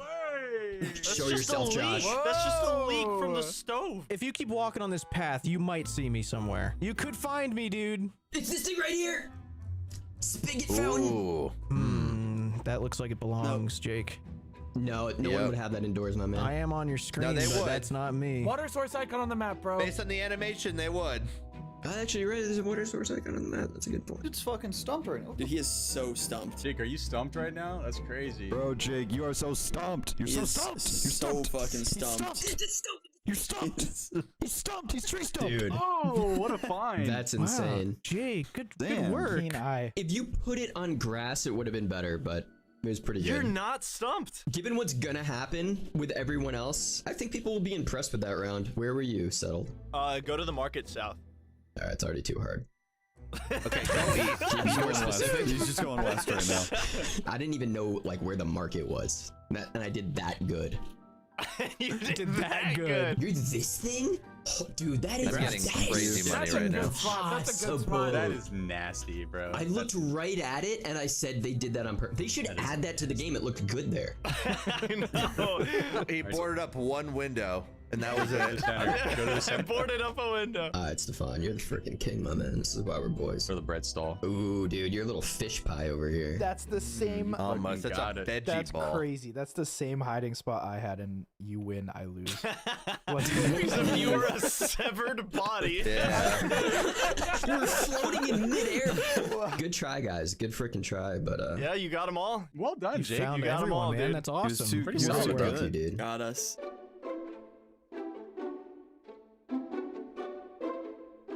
Alright. Not ideal. Ooh, little stairs, dude. Floating earth rune. This earth rune is like 18 feet off the ground. Hide mode on. Randomize. Oh my god. Oh my holy shit. I'm sticking with this. I'm sticking with it. This is small, but it's a good color. What is it? My third randomize. Fuck. What do you think this little blanket with rocks on it on the ground? You think music guy's gonna notice a piano? Does anybody have a big body? That's a fucked up question, Stefan. Yeah, I got a big body. I have a huge body. My big body's here. I just rolled Biss again. Oh my god. I don't know how I feel about this yet. I don't know if I should do my third randomize or not. I'm a top of a beehive right now. Ooh, no, beehive fits here, dude. Who's top hat? I'm giant top hat. I have one more randomized, and I don't know if I should do it. Giant top hat. Yeah. What do you think of this, Jim? What do you think of Scroll walking in front of you? I like that a That's lot. pretty good. Yeah. This guy's name is just Roblox. What the hell? That's cool as fuck. What That's a the cool hell? Roblox. No, I'm a beer. I'm a beer. Where do I go? I think I'm doing third randomize. I'm right next to top hat. I'm randomizing. Here I go. Good luck, good luck, good luck. Oh, Ooh. that's not bad. That's not bad. That's actually pretty good. I think I can work with that. I'm gonna randomize. Good luck. Good luck. Oh, fuck. Oh my god, that's so bad. That's so bad. That's not good. What is that abomination, my man? Oh my god, Jim That's rolled my the worst third puzzle. reroll. That's what that Jim, is. cut that out and reroll. Wait, are you this blue thing? Yes. Yeah, you're Holy losing for sure with that Dude, shit. get this fucking piano out of here, bro. This is my spot. Get out of here. The piano's cool. Wait, are you under me? Yeah, that's me under you. Oh shit, dude. I thought you were so... That's good news for you. That does look kind of legit. But this thing is gonna go away. This totem is gonna go away. Everything I have looks like shit. I can't fit this piano anywhere. It's gonna be okay, Zeke. All right, I'm randomizing again. Good luck. Oh, I'm like a barrel of stabs. I don't know what to do with this fucking thing, man. Just This hide in a sucks. random corner and pray for the best, dude. That is the play. Like I said, settled one with a ectofunctus. Yeah. Anything is possible. Oh my god, I found an insane spot. I'm gonna hide in plain sight. That's all. That's the only choice I have. Shit! I accidentally fucking rerolled, Ooh, and I'm yeah. a giant fucking whatever the fuck this is, Wow. a Slayer monster. No, he deserves Wait. Damn it! I meant to rotate. Aberrant Inspector Kev. Yeah. Okay, so that's reroll number 1. This is reroll number 2. Oh my god, I could work with this. I thought you're locked in on a Aberrant Spectre. What happened? No, you thought that. I didn't think that. You should have stayed one because there's all these green animals around, and he might have just thought that you were one of them. Yeah. I'm going for tree organ. I was also thinking about maybe this spot. Kind of hard to see. Kev, I'm the other part of you, dude. No way. Let me see you in hiding. Your other half, Kev. I'm that black thing. The black wood. Huh? Wait. It's pretty good, dude. I mean, it still kind of feels out of place. Wait, if you get found, there's no way I'm getting found. So you just turned a fun little adventure into me. All right. Hello. Hello. Top of the morning, man. Good luck, dude. I've never been here in my life, dude. None of us have. I've been here a lot. Only a 2K cash stack? What are we doing here, bro? Everyone's gonna see that. Oh, that's a big area. Yeah, you guys were already insulting me at this stage. I thought you were doing great. Loser! You're a loser! Uh-oh. Surely you're kidding. That's just a very ancient piece of architecture. That seems fine. I'm gonna call out the very off-center organ. There's no freaking way. There's no freaking. That's you found each other. Fluke. You found each other immediately. I happened to be in his pathway for where he walked in. This is great. We can just keep talking shit about 8-sat now. We can just keep it up. That's insane. Off of me. This seems like an area someone would be. This seems very busy. No. You should turn ground items off because that gives other things away. Like the cider? That's a good point. I'll Yeah. do that. Oh yeah, what are you doing? What are you doing? Didn't help me. Dude. Seriously, Tal? Oh, okay, so it wasn't the cider. That's okay. Please take this seriously. My bad. All right, this pot in the corner. Anyone? Final answer? Final answer on the pot behind the bartender. No, no pot. Why would you put a pot there? Maybe they just like it, dude. Maybe that's just Maybe their they just pot, like bro. pot. Sometimes a pot's just a pot. Ah, what's this? What do you think? I mean, it could be just be scaffolding reinforcing this. They cordon that off? Yeah, I mean, it is clipping through the door back here, though, but... Dude, he's metagaming. Yeah, I'm gonna call out whatever this is. Whatever that is. Move on. Come on Move out, on, whatever bro. that is. Whatever that is. Move on. Jigs up, whatever that is. Was that? Okay, yeah, thank God. All right, come on out. They found us. Who was that? Stefan, they found us. Stefan, they found us, bro. Come on out. Wow, hold on. Found us. I'm about a mile away. I'll be right there. Wait, Tal, really quick. Yeah, I just yeah. need to know. Come north really quick. If I was right here, does this make more sense? No, I would have called that out immediately. That is the worst hiding that's spot I've so ever terrible. That's so terrible. Shut the So fuck up. terrible. You were found first, bro. It honestly wasn't a bad Wait, spot. did you really where think that was were. That good? was so bad. I'm gonna call it these bowls. Whatever these bowls. Okay, I just want to say the only reason you're in here is because Kev said, "Come in That's here." kind of Would true. this spot That be is really kind good? of true. I'm Would gonna this be spot honest, be that's good? 100% true. That's the only reason. Classic Kevin cheating. Only reason you're even in here, bro. How the fuck is that me cheating? I literally didn't even know he was in there. You reacted to my picture on Discord. No, I didn't. You reacted to mine with a clown emoji. I would never. I'm gonna call out this plant. All right, that's a little ambitious. Okay, my bad. You're getting a little ahead of yourself there. Crazy. What the hell's he doing to that fountain? Did it do anything? I tried the fountain in the main city. It did not work. Trying to take What's a sip. wrong with this guy? Look at this. Oh, it's a Very beautiful typical. rock. Oh, you can never seen admire that. it. I'm gonna What admire is this it. tooltip that pops up when you hover over shit? What is that about? Hey, what is this fog I'm seeing on your stream? Is that just how it looks? Pretty dangerous. The what? No, just for him. Just looks very foggy. Yeah, it's not gonna help him. Just a Tal thing. Like you be playing like it's 5 a.m., bro. Like damn. No, it only happened All when I right. teleported in. Jim, he found you, man. He found you. Come out. What do you mean by that? Who's the giant tree? Oh, there he is. They're settled. It looks like you. Why is he you running? found settled, bro. That's so scary. That actually is scary, bro. Imagine you saw that shit coming at you in real life. That's really scary. This is such a cozy town, and then suddenly there's trees running at you. No one reacting to it. Dude, don't you want to colonize this place? Kev, any thoughts on his performance thus far? I really admire his performance, I would say. It's admirable. All right. Oh, thanks, man. Thank you. I mean, it's an area he hasn't really been to. He's doing it for the first time. Like He's doing really good. He's really That's trying really- his that's really best. cool. Right on. Yeah.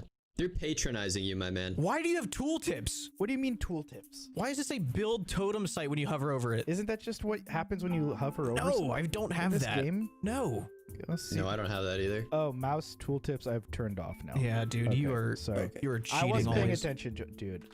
You're thinking of Framed. We gotta stop talking about me. Probably why you found me, no? It didn't pop up with play organ when he hovered over you, so he was very right away. He knew right away. That's true. Yeah. I feel like I'm revisiting old grounds here. Good, check your work. Should I start recording? Shut up, all the. Damn, Jim, that's real good. That's real nice. I know, man. I fit right in. I think I mean, there's a good reason he won't find you, and I'm not gonna verbally say it. There's no way. Jim is winning this Good round. job, Jim. Dude, this shit is easy when you go upstairs. They gotta slow that tree down. It's just a little quick. It's a little creepy. What is this? This looks like it could kind of be in here. No doubt.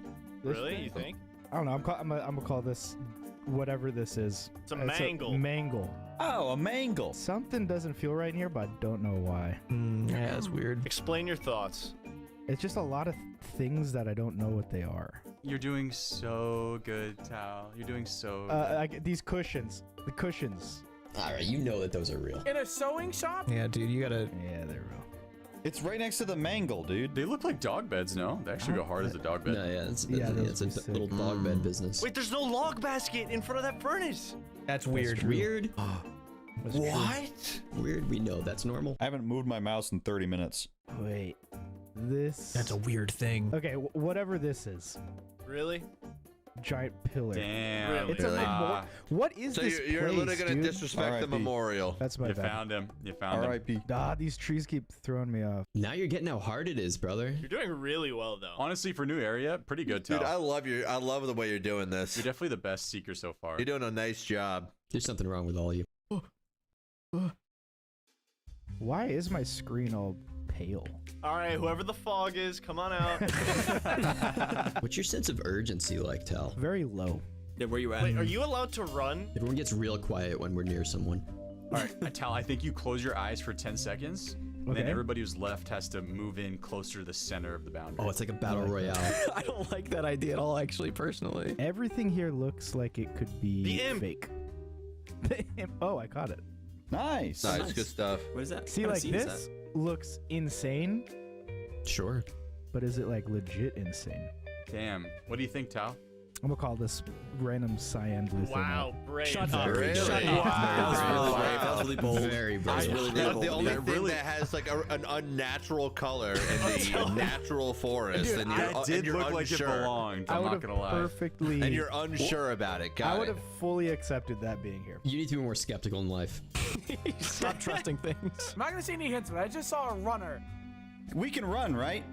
Yeah. No, I mean, like, if we're hiding, we can run, right? If you're hiding, you should probably stay there. Like, Yeah, I don't think you should run. yeah. Oh, you guys want me to go back? Just looking at the screen and running where he is, so he can never find you. Yeah, don't go to a place that like he's already been and just fuck his life up. Yeah, just screen him. Have you been should I doing run that the back? whole time? No. This is the first time Just I've done move it. around. I just did it, but I'll run back Has right he now. has he been by you already? Yeah, yeah. So you avoided him. Go to your original spot. All right. I'll close my eyes. Don't look at the screen. I'm starting closing my now. eyes Okay, on hold his on. system. I'm so curious. What? Oh. Oh my god. Oh yeah. I just think it's funny how. What's this? What's What? we're doing here? What's going on here? What's funny? What's funny? Oh. Maybe people have been giving you hints in the public chat? Jake just saying his LMS rank. I thought it would be way better than that. Wow, I'm so much better than all of you guys. Damn, you are cracked, Tal. Wow, what the heck? You're on an Iron Man though, so that does not count. Always an Yeah, it's excuse easier. with you. Literally always an Yep. excuse with you. Statistically less fucking Iron Man in the game than normal accounts, but you just tell yourself Oh my whatever God, you need. we've moved on so long ago. Wow. Dude, I wish I could uncome to your wedding after that. That's crazy. What's this? Something in public That's chat, a bold. maybe. That's real. Are we back in here? Ooh, yeah, that needle's looking weird suddenly again. This room Something is looking about weird. the mangle. I don't know. Yeah, that mangle really messing me up. Mangle's looking pretty good. Don't look Is at it that this end. little blue thing? This thing could totally be in here, like a little. Stat. That like was a so little last thing. round, dude. Weird torso. That Yeah, weird torso was last yeah, round. whatever the Move blue along. thing is on there specifically. You move along now. What do we got in? Burning Oh, hot. is this a little silver? Yeah. Good job. Is that used smelling salts? Yeah, this is used smelling salt. That's disgusting. You know, Josh, you know, like I love you as a person, but like this makes me like you a little less that this worked that well. Is it really the exact same strategy from last time? I mean, dude, how greedy can you want to have everyone? Surely. Oh look, dude, your eyesight cleared up, and now you can see this That's very crazy. obvious barrel of That's stats. crazy. I looked at that so many times. Like I It was registered it as being there so many times. That's crazy. Wait, what are You the odds owe of that that? round win to me. That's all I I'm saying. don't think you would have found me at all. I jumped on the grenade. I jumped on the fucking grenade Yeah, for that's you. great. If you guys don't want me to make this rule, then feel free to tell me. But I'm thinking if you're using, like, if you're going a 2-in-1, like if you're next to each other, like in an object, if you get called, if one person gets called out, you both get called out. I agree with that. I agree with that. I I genuinely He thought would that have was never One looked there in Piece. a million years, so there's no way. Do I get grandfathered into the Fremnick episode? No. No. You certainly don't. No, that was crazy. Absolutely That was a fucking not. crazy That's some thing. bullshit. That was a That's crazy some thing to That's my, not that's see. my fucking legacy. Hey, click the links in the description and pinned comment to sign up for War Thunder for free on PC, console, and mobile devices. And get your limited time bonus if you're on PC or console as a new player or if you haven't played in 6 months. Thanks for watching Prop Hunt again. It's good to be back. Those first 2 rounds were essentially a warm-up after not playing for 2.5 years. We didn't play with a time limit, but we played 2 more rounds and actually had a timer going for those. Next time I'd love to have like 4 rounds in a video instead of just 2, which means I have to convince my friends to play with me again. So make sure that you comment below begging them to keep playing. Send this video to everyone you know. That way I can show my friends and say, guys, look at all the people who love watching us do this. Look, come on, you're gonna make them all sad and miserable if you don't play Prop Hunt with me, please. If there's somewhere you want to see us hide, let me know. But I'll see you all soon with Gary. I hear he's been doing a little sailing. All right, take it easy.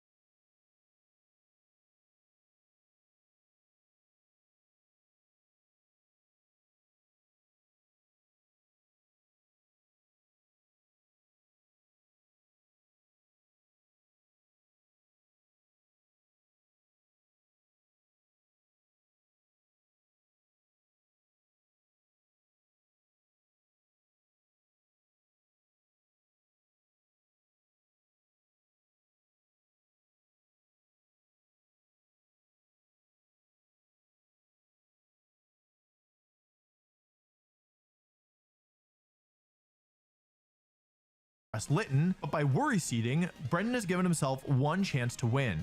Oh, he could charm. He can charm. I forgot about that. Yeah, he can just charm. Oh, this is not gonna KO, is it?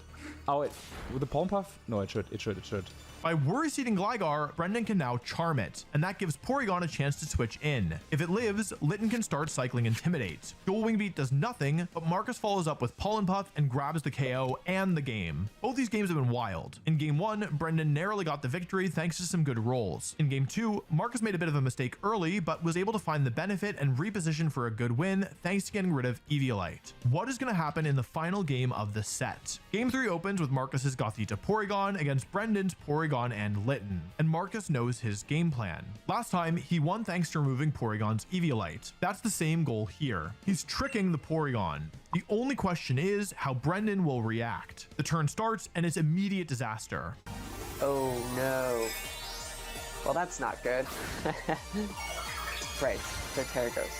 Brendan goes for Fake Out into Gothita, and now watch the Majesty take place. Oh, okay. Let's go. Okay, we're tricking. Wait, I think I might be cooking. What is he going for? He's Scarf now. Did he go for Trick Room? No way! No way! Oh! This is Bochum Finals 2023.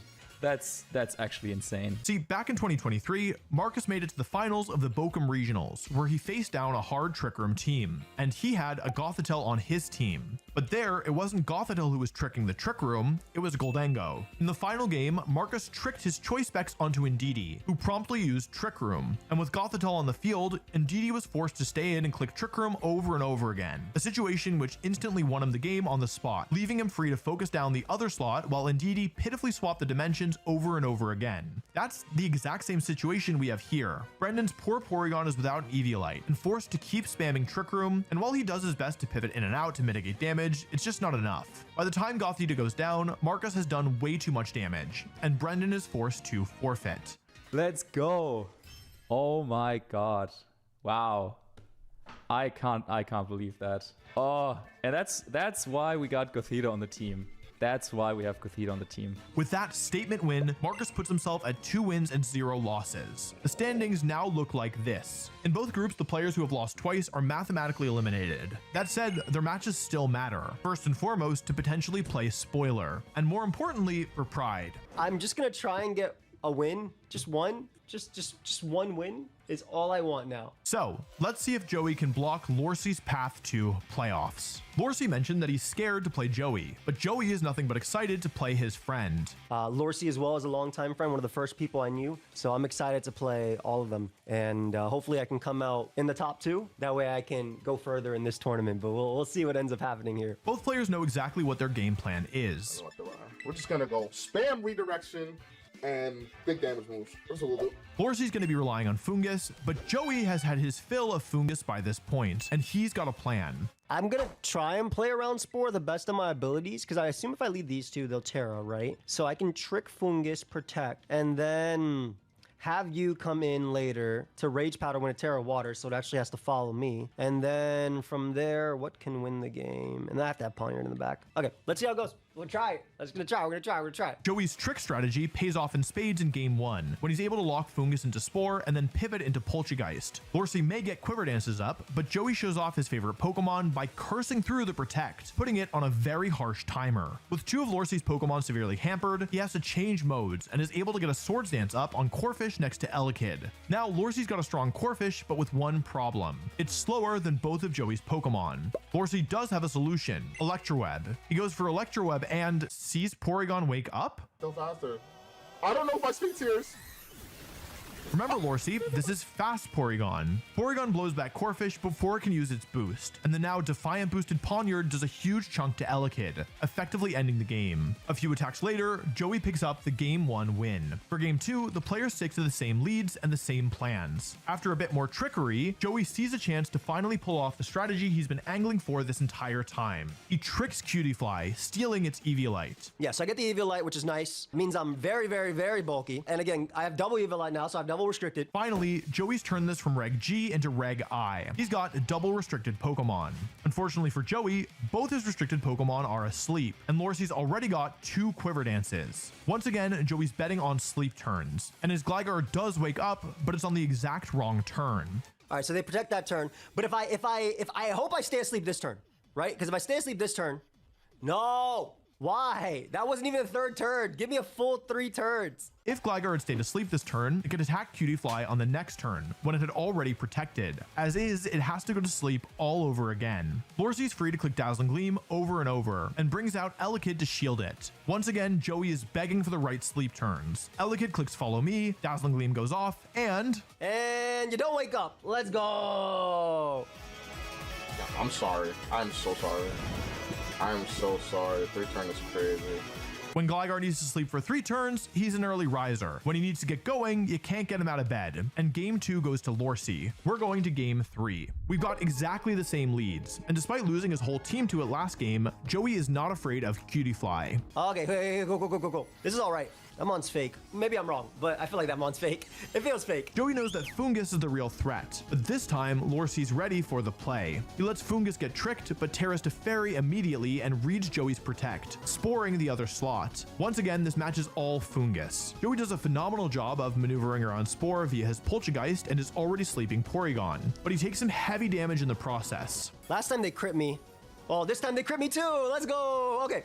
Not the end of the world. But Joey finally manages the position he's been looking for. Pawniard and Trick Room against Cutiefly, no redirection on the field, free to attack with impunity. Or switch, and I'm just gonna double attack Corphish. Yeah, okay, cool. So ideally they, Crab Hammer into my Pawniard. Pawniard lives, and then Porygon wakes up, knocks this out with the combination of Brick Break plus that. Let's see. Cursed and in danger, Cutiefly has to switch out. Joey reads it, but Corphish is just too tanky. Now it's time for Gligar and Fungus to come back in. And Scarf be damned, this Fungus is gonna be slow. Joey's Trick Room is now a prison of his own making. Do not make last minute changes. Do not. Ever. Don't ever make last minute changes. Hang on, this might be winnable. Sucker Punch might KO Corphish. It needs to Aqua Jet, but that won't KO Pawniard. And then Joey can get more damage. The real problem here is the Fungus. How does Joey dodge Spore on this turn? Well, there is one way. Oh, Joey! Always play to your outs. Joey lands his double protect, keeping Gligar safe, and wastes another turn of Trick Room. Aqua Jet makes Sucker Punch fail, but now Trick Room is done, and Joey's threatening both Sucker Punch into Corphish and dual Wing Beat into Fungus. But Lorcy is fearless. He Aqua Jets Pawniard down, sealing up the KO on Pawniard, and sealing Joey's tournament fate with, fittingly enough, another Spore. Joey, of course, can only think about one thing. Oh my god, Gligar, you're a beast, bro. I really wish I had the Misty Terrain up to support you better, buddy. Because then Terra Dragon would have been fine, but then Pawniard also would have been good. With that, Joey is officially out of the tournament. But if he'd had Misty Terrain, this could have been a very different story. Joey positioned amazingly all tournament long, but it was the status and his bad luck with said status that ultimately put him out. At the end of it all, he only has one piece of advice. I'm sorry that I couldn't do anything, really. I got 1 win this entire tour out of 3 sets. Yeah, VGC's fun.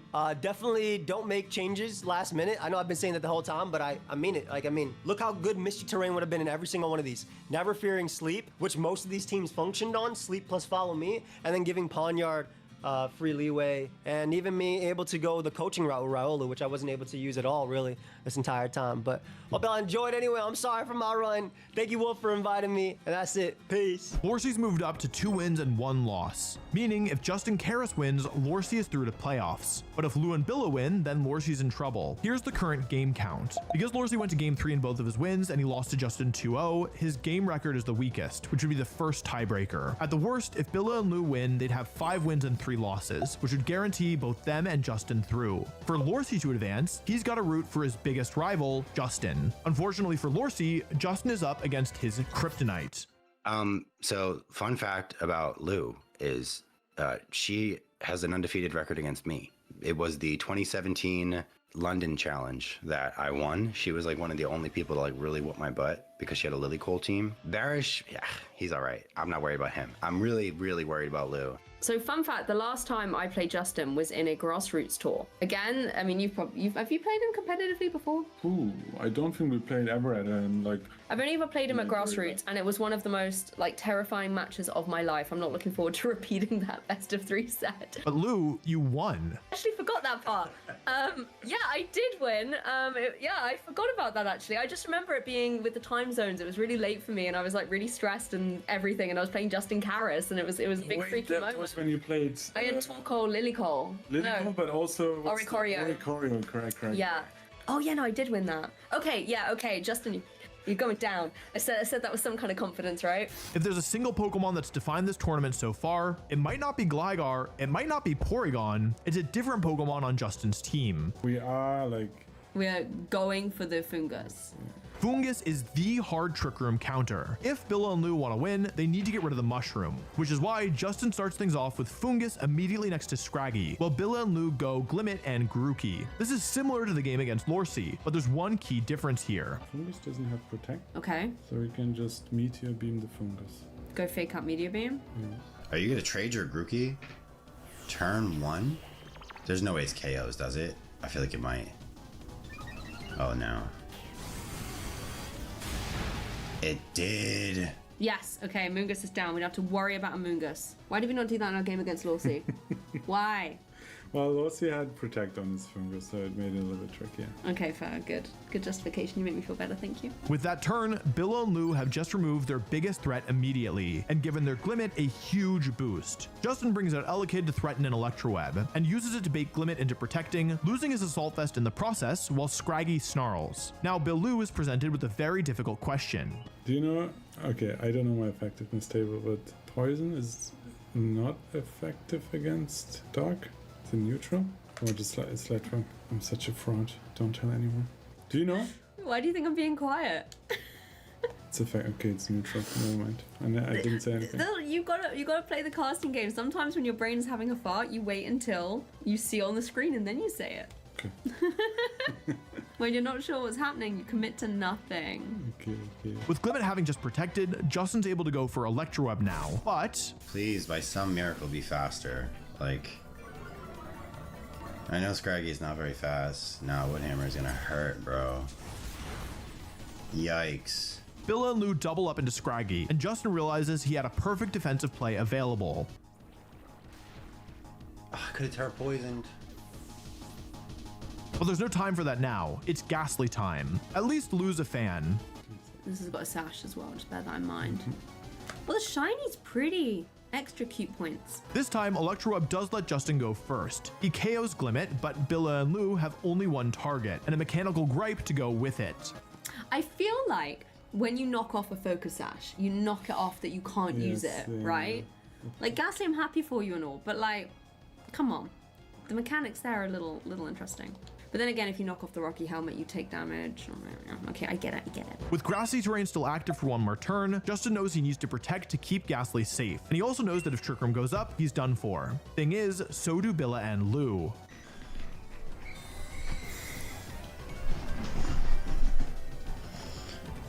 Yeah, okay. Brother, please. You're gonna read me every turn? Billoo seal up the match with a nice protect read, and now it's time for game 2 prep. Here's my idea. Because we destroyed them with Glimmet, they're gonna counter lead the Gligar this time. Yeah, I can see that. I can really see that. So I want to lead Porygon. That gives us a special attack boost. Billa and Lou lock in Grookey Porygon, aiming to catch the Gligar switch up from Justin. Justin has switched, but it's not Gligar who's in the lead now, it's Elekid, a perfect lead for Justin, who can now stop Trick Room in its tracks. Thanks to Covert Cloak, Fake Out won't do anything. Knowing this, Billoo have to settle for a Fake Out into Scraggy, and this time, Justin's making sure to get that Poison Terra out immediately. Elekid taunts Porygon, and Pori trades a Terra Blast right back. Justin hasn't gotten any damage down, but he has achieved his primary goal, stopping Trick Room. Justin opts to protect Elekid, but Billa and Lou read into it perfectly. Yeah, go ahead and do your continuous double knockoff. Double targeting my freaking... whatever, dude. I gotta try and win this game without taking these types of risks, because if I get to a game 3, it's gonna be very useful for me to actually punish it. Yeah, that did nothing. That's a joke. Again, not much damage for Justin, but he is slowing them down. This time, Justin does read the target correctly, bringing in Fungus to tank the double up, and drain punching Grookey for absolutely huge damage. Justin's learned from his game 1. He knows that Fungus is Billu enemy number 1. He exploits the eagerness on Billa and Lu's part by immediately switching it out into Elekid, keeping the mushrooms item safe and buying time for Scraggy to freely launch another attack. It's okay. I think I survived this now. Please. Okay, whatever. The miss on Grookey is honestly fine. Justin would probably prefer not to give them the free switch, and the Porygon hit is all that matters for Elekid to survive. Justin is absolutely dancing now, pivoting perfectly, ignoring Grookey, and continually weakening his opponents. For the record, that Porygon is now at -2 special attack, and the Lay down. Dude, lay down.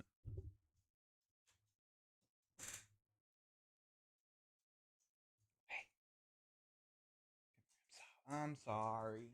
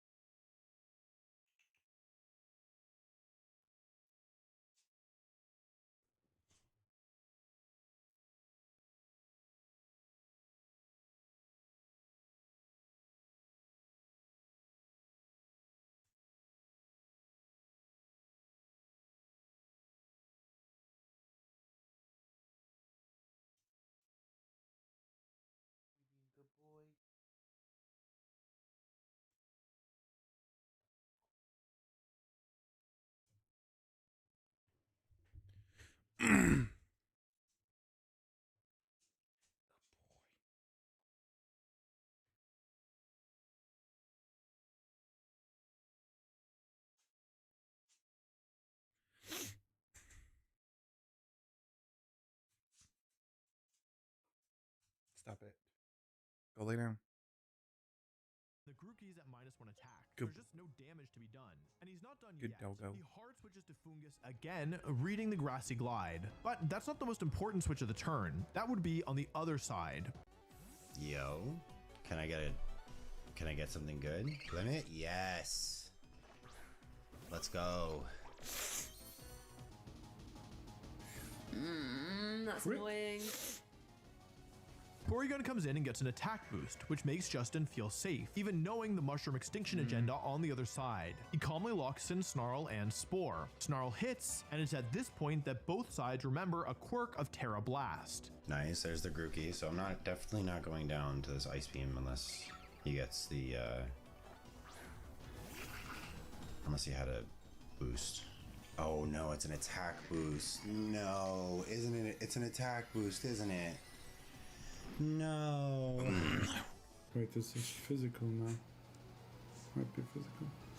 It's not Ice Beam, it's Terra Flying Terra Blast, which is now a physical attack, meaning that Snarl did nothing and the download boost is actually relevant. Once again, Fungus is in danger. The attack goes off and... I'm living, let's go. Fungus, you beast. You beast of a little mushroom. Little portabella.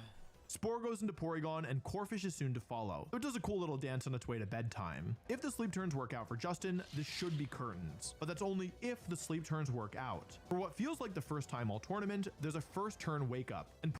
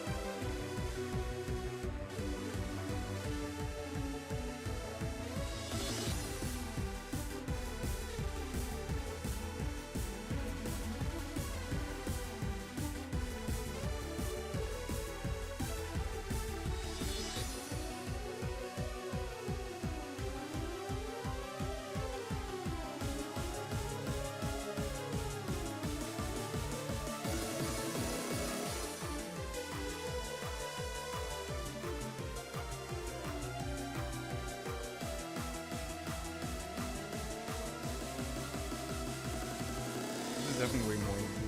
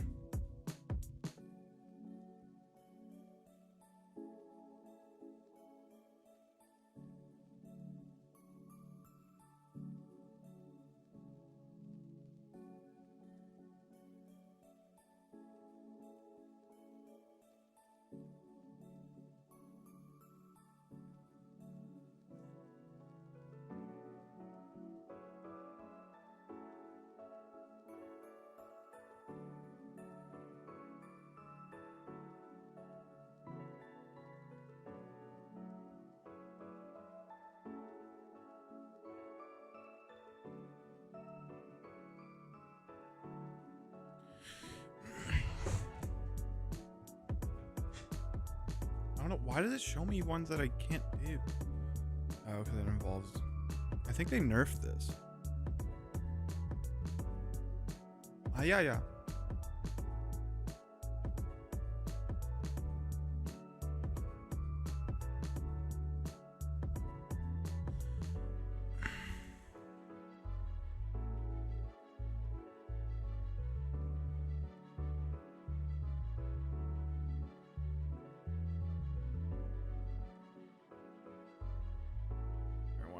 One second, bro.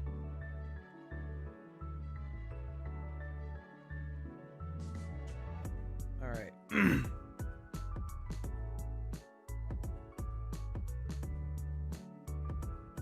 Fort Piscalarius.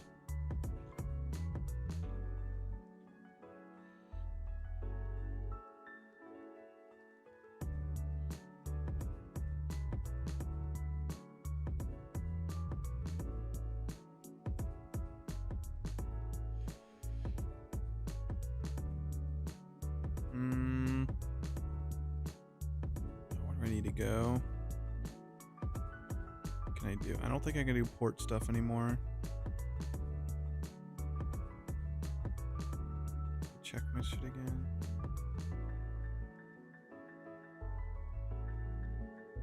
$2x, it's 94k an hour. Might be harder to do.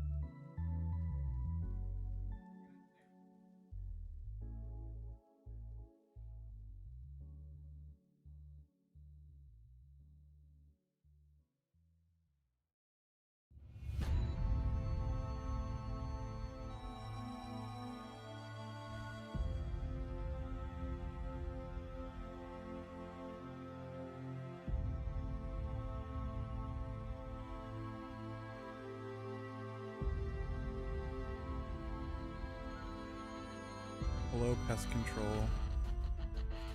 Let me go to the pandemonium.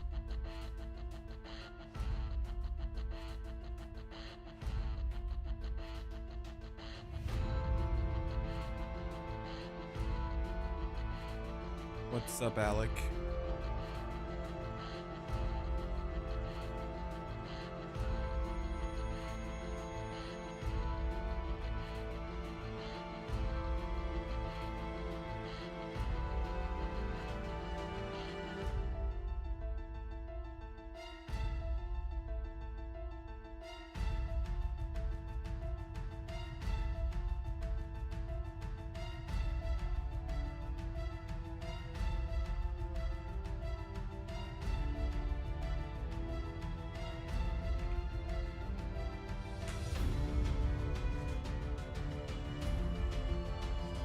Man.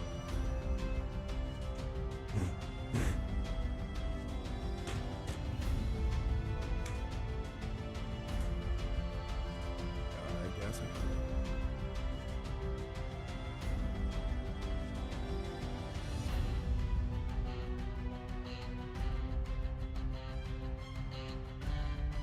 I'm gonna add some hooks, I guess.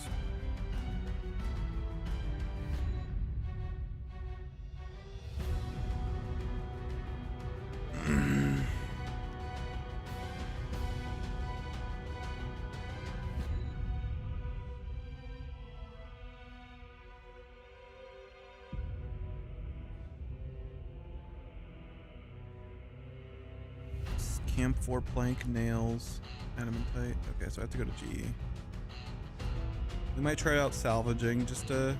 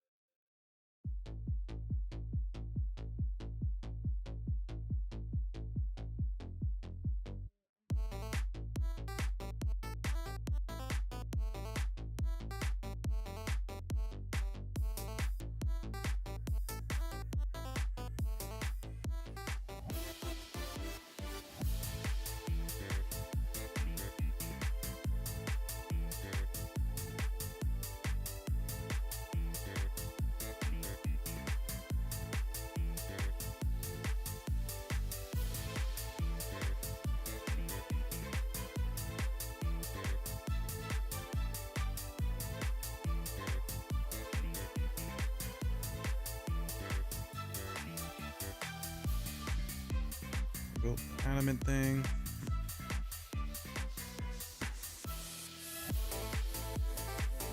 $72. Close to that.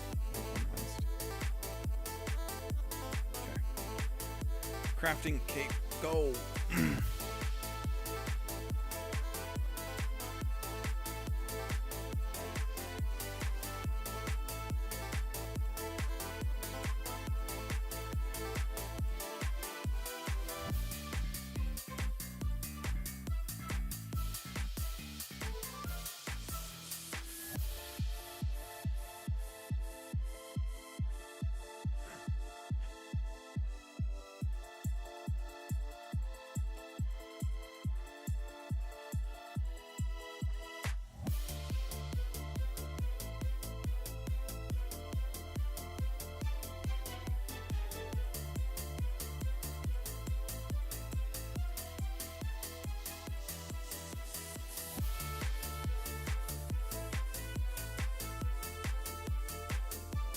God.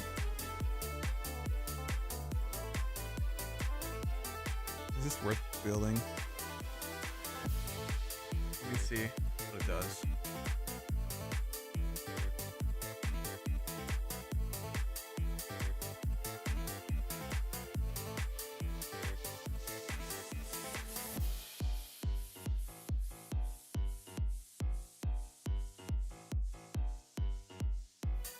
So 25 adamant bars.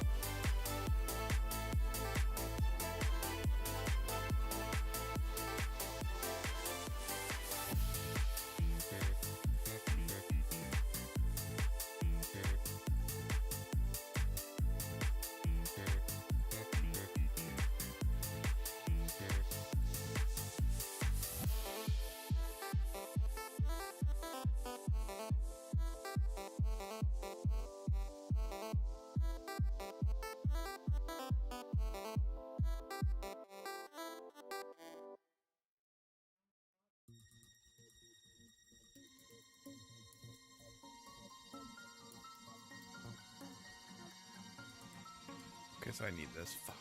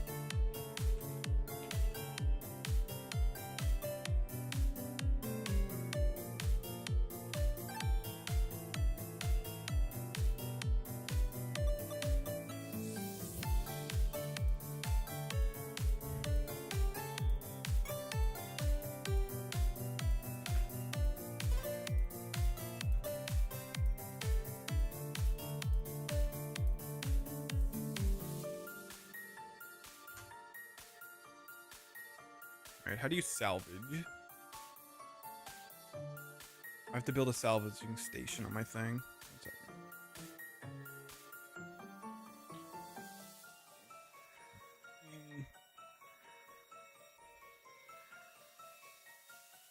1 second. $42. Teaks and steel nails.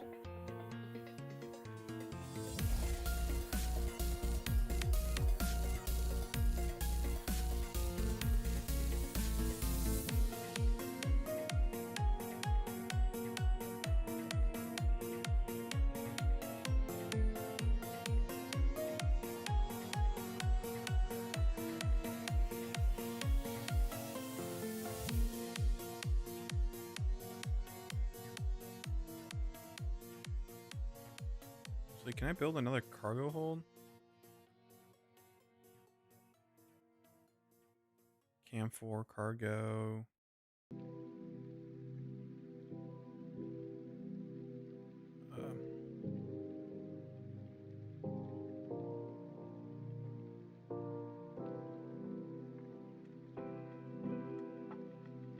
No.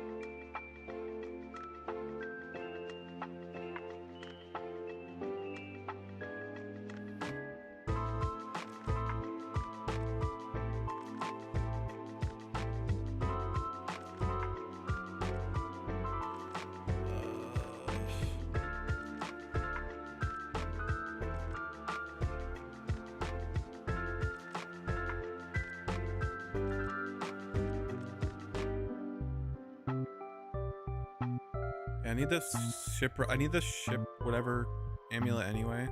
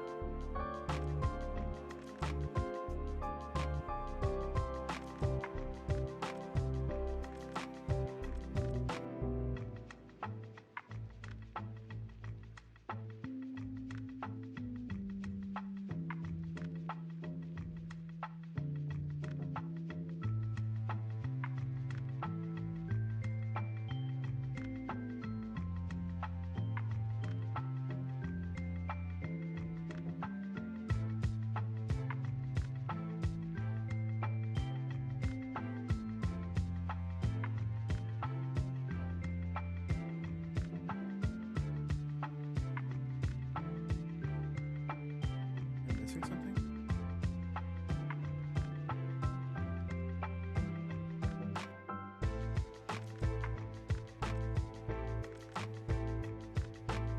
Teak plank, 16 steel nails.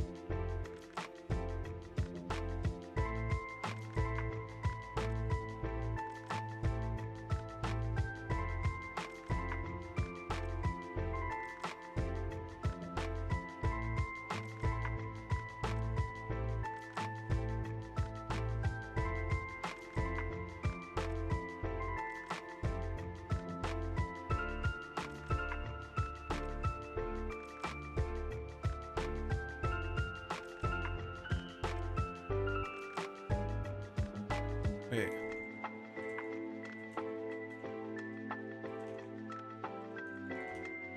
How to build salvaging station.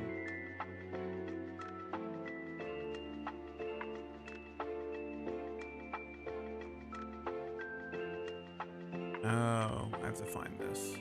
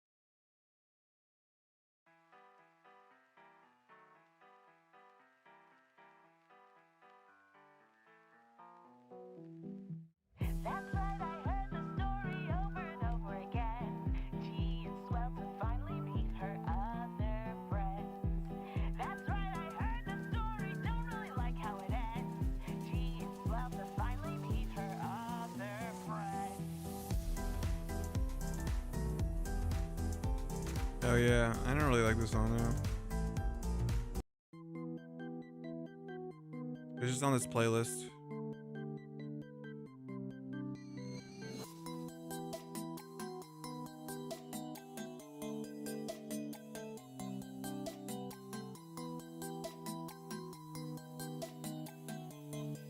I just go to Port Roberts.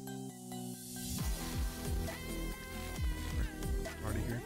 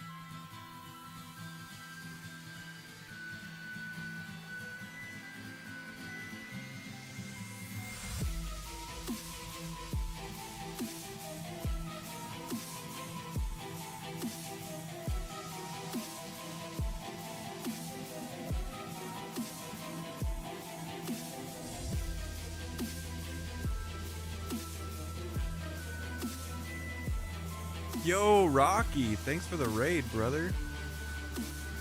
I appreciate it. I didn't even notice I was so fucking mad that I...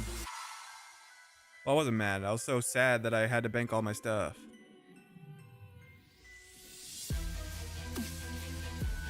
Wait, do I even... Oh yeah, because I need the key, so I have to go back.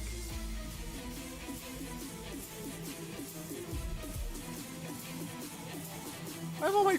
and my outfit. Let's go north, I guess.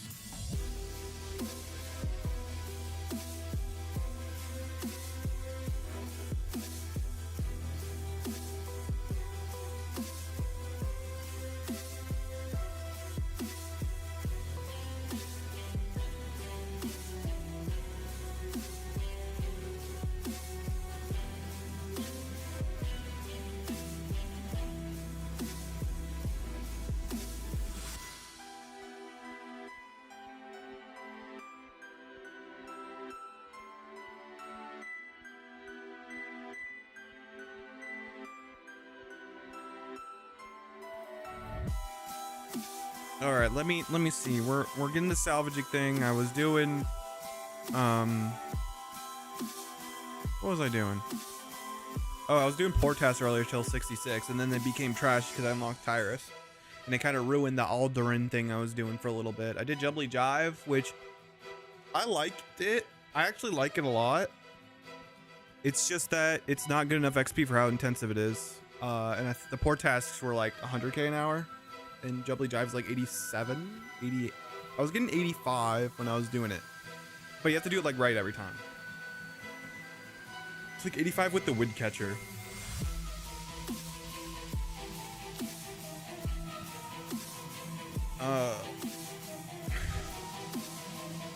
Boom, boom, boom. Boom, boom, boom. Boom, boom, boom. My outfit. This was my outfit. I want to wear my PVM outfit because I can. Actually, I'll wear this.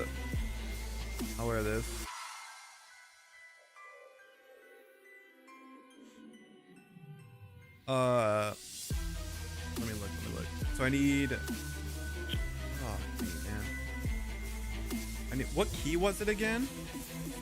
Key. What was the key called? Small key. Okay, that makes sense. And then I don't need. What else? Let me look at my game chat. Remind me what I need to build. The salvaging station. I already. Okay, so it's just teak and the adamant. Okay. Simple enough. I just need to build that.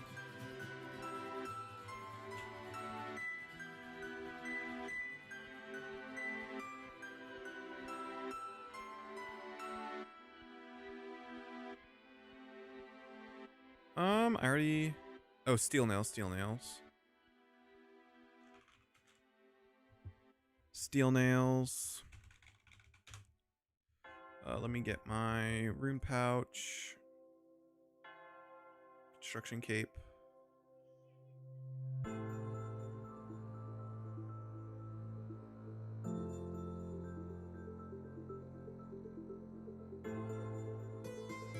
Let's go, baby. I don't remember what else I had, but who cares? Unless... Do I need anything else to build this thing?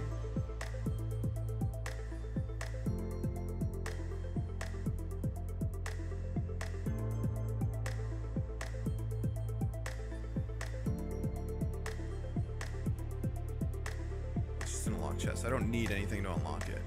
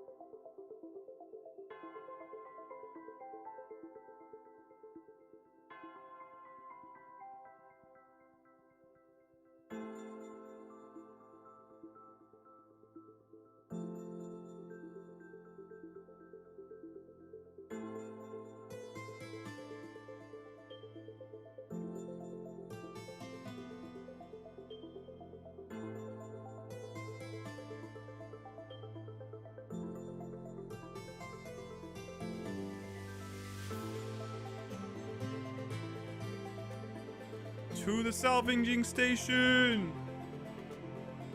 Boom, ba-dum, boom.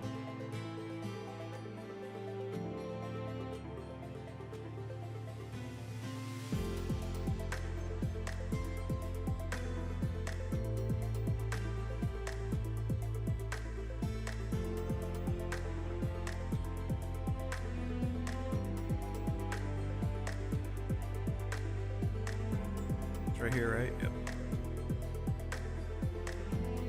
It's right here. Shit.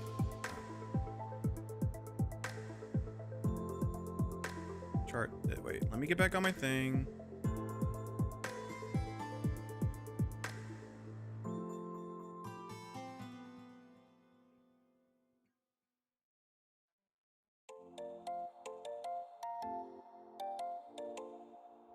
Where's the chest? Oh, it's right here.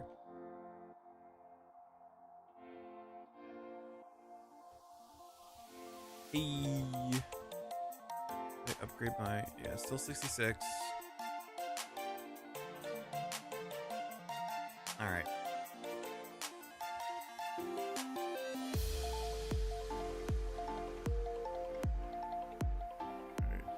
Let's go back to Pisca, whatever. Dude, this shit, 60k to recover it. I am not doing that. Or 80k actually, with all my shit on it.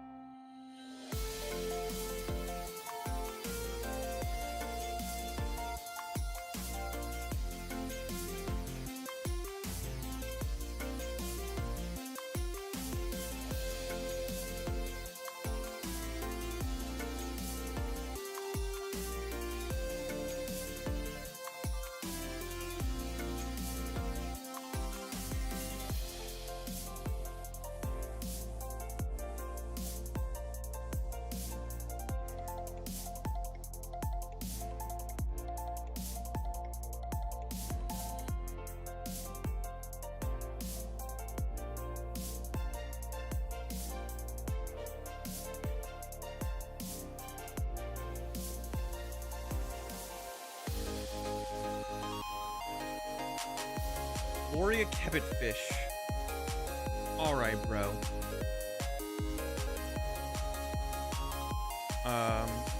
Gloria Kebbit fish. Oh.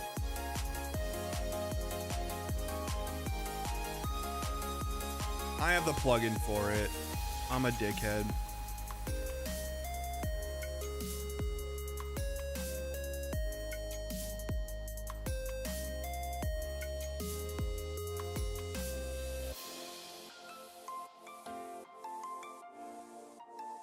All right, let's go to, we can customize it here, right? I can customize it here.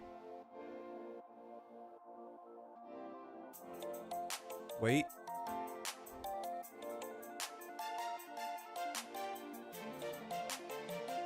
Where is, right?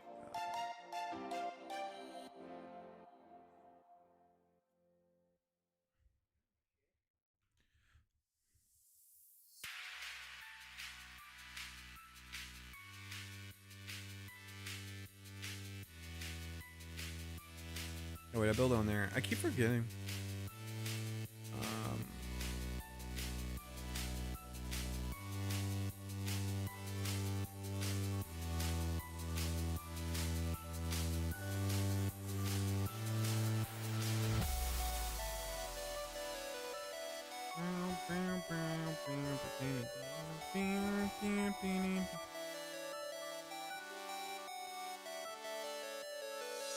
What are you honk for?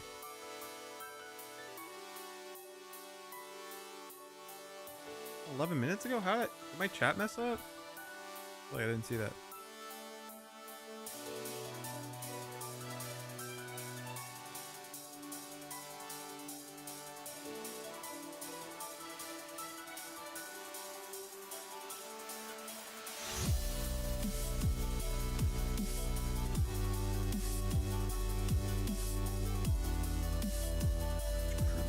Where's the crewmate person?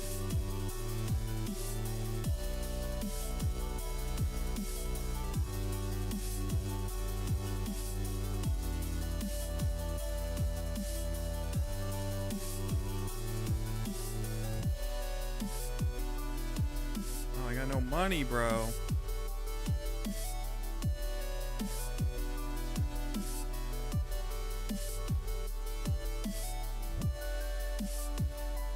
Change this.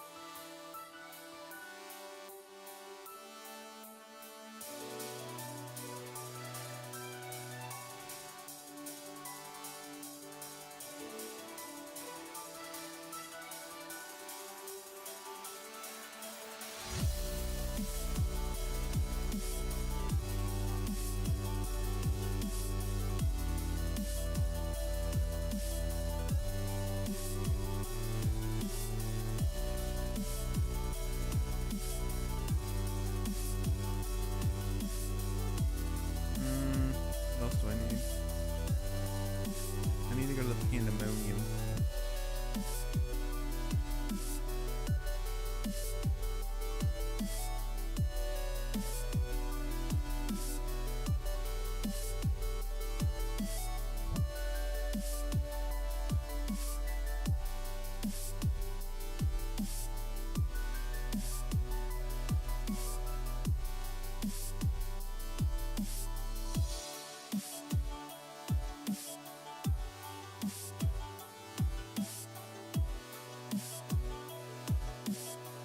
So what do I need it for? I need...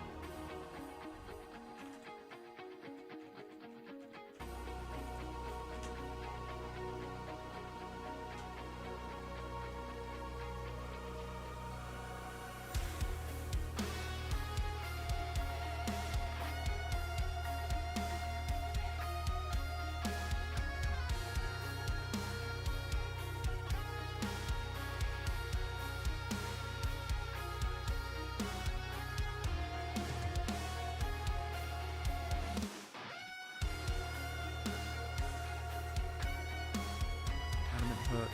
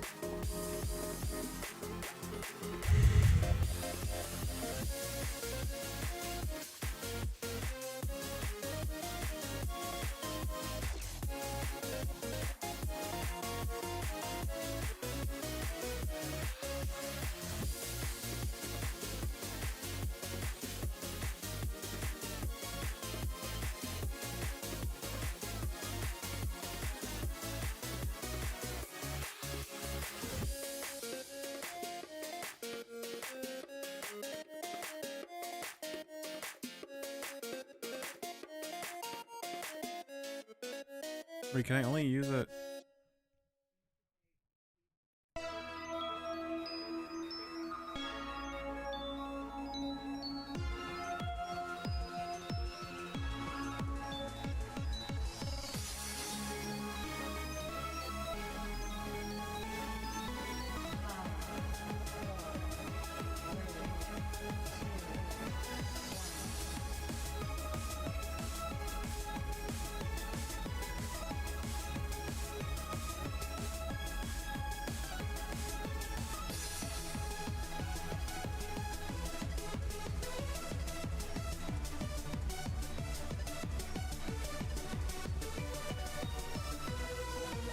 Wait, do I have to?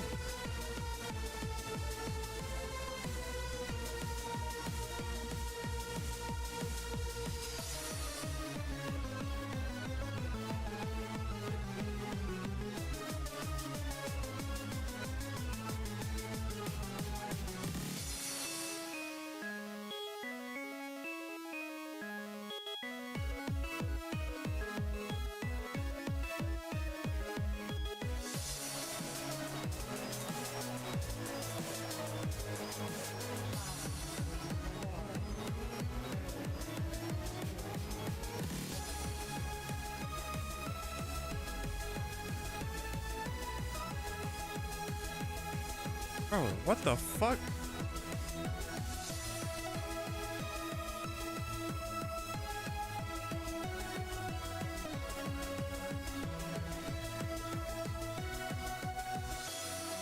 Bro, what is it doing?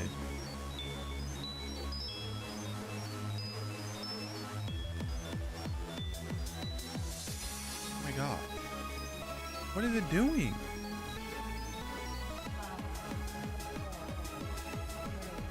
Stop turning!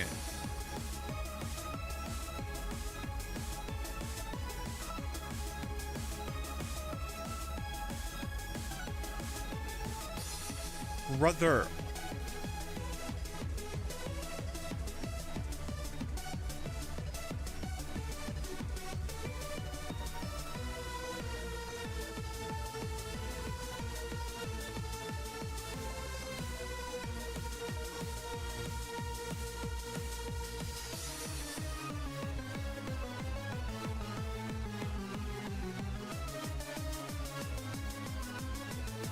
Jesus fucking Christ, I don't understand.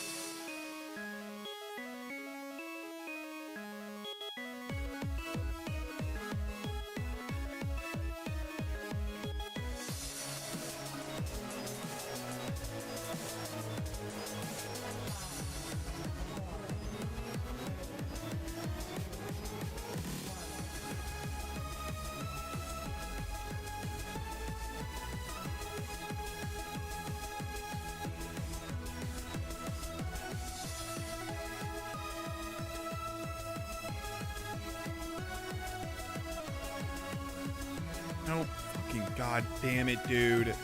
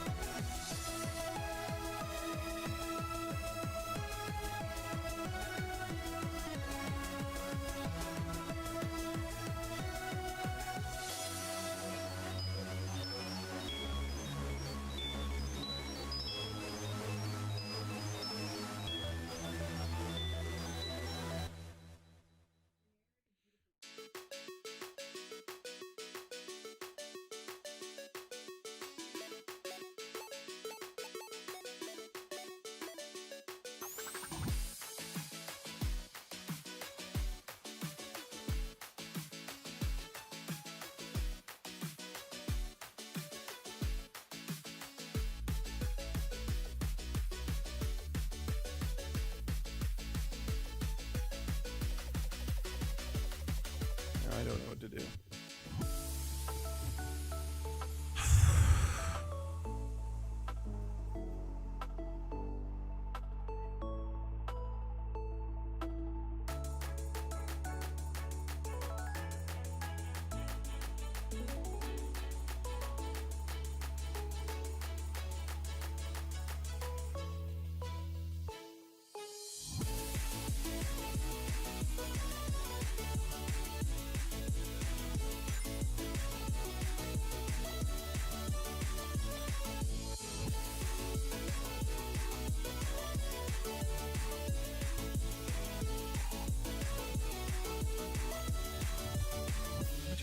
I don't understand. Why am I only getting 30 XP?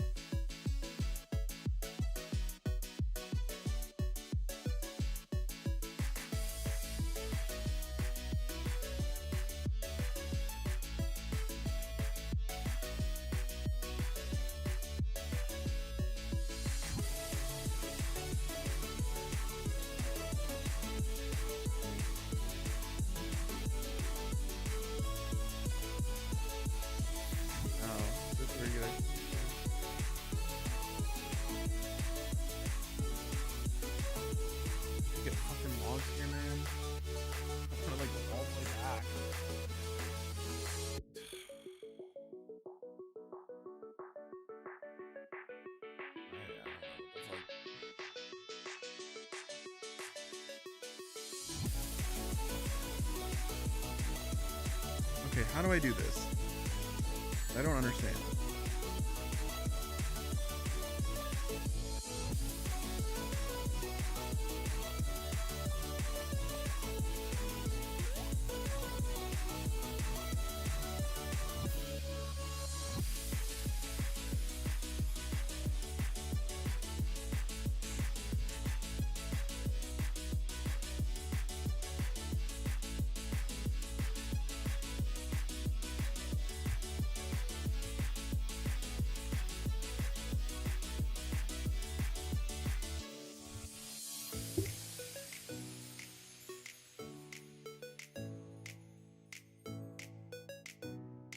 I just don't understand. How do you get the best XP out of this?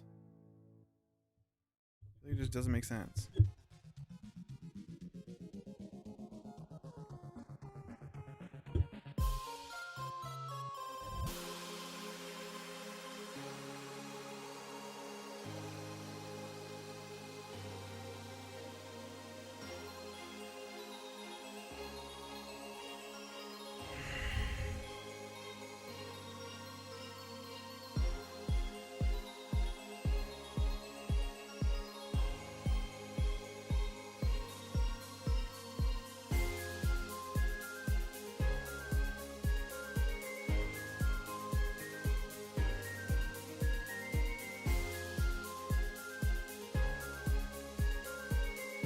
Oh, I see. What drops do you get here?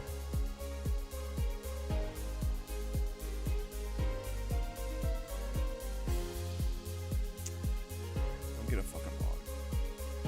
Go all the way back because I fucked up.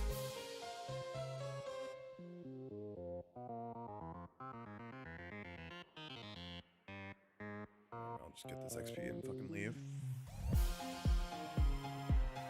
It's annoying to get in this fucking thing with this big fucking boat. I'll just use my other boat.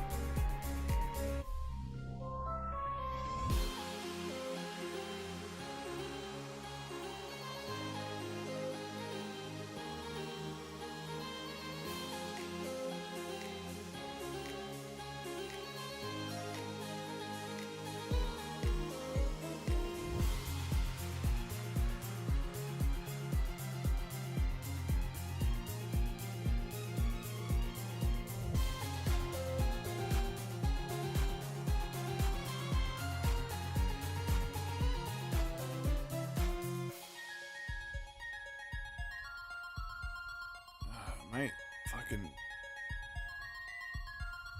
feel like I should be a way higher XP. I'm just making everything too complicated. I thought I'd be in the 80s or like high 70s.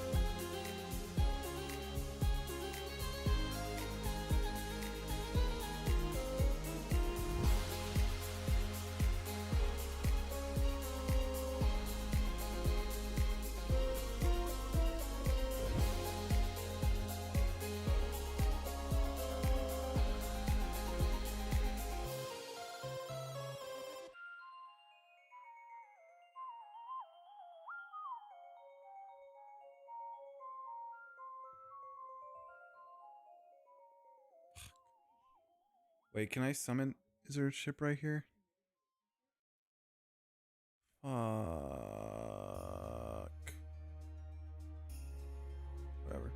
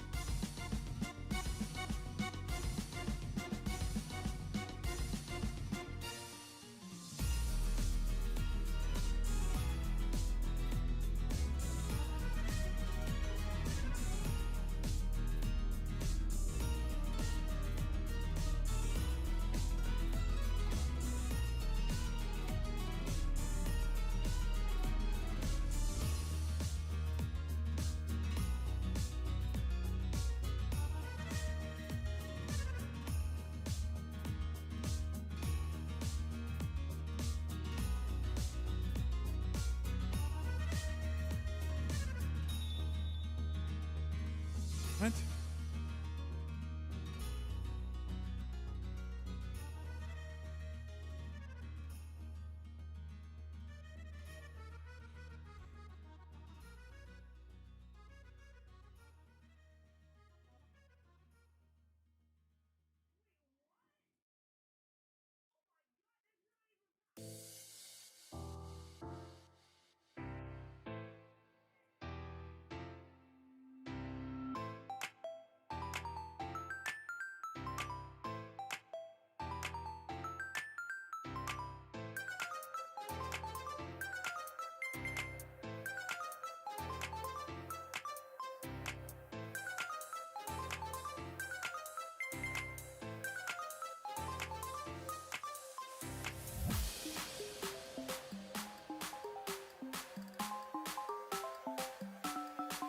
Dude.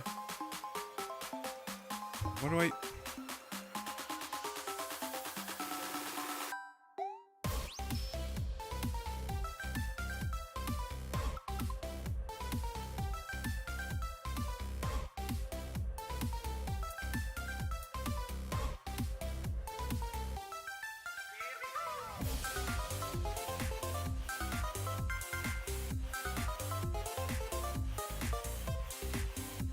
What am I supposed to do? What is going on? I don't. Let me look at something.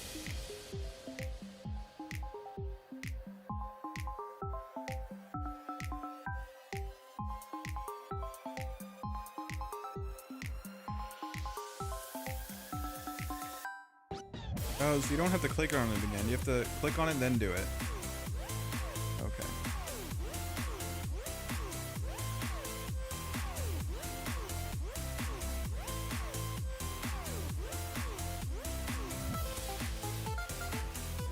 Dude, what?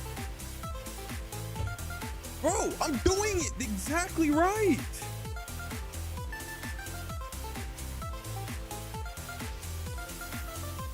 I don't understand what. Why is everything? Why, like, to get even decent XP in this fucking, you have to fucking unlock nuclear physics.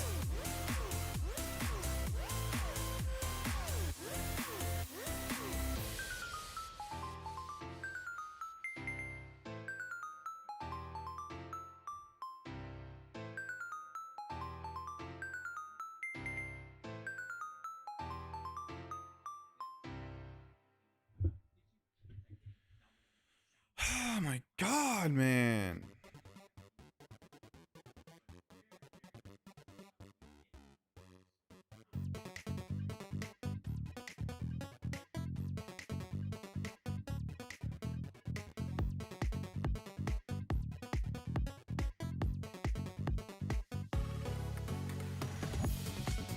Dude, leave!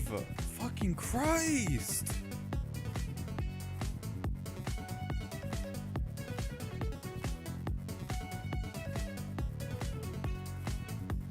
Stupid fucking boat, man!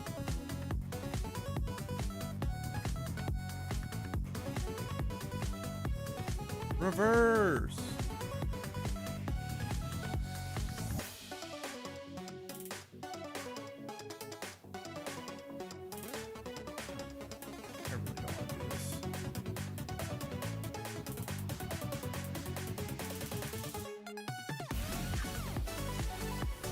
Bro, just get me off the fucking thing!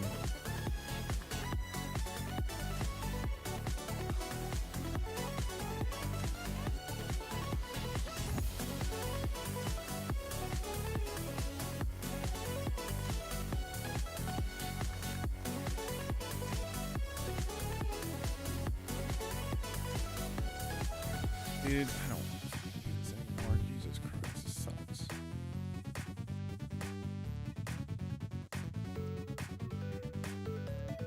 I don't want to fucking salvage. I'm not doing anything.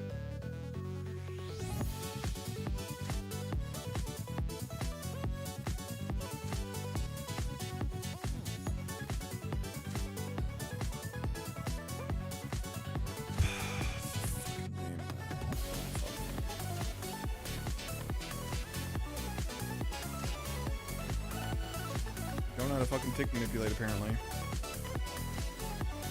And I can do it with every other fucking skill. Just doesn't make sense to me.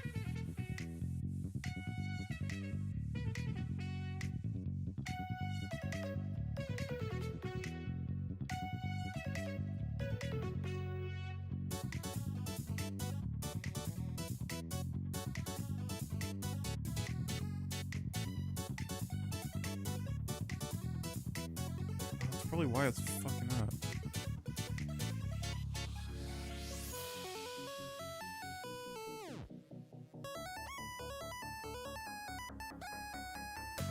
Should you sort through your salvage? Or do you just drop it? Is dropping better?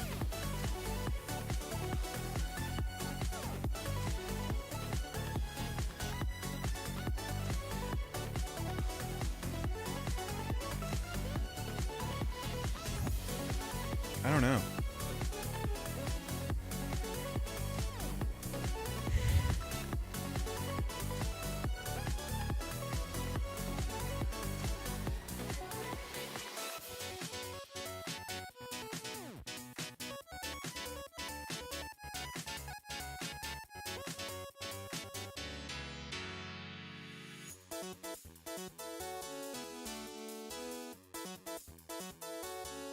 Oh shit. What do you use to charge it?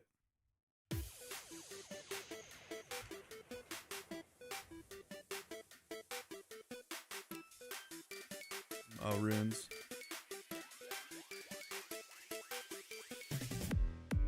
Laws and waters.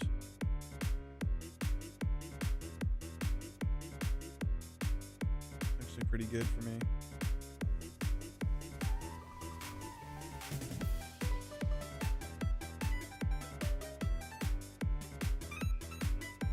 When I have 450 and I got it pretty fast.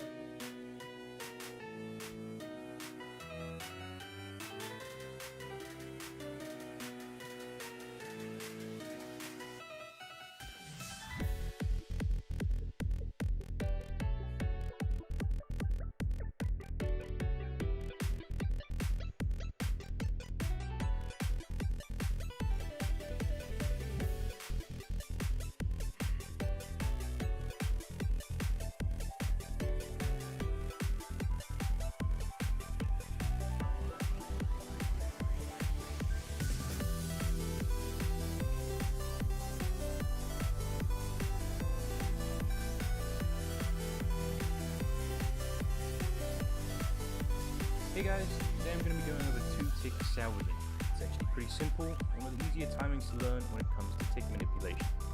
All you're going to need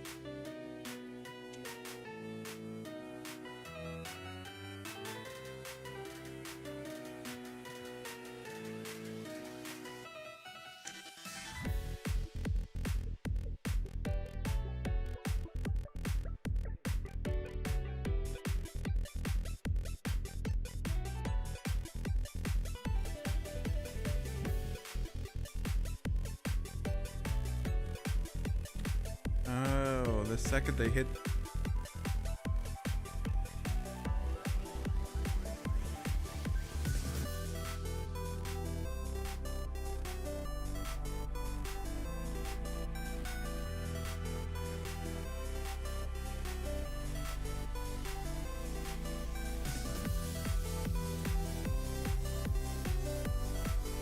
Bro, what?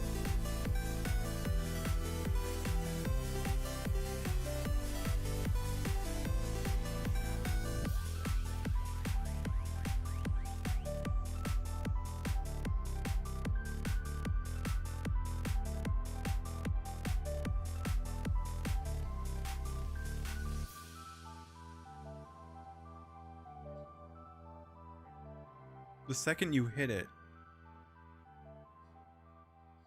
the second you get there, you click it.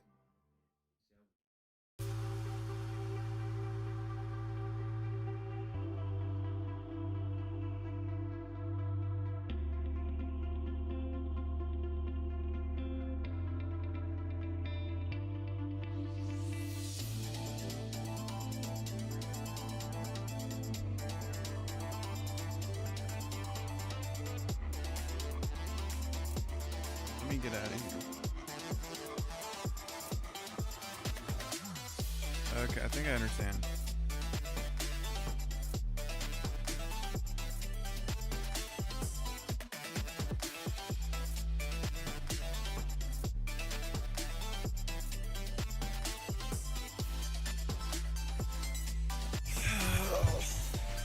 Go to bed with like literally no progress for like the last 3 hours. Fucking awesome.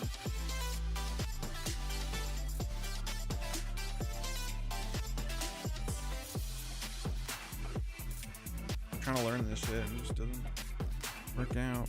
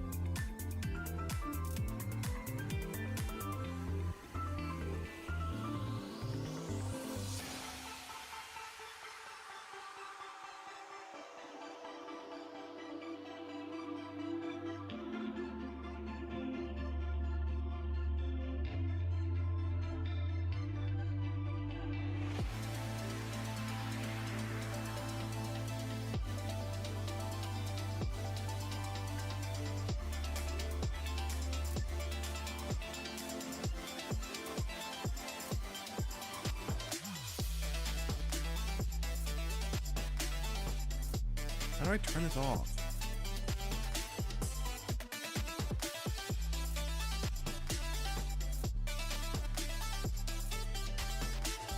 How do I turn this off? This Windows update shit.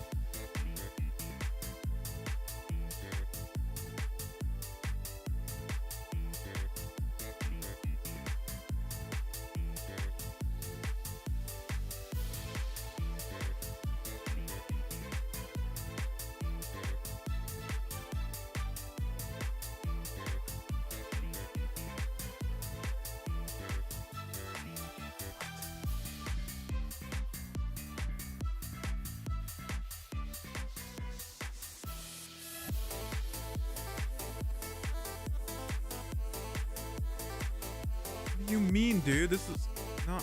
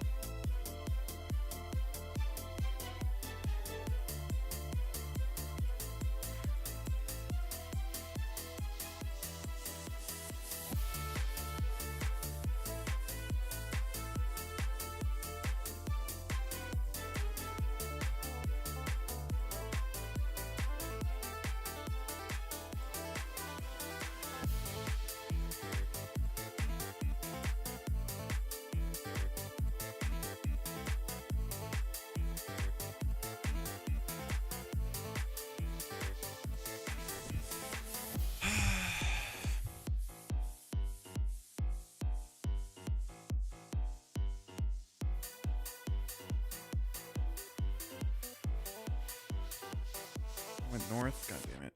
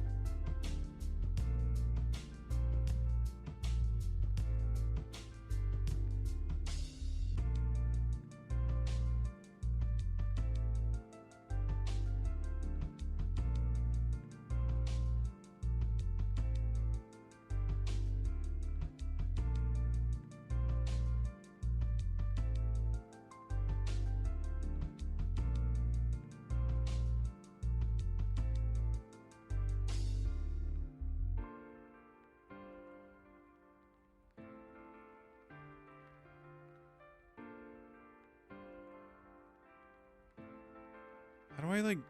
I need to...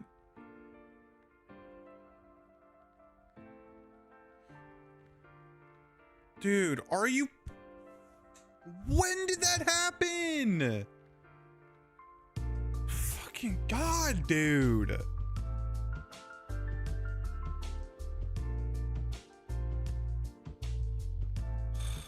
I need to bring multiple because like I literally just can't do this anymore.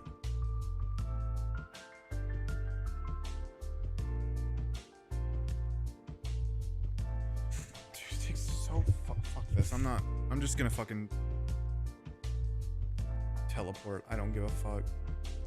I don't fucking care, man. Jesus fucking Christ, dude. That's so fucking annoying.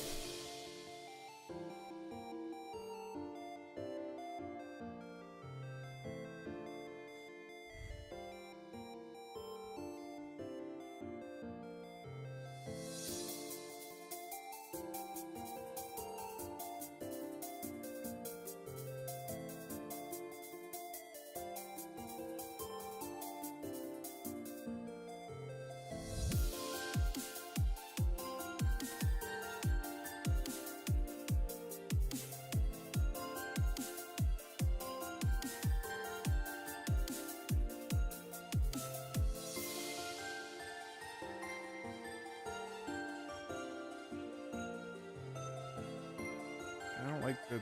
Can I get like rid of the sail?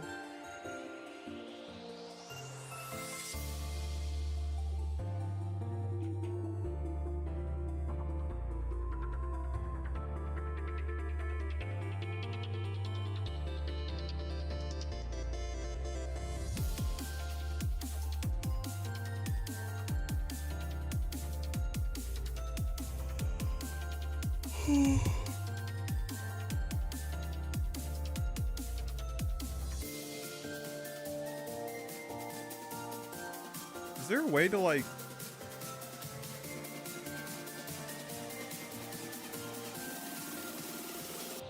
Like, it'd be nice if like...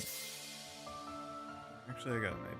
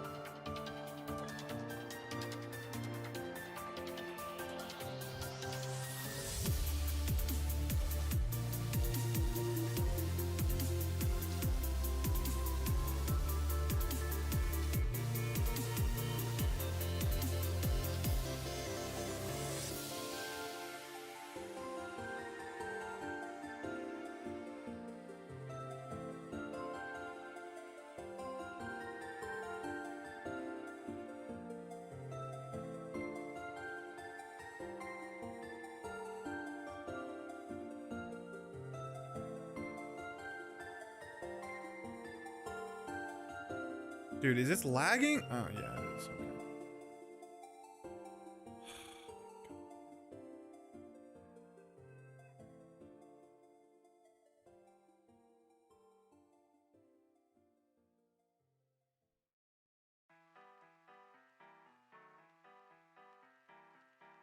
Yeah, my fucking internet's lagging like crazy.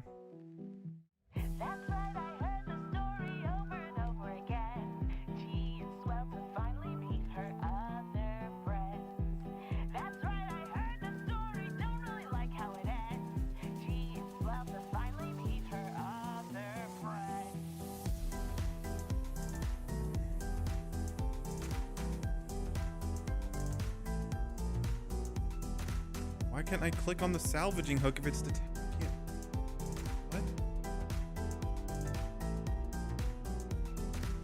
That's right, I heard the story over and over again. She is swell to finally meet her other friend. I just want...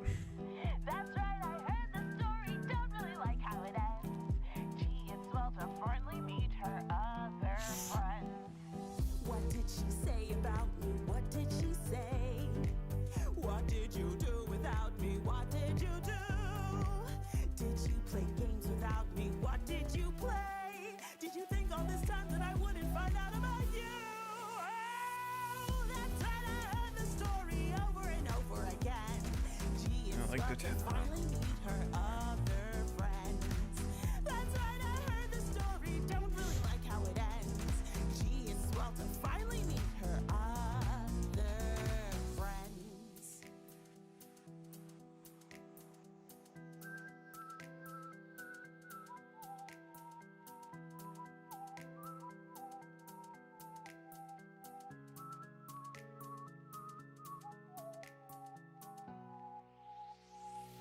Who am I? Dude, I just... Who am I? What are you even saying? I'm the loser. Why can I make it so the camera just... It's like detached. Let's play. Whatever, bro. That's right, I heard the story over and over again.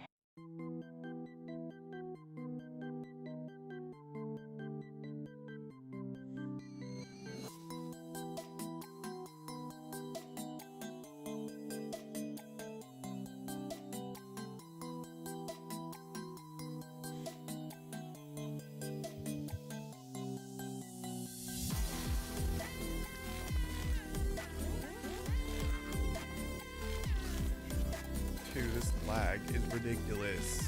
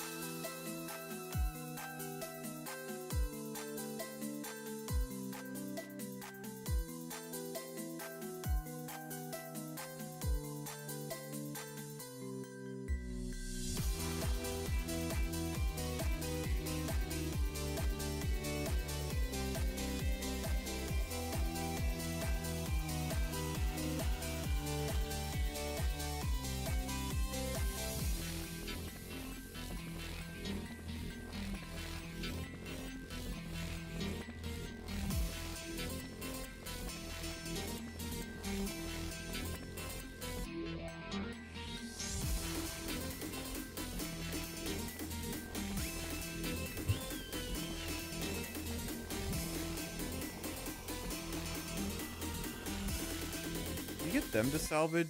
Do you get them to sort your salvage, or do you just do it?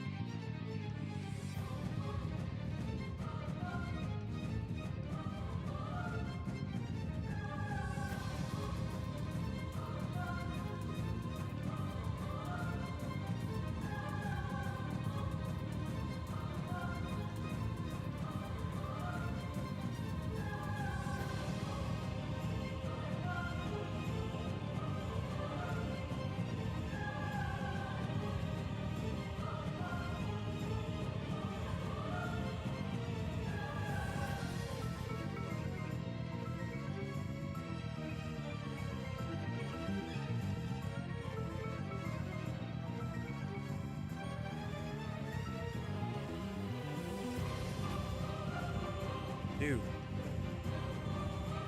No, no, no, no.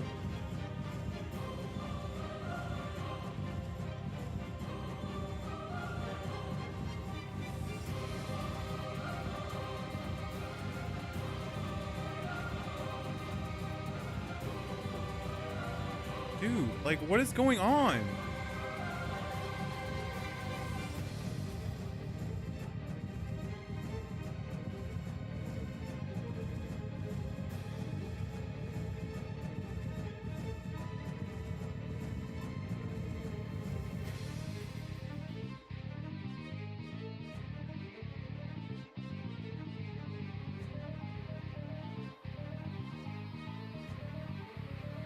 Okay, I double clicked.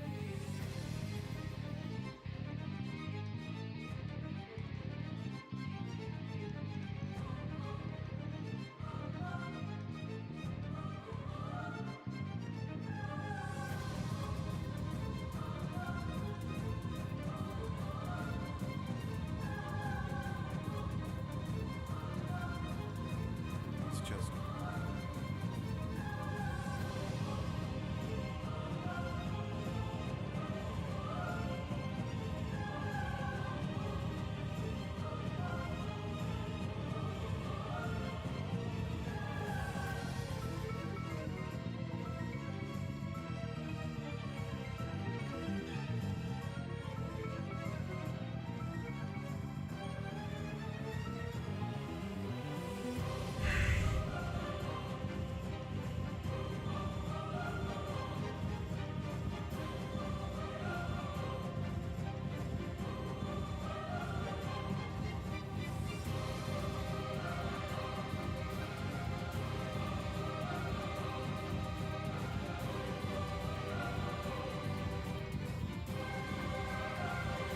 Am I supposed to only have one?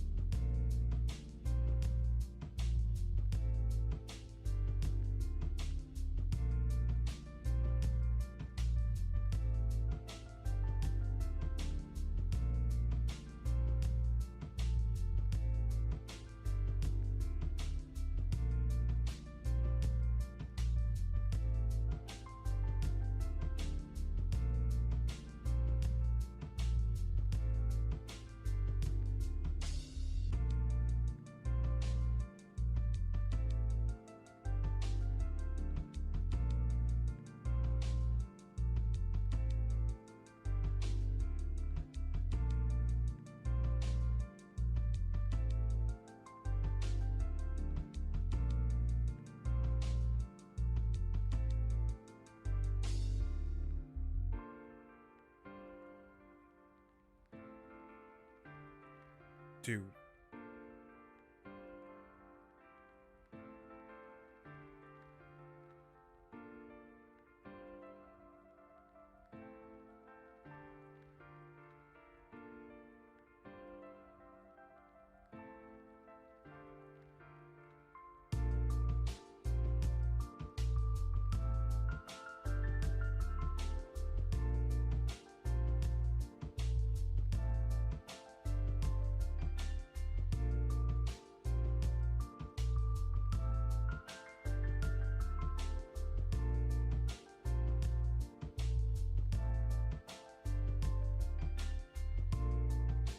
Bro, I'm clicking on it.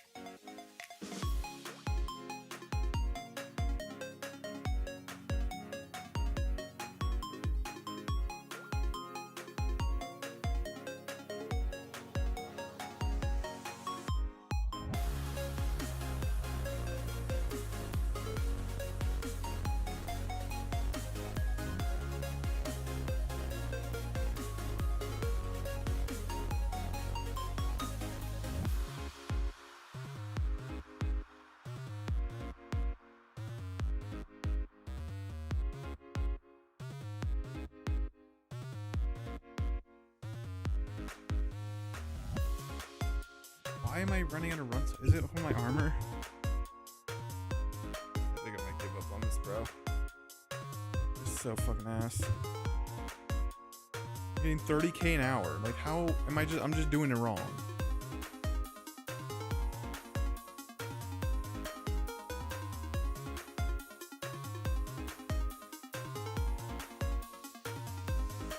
I have no idea what the fuck. Every method I do, I get abysmal rates.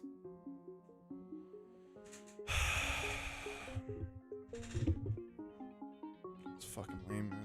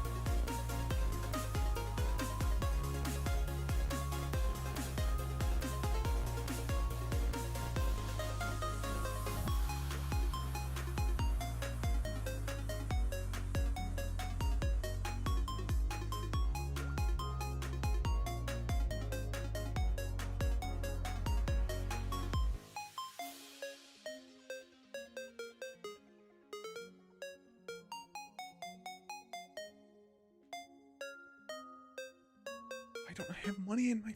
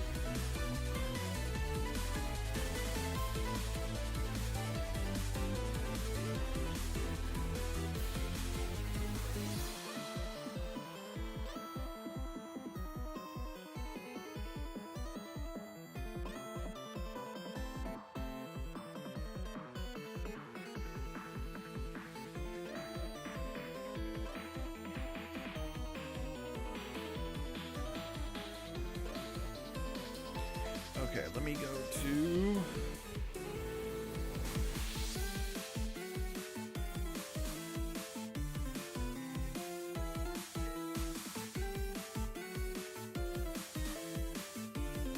What does that even mean?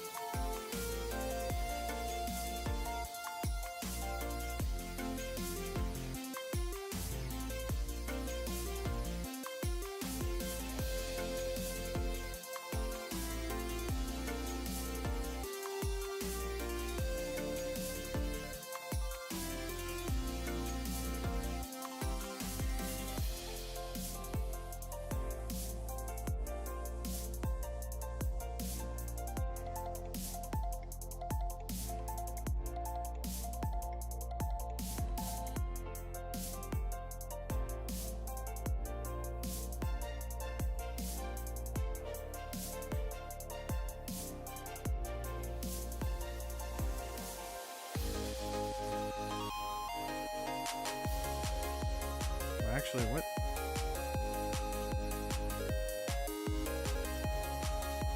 I can upgrade this boat pretty massively.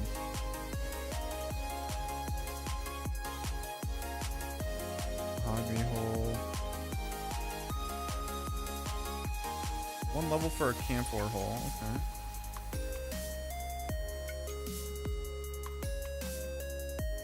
This helm.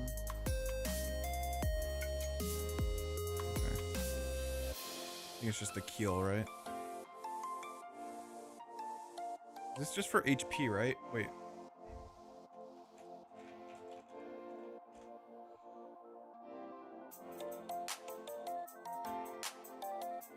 Okay, I don't need this now.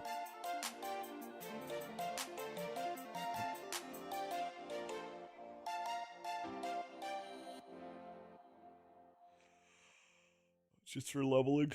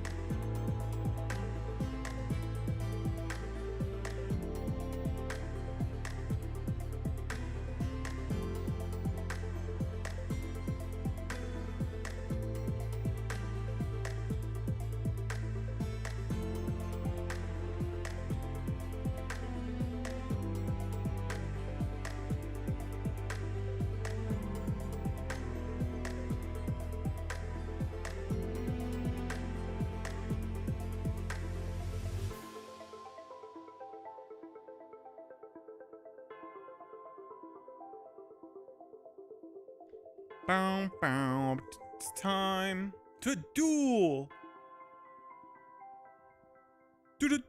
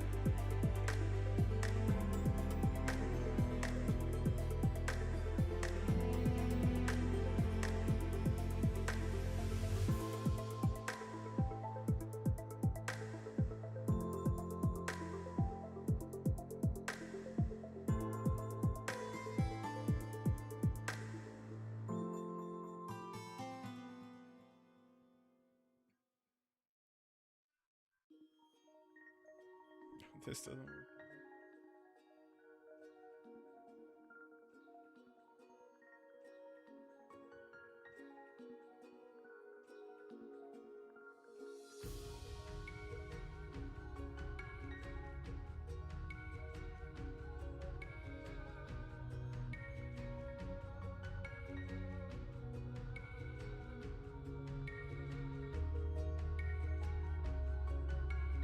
Alright, we're about to do some Barracuda.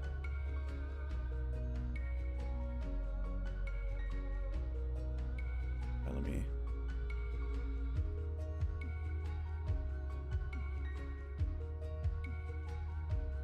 Do I have?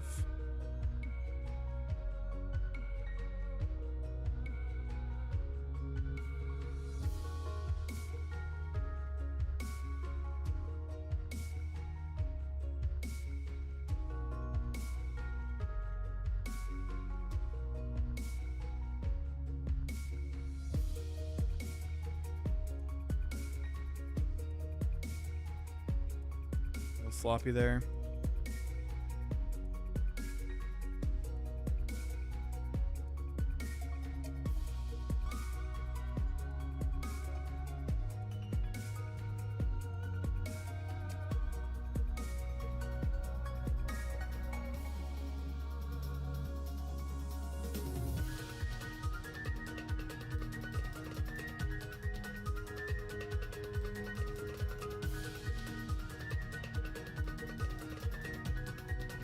Exhibit A of like why this shit sucks too.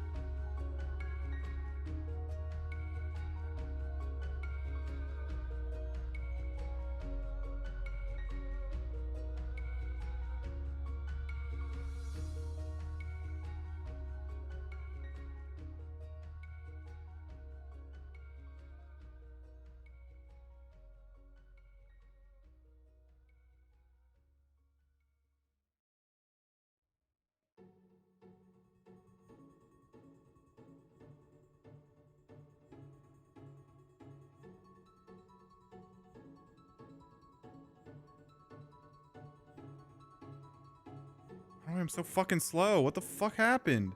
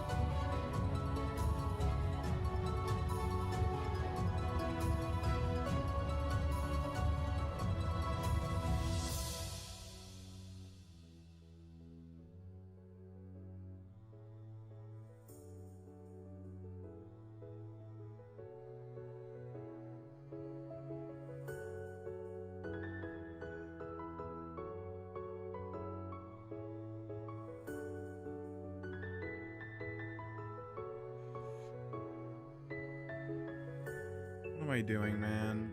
What am I doing?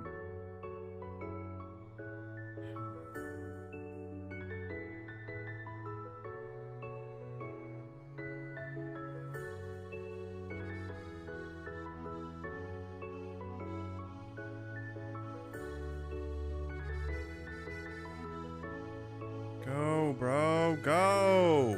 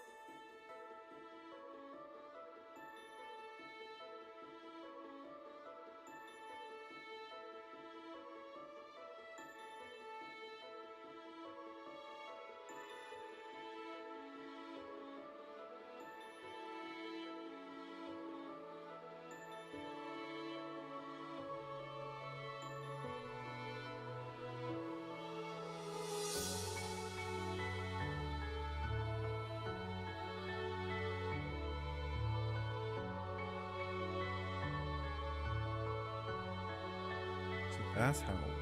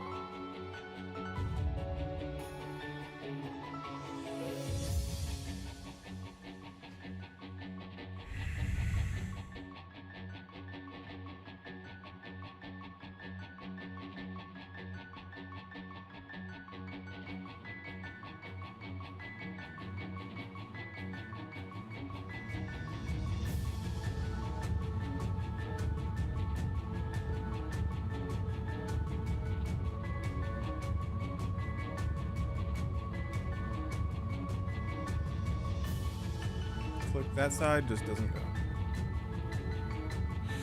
Jesus fucking Christ, bro. It is insane.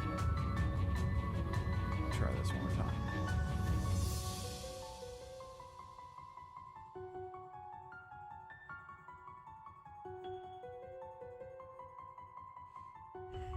bonus XP.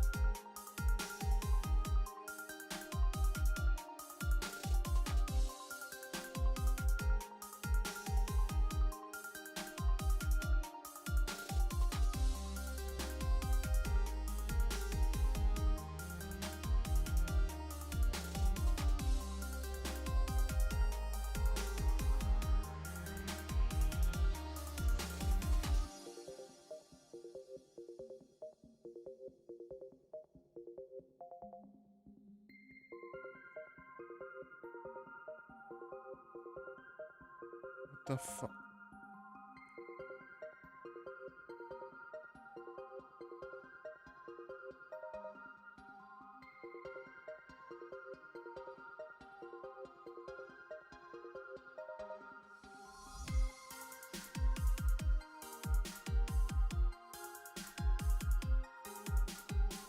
I didn't have a win thing here. I should have saved it. I didn't know I had to go through here.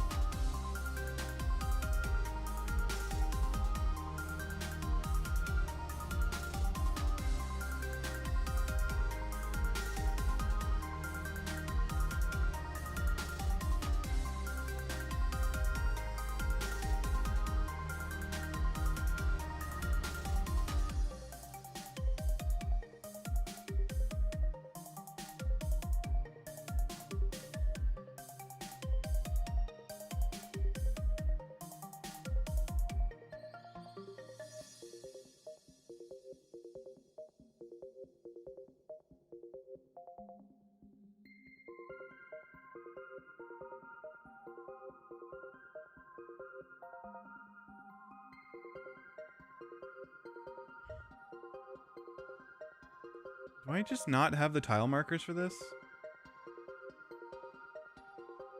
I'm confused. Did I just...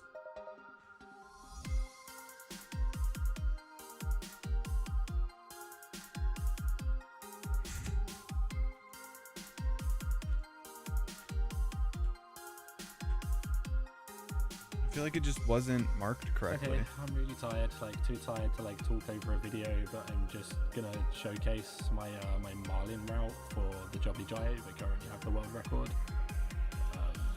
Yeah. Really?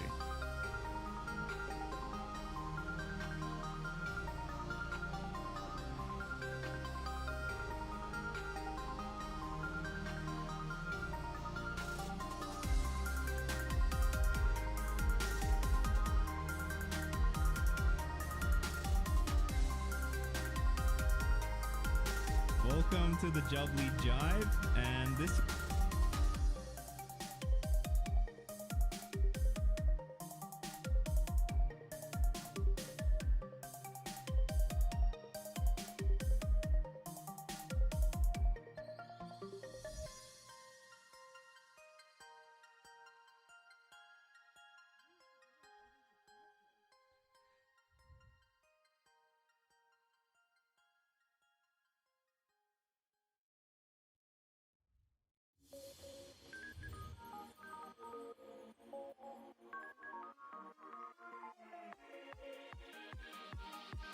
Okay.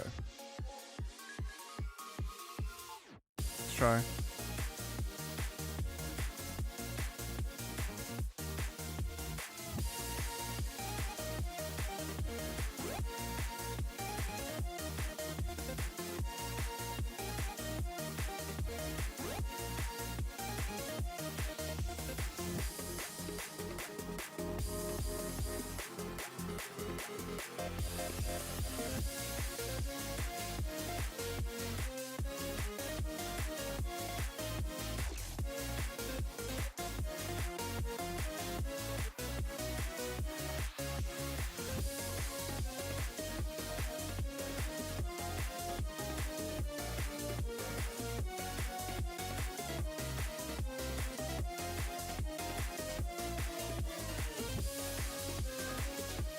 Oh shit. Now I see. Oh, okay. I get it. I get it. I get it. I get it.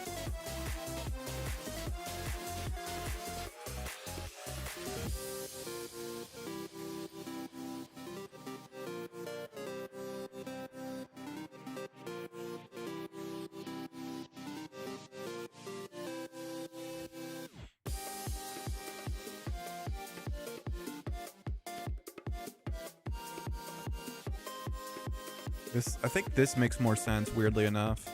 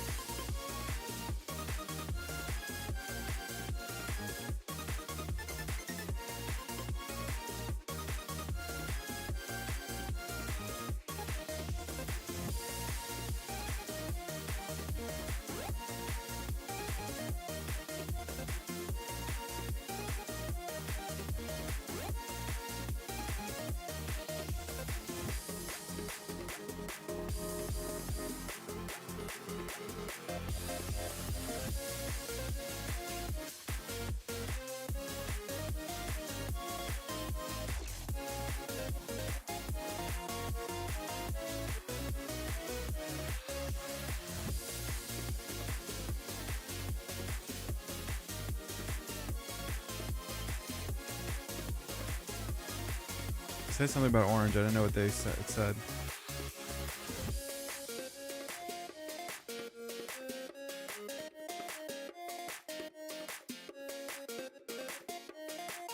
I don't know what these colors are doing, but.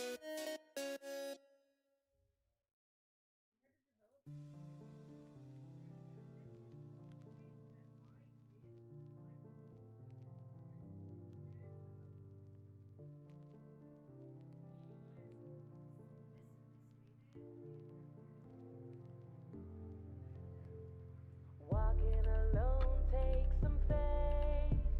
Trees are gray, lights are blue haze. Walking alone takes some faith. Wind is pale, cutting through the day. I'd rather be out in the summer rain, getting soaked. Yeah, I wouldn't complain.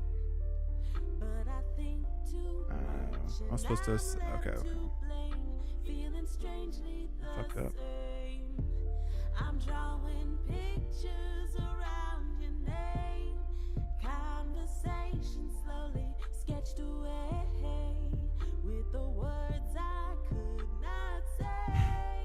Couldn't find any way. Walking alone takes some pain. Leave behind lonely lovers' face. Now that the calm's been replaced, road you take fills with heartbreak. Walking alone takes some faith. All the love in a state that you can't touch, hear, or taste, and the grace just falls into place. And no one can cloud the sun when you live your way. I don't wanna run and hide underneath the shade. No, no, no, no, no, no. And no one can cloud the sun when you live your way. Oh, it's a yellow. Ah, okay, I fucked up.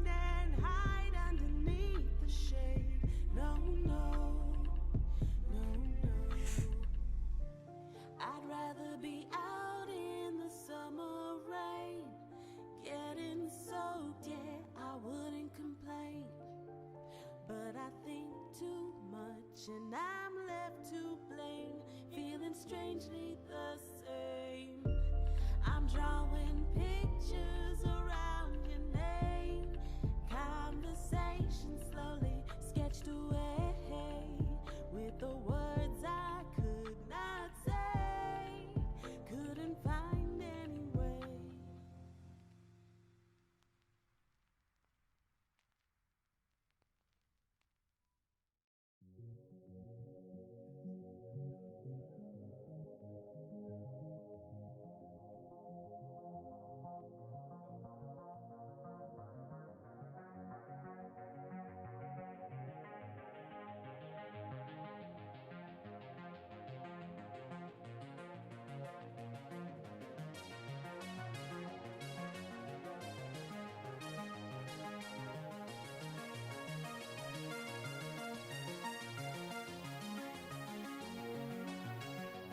What?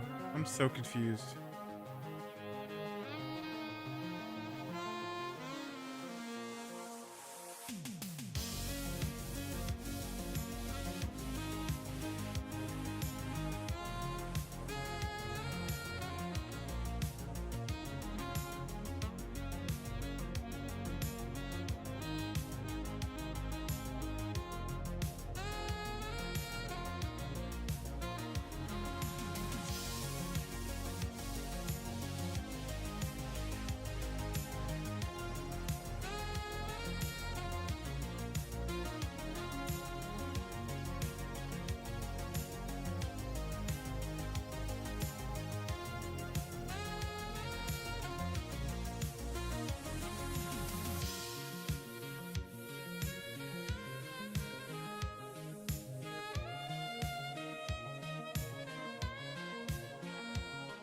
Clicked outside the game and it just...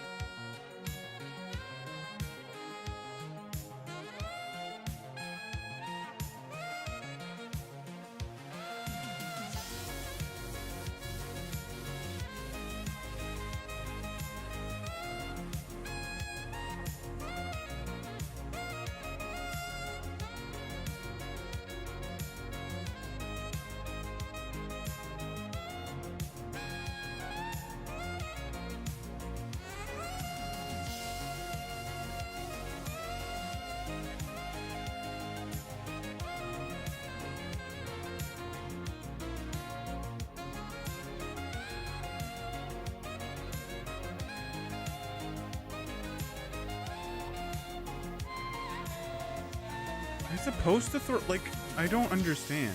What is purple... Wanna get out? It doesn't say to pick up... Oh.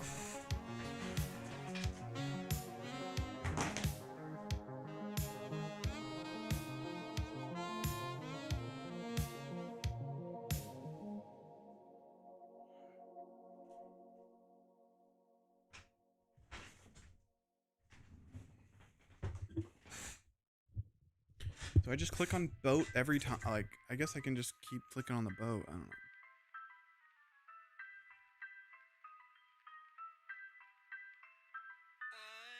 Mr. King Dice, I'm the gamest in the land.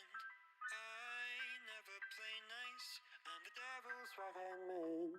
I can't let you pass, cause you ain't done everything.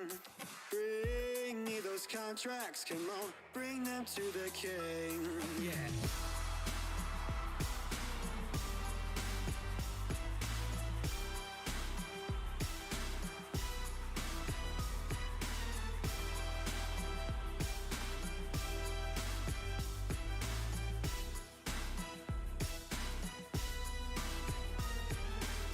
If you haven't finished your task, haven't worked assiduously, no, I cannot let you pass. Don't you mess with me.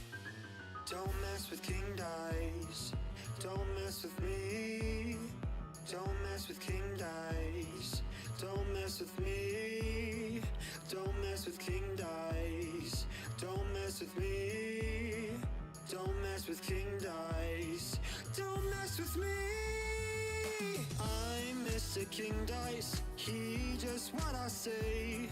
The devil has his price, and I'll make sure that you pay.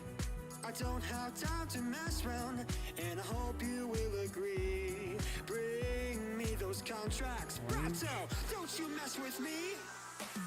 Where's orange?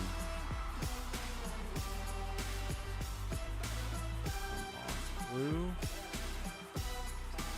What are these colors? Like, what do they mean?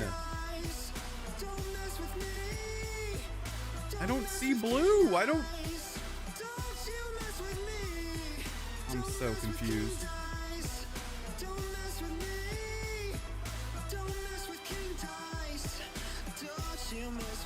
Oh, I don't have a mark. That's why.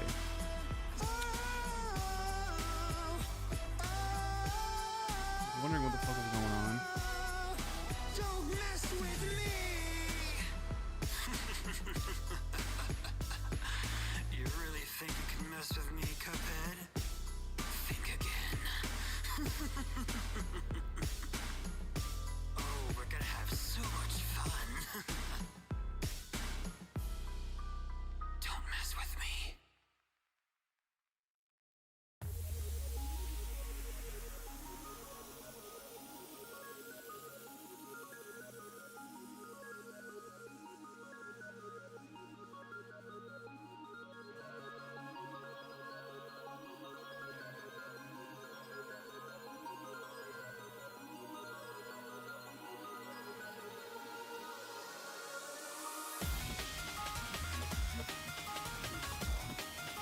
Dude, I'm so confused. I just gotta watch the guide. I'm confused. This one is at level 55 requirement. If you don't know how to get there, right there. And let's move on to Marlin now. So that's how that's done. But for Marlin, let's turn on our tile markers. If you guys don't have them, I'll put them in the pinned comment or in the description of the video. And as you can see, it looks a bit hectic. So the first path is going to be red, second orange, yellow, third. So now that you've finished that last run of Shark, you should have the item required to create the wind catcher. To do Marlin, you need the wind catcher. And if you don't know how it works, once you've built it, anytime you catch wind, instead of it speeding up your boat, you will get a wind note, which is basically stored speed. So you can choose when you want to use your speed. That's how it works, and that's why you need it for Marlin. So yeah, make sure you go get your wind catcher and make sure it's activated as well. You can see I can deactivate it or I can activate it. Alright, anyways, let's begin. Oh, sorry, last thing before we start, you need to menu swap your stop navigating. Can't say that. Stop navigating to walk here. Because when you're constantly clicking like this, and then you misclick and you'll stop navigating, you've ruined your run entirely. So make sure you make it so you can't left click stop. Alright, let's get started. Okay, let's start our first lap. So we're going to be following red for the first lap. And once again, we're going to be just going downward and then collecting our toads, just like the first two How's it runs we did in 130K? Shark Oh, and it's 'cause Swordfish. pre-nerf. So right here, you can see I'm just following the red line. We're going all the way down, and be ready to trim your sail ahead of us in a second. You also notice I don't go over the crates. I go a little bit to the side of them to save time. So you should have to trim your sail in a sec right here. Get ready. Get right now, and you trim it. So this part, we're going to have our wind catcher because we've just caught some wind. So once we get to that number 11, we're going to go hard right and use our wind catcher and collect the toads as we go past. Bam, click 12, collect your toads, and wind catcher through to the sticky stuff. Yeah. Oh wow, so that's we like use that super. wind catcher there to get through the Oh, sticky he can do stuff. that way harder. Here we're clicking yellow and red as well. And then as we go past, make sure to grab you the do 16th click that. crate, and then we're going to make our way down to the bottom of the map. You don't need to click blue here. Basically, don't click the obelisk at all unless it says the number and color on the ground. So here it says 19 orange, so we're going to click orange. Beautiful. So now we're just going to follow this red boxes all the way straight down, and it says blue. So we're going to be touching this blue pillar. Okay, I think I understand.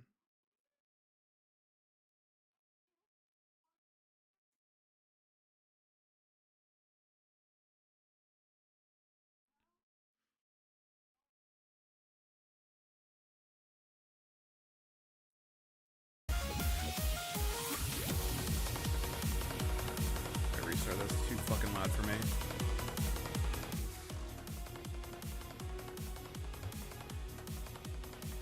Okay, let's go.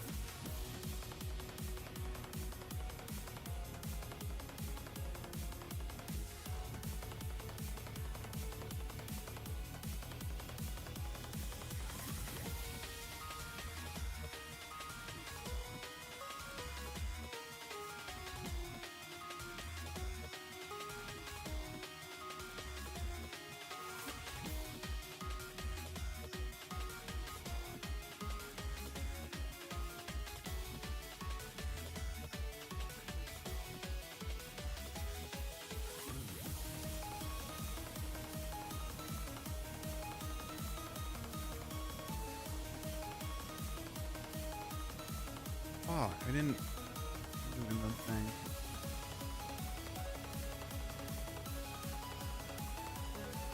Yellow. Red.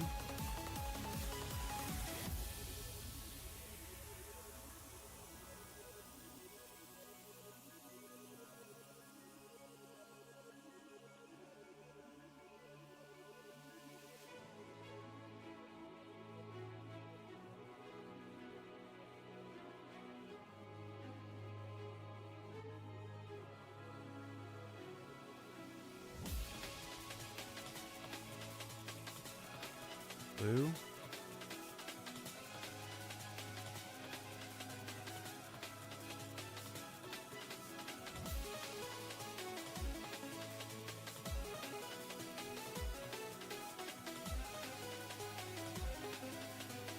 Purple. White.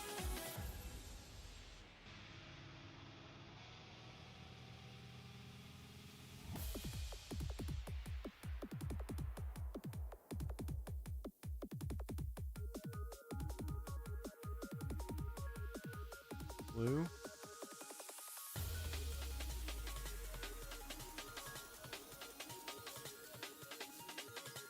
Orange.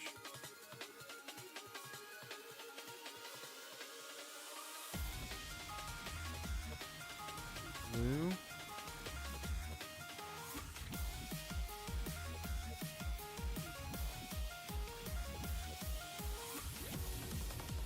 Yellow. I don't have another boot. What do you mean? They told me to use 3 boosts.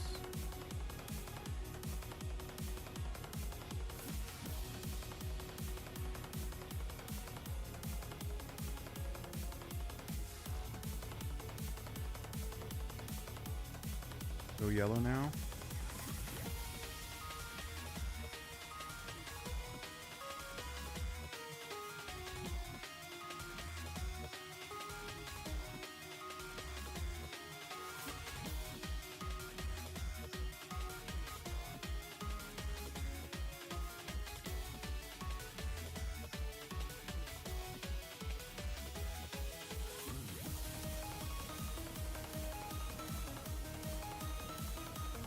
blue.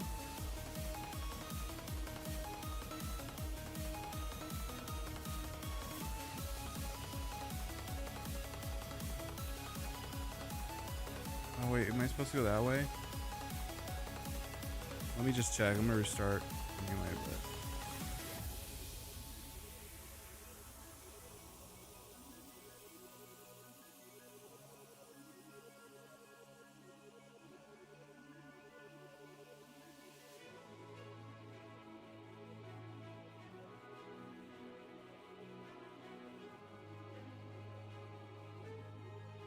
where was I supposed to go? Yellow.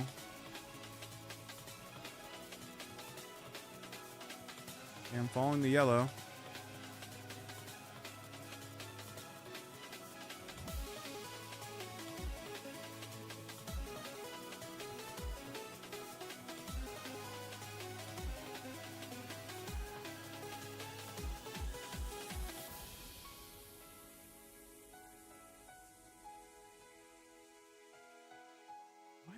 Okay, this doesn't make sense.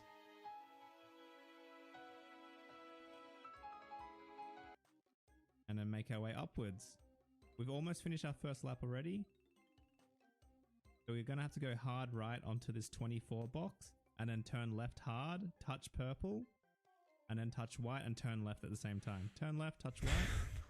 You can see it says second lap, and now we're on the orange tiles instead of red. Did I do orange wrong? Is that what it was? Through this second lap. Trim your sails right here as well.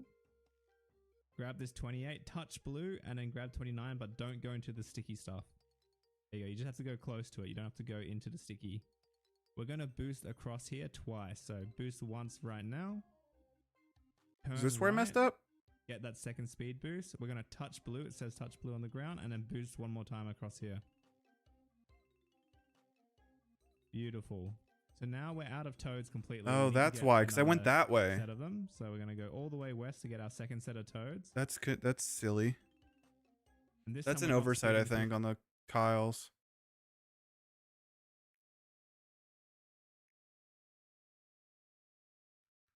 through the sticky stuff. We're going all the way around, following the orange tiles, and collect our toads. Beautiful.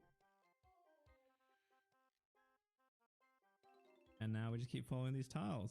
We are going to cut through the sticky stuff right here. So trim your sails right now, and then we're going to boost through. Get this boost right ahead, and then go hard right. Easy. And touch yellow as we go past. You have a lot of time to touch the yellow, as you saw there. Now we're making our way all the way down, just following the orange boxes. Here Oh, so I had to boost across, not to the side. The 38 orange box, That's what I messed turn up left, on. Then turn right, Look at that. and then touch It doesn't orange make as you go sense past. there. Like you have to like. Touch orange and go past. Nice. I don't know why it's like Going there. down this Orange time should to be over that there. 39 crate. Trim your sail as well. Even he confused himself. Wow, this is actually a very good run. We might have 25 seconds left over when we finish, honestly. So once again, collect the speed boost whenever you can. We got another. You gotta boost see if the coming up, yellow, so we're his ready yellow to one go. has any weird shit on Should it. have one win note ready to go. And right here, we're going to boost through the sticky stuff. And then we're clicking white and purple and going on to our third lap. So click white, go left, click purple, and then go right. And follow the third lap. Yellow boxes now, not orange anymore. So ignore red, ignore orange. We're following yellow now. So up ahead, we have a hard left turn, as you can see, and we're going to touch red and blue. So get ready, hard left here. Trim your sails as well. And now I touch red. And now we're going to hug the top side, following those yellow boxes, and we're going to touch blue as well. All we have left is 3 more, and we only have 3 toads left. So that's why if you mistouch any, you're going to have to restart. So boost across these speed boosts on the left side of the boxes. Touch cyan as you go past and go left at the same time. Now all we have to do is go straight upwards towards the end. We're going to touch purple, touch white, and that's the run complete. Wow, that was a 5 bad run, and he 5 fucking minutes killed it. already done. What a run. Beautiful. And that is a 5-minute run right there. And you have completed Mullen. All 3 completed. And 69 Wow. seconds, and what was my actual... That's crazy. Okay.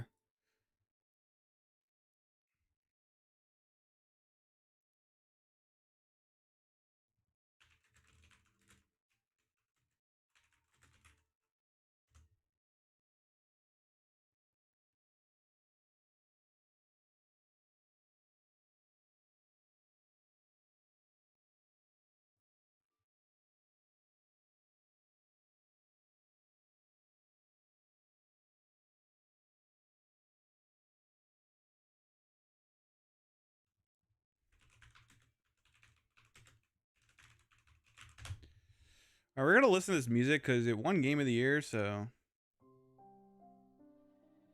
And for music.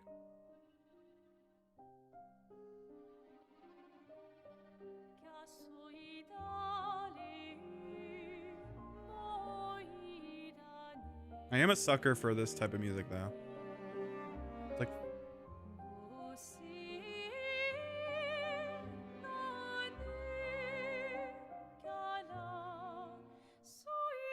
See if I remember the mess I messed up from last time. I think if I fix that, I'm fine. Everything else is smooth sailing there. No pun intended.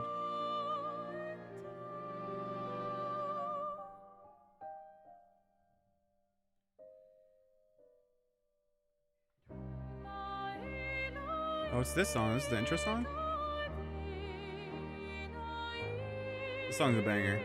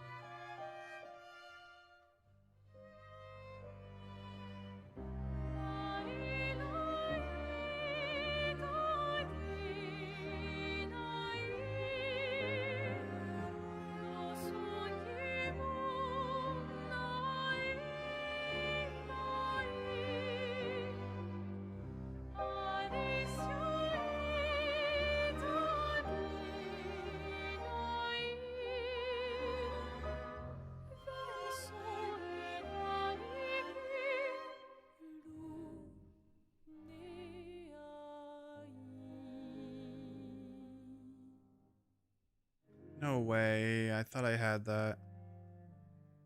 That's fine. I thought I was closer than I was. Or I might have turned too early, honestly. I might have had the path. I was just too early.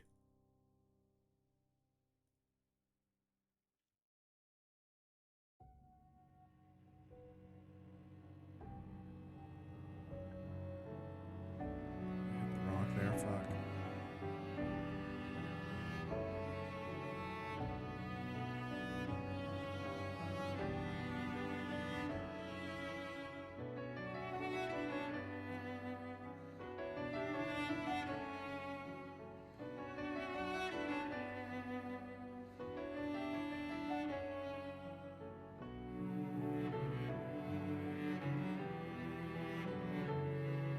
Turned too late.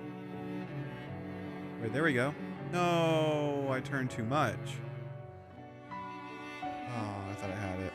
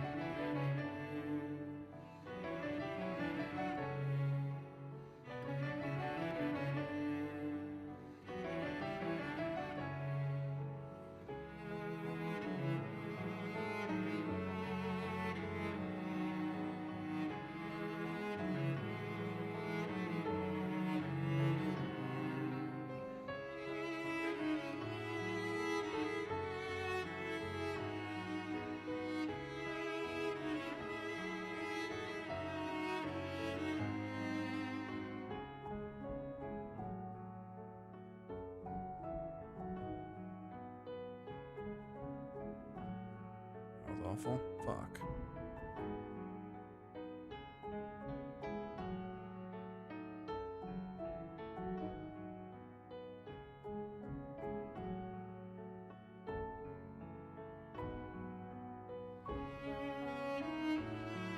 Dude, what? The fuck? I clicked it and it moved into the fucking thing. Whatever. The boost through here anyway. What the fuck was that?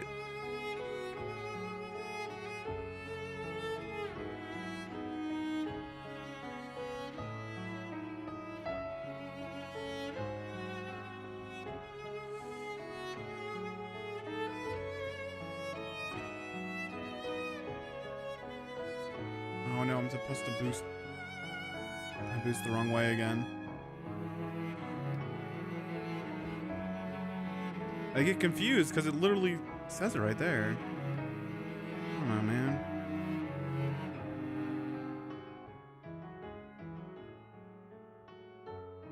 God fucking it, dude. It's pissing me off, this like confusing fucking pathing.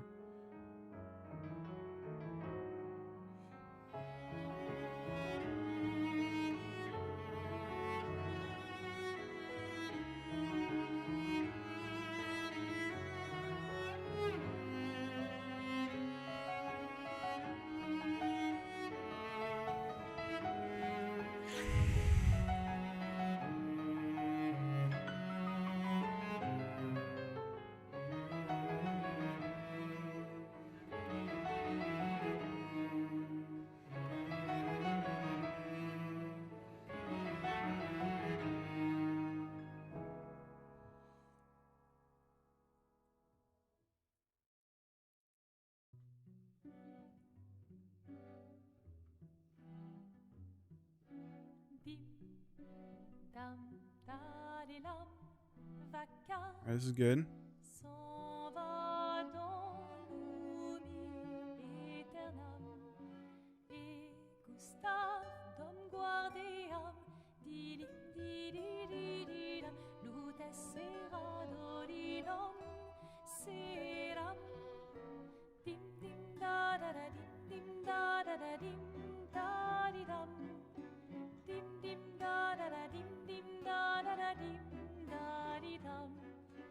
Dans là-haut sera ravi, les toits à sur noir gris fera, clair obscur trouble de raté. They said the name! Clair obscur bordé aux peintures trouvera sans elle. Clair obscur trouble de rature trouvera effet. Clair obscur bordé aux peintures trouvera sans elle. Ô clair obscur trouble rature. Clair obscur guardé aux peintures. It's right here, right? Yeah.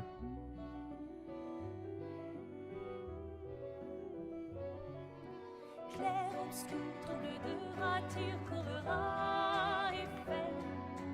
Clair obscur guardé aux peintures trouvera sans elle. Clair obscur trouble de rature trouvera effet. Clair obscur guardé aux peintures trouvera sans elle.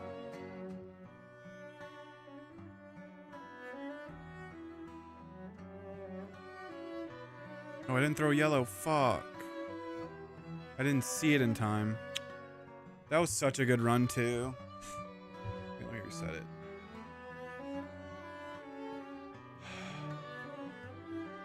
I'm gonna start a new stream.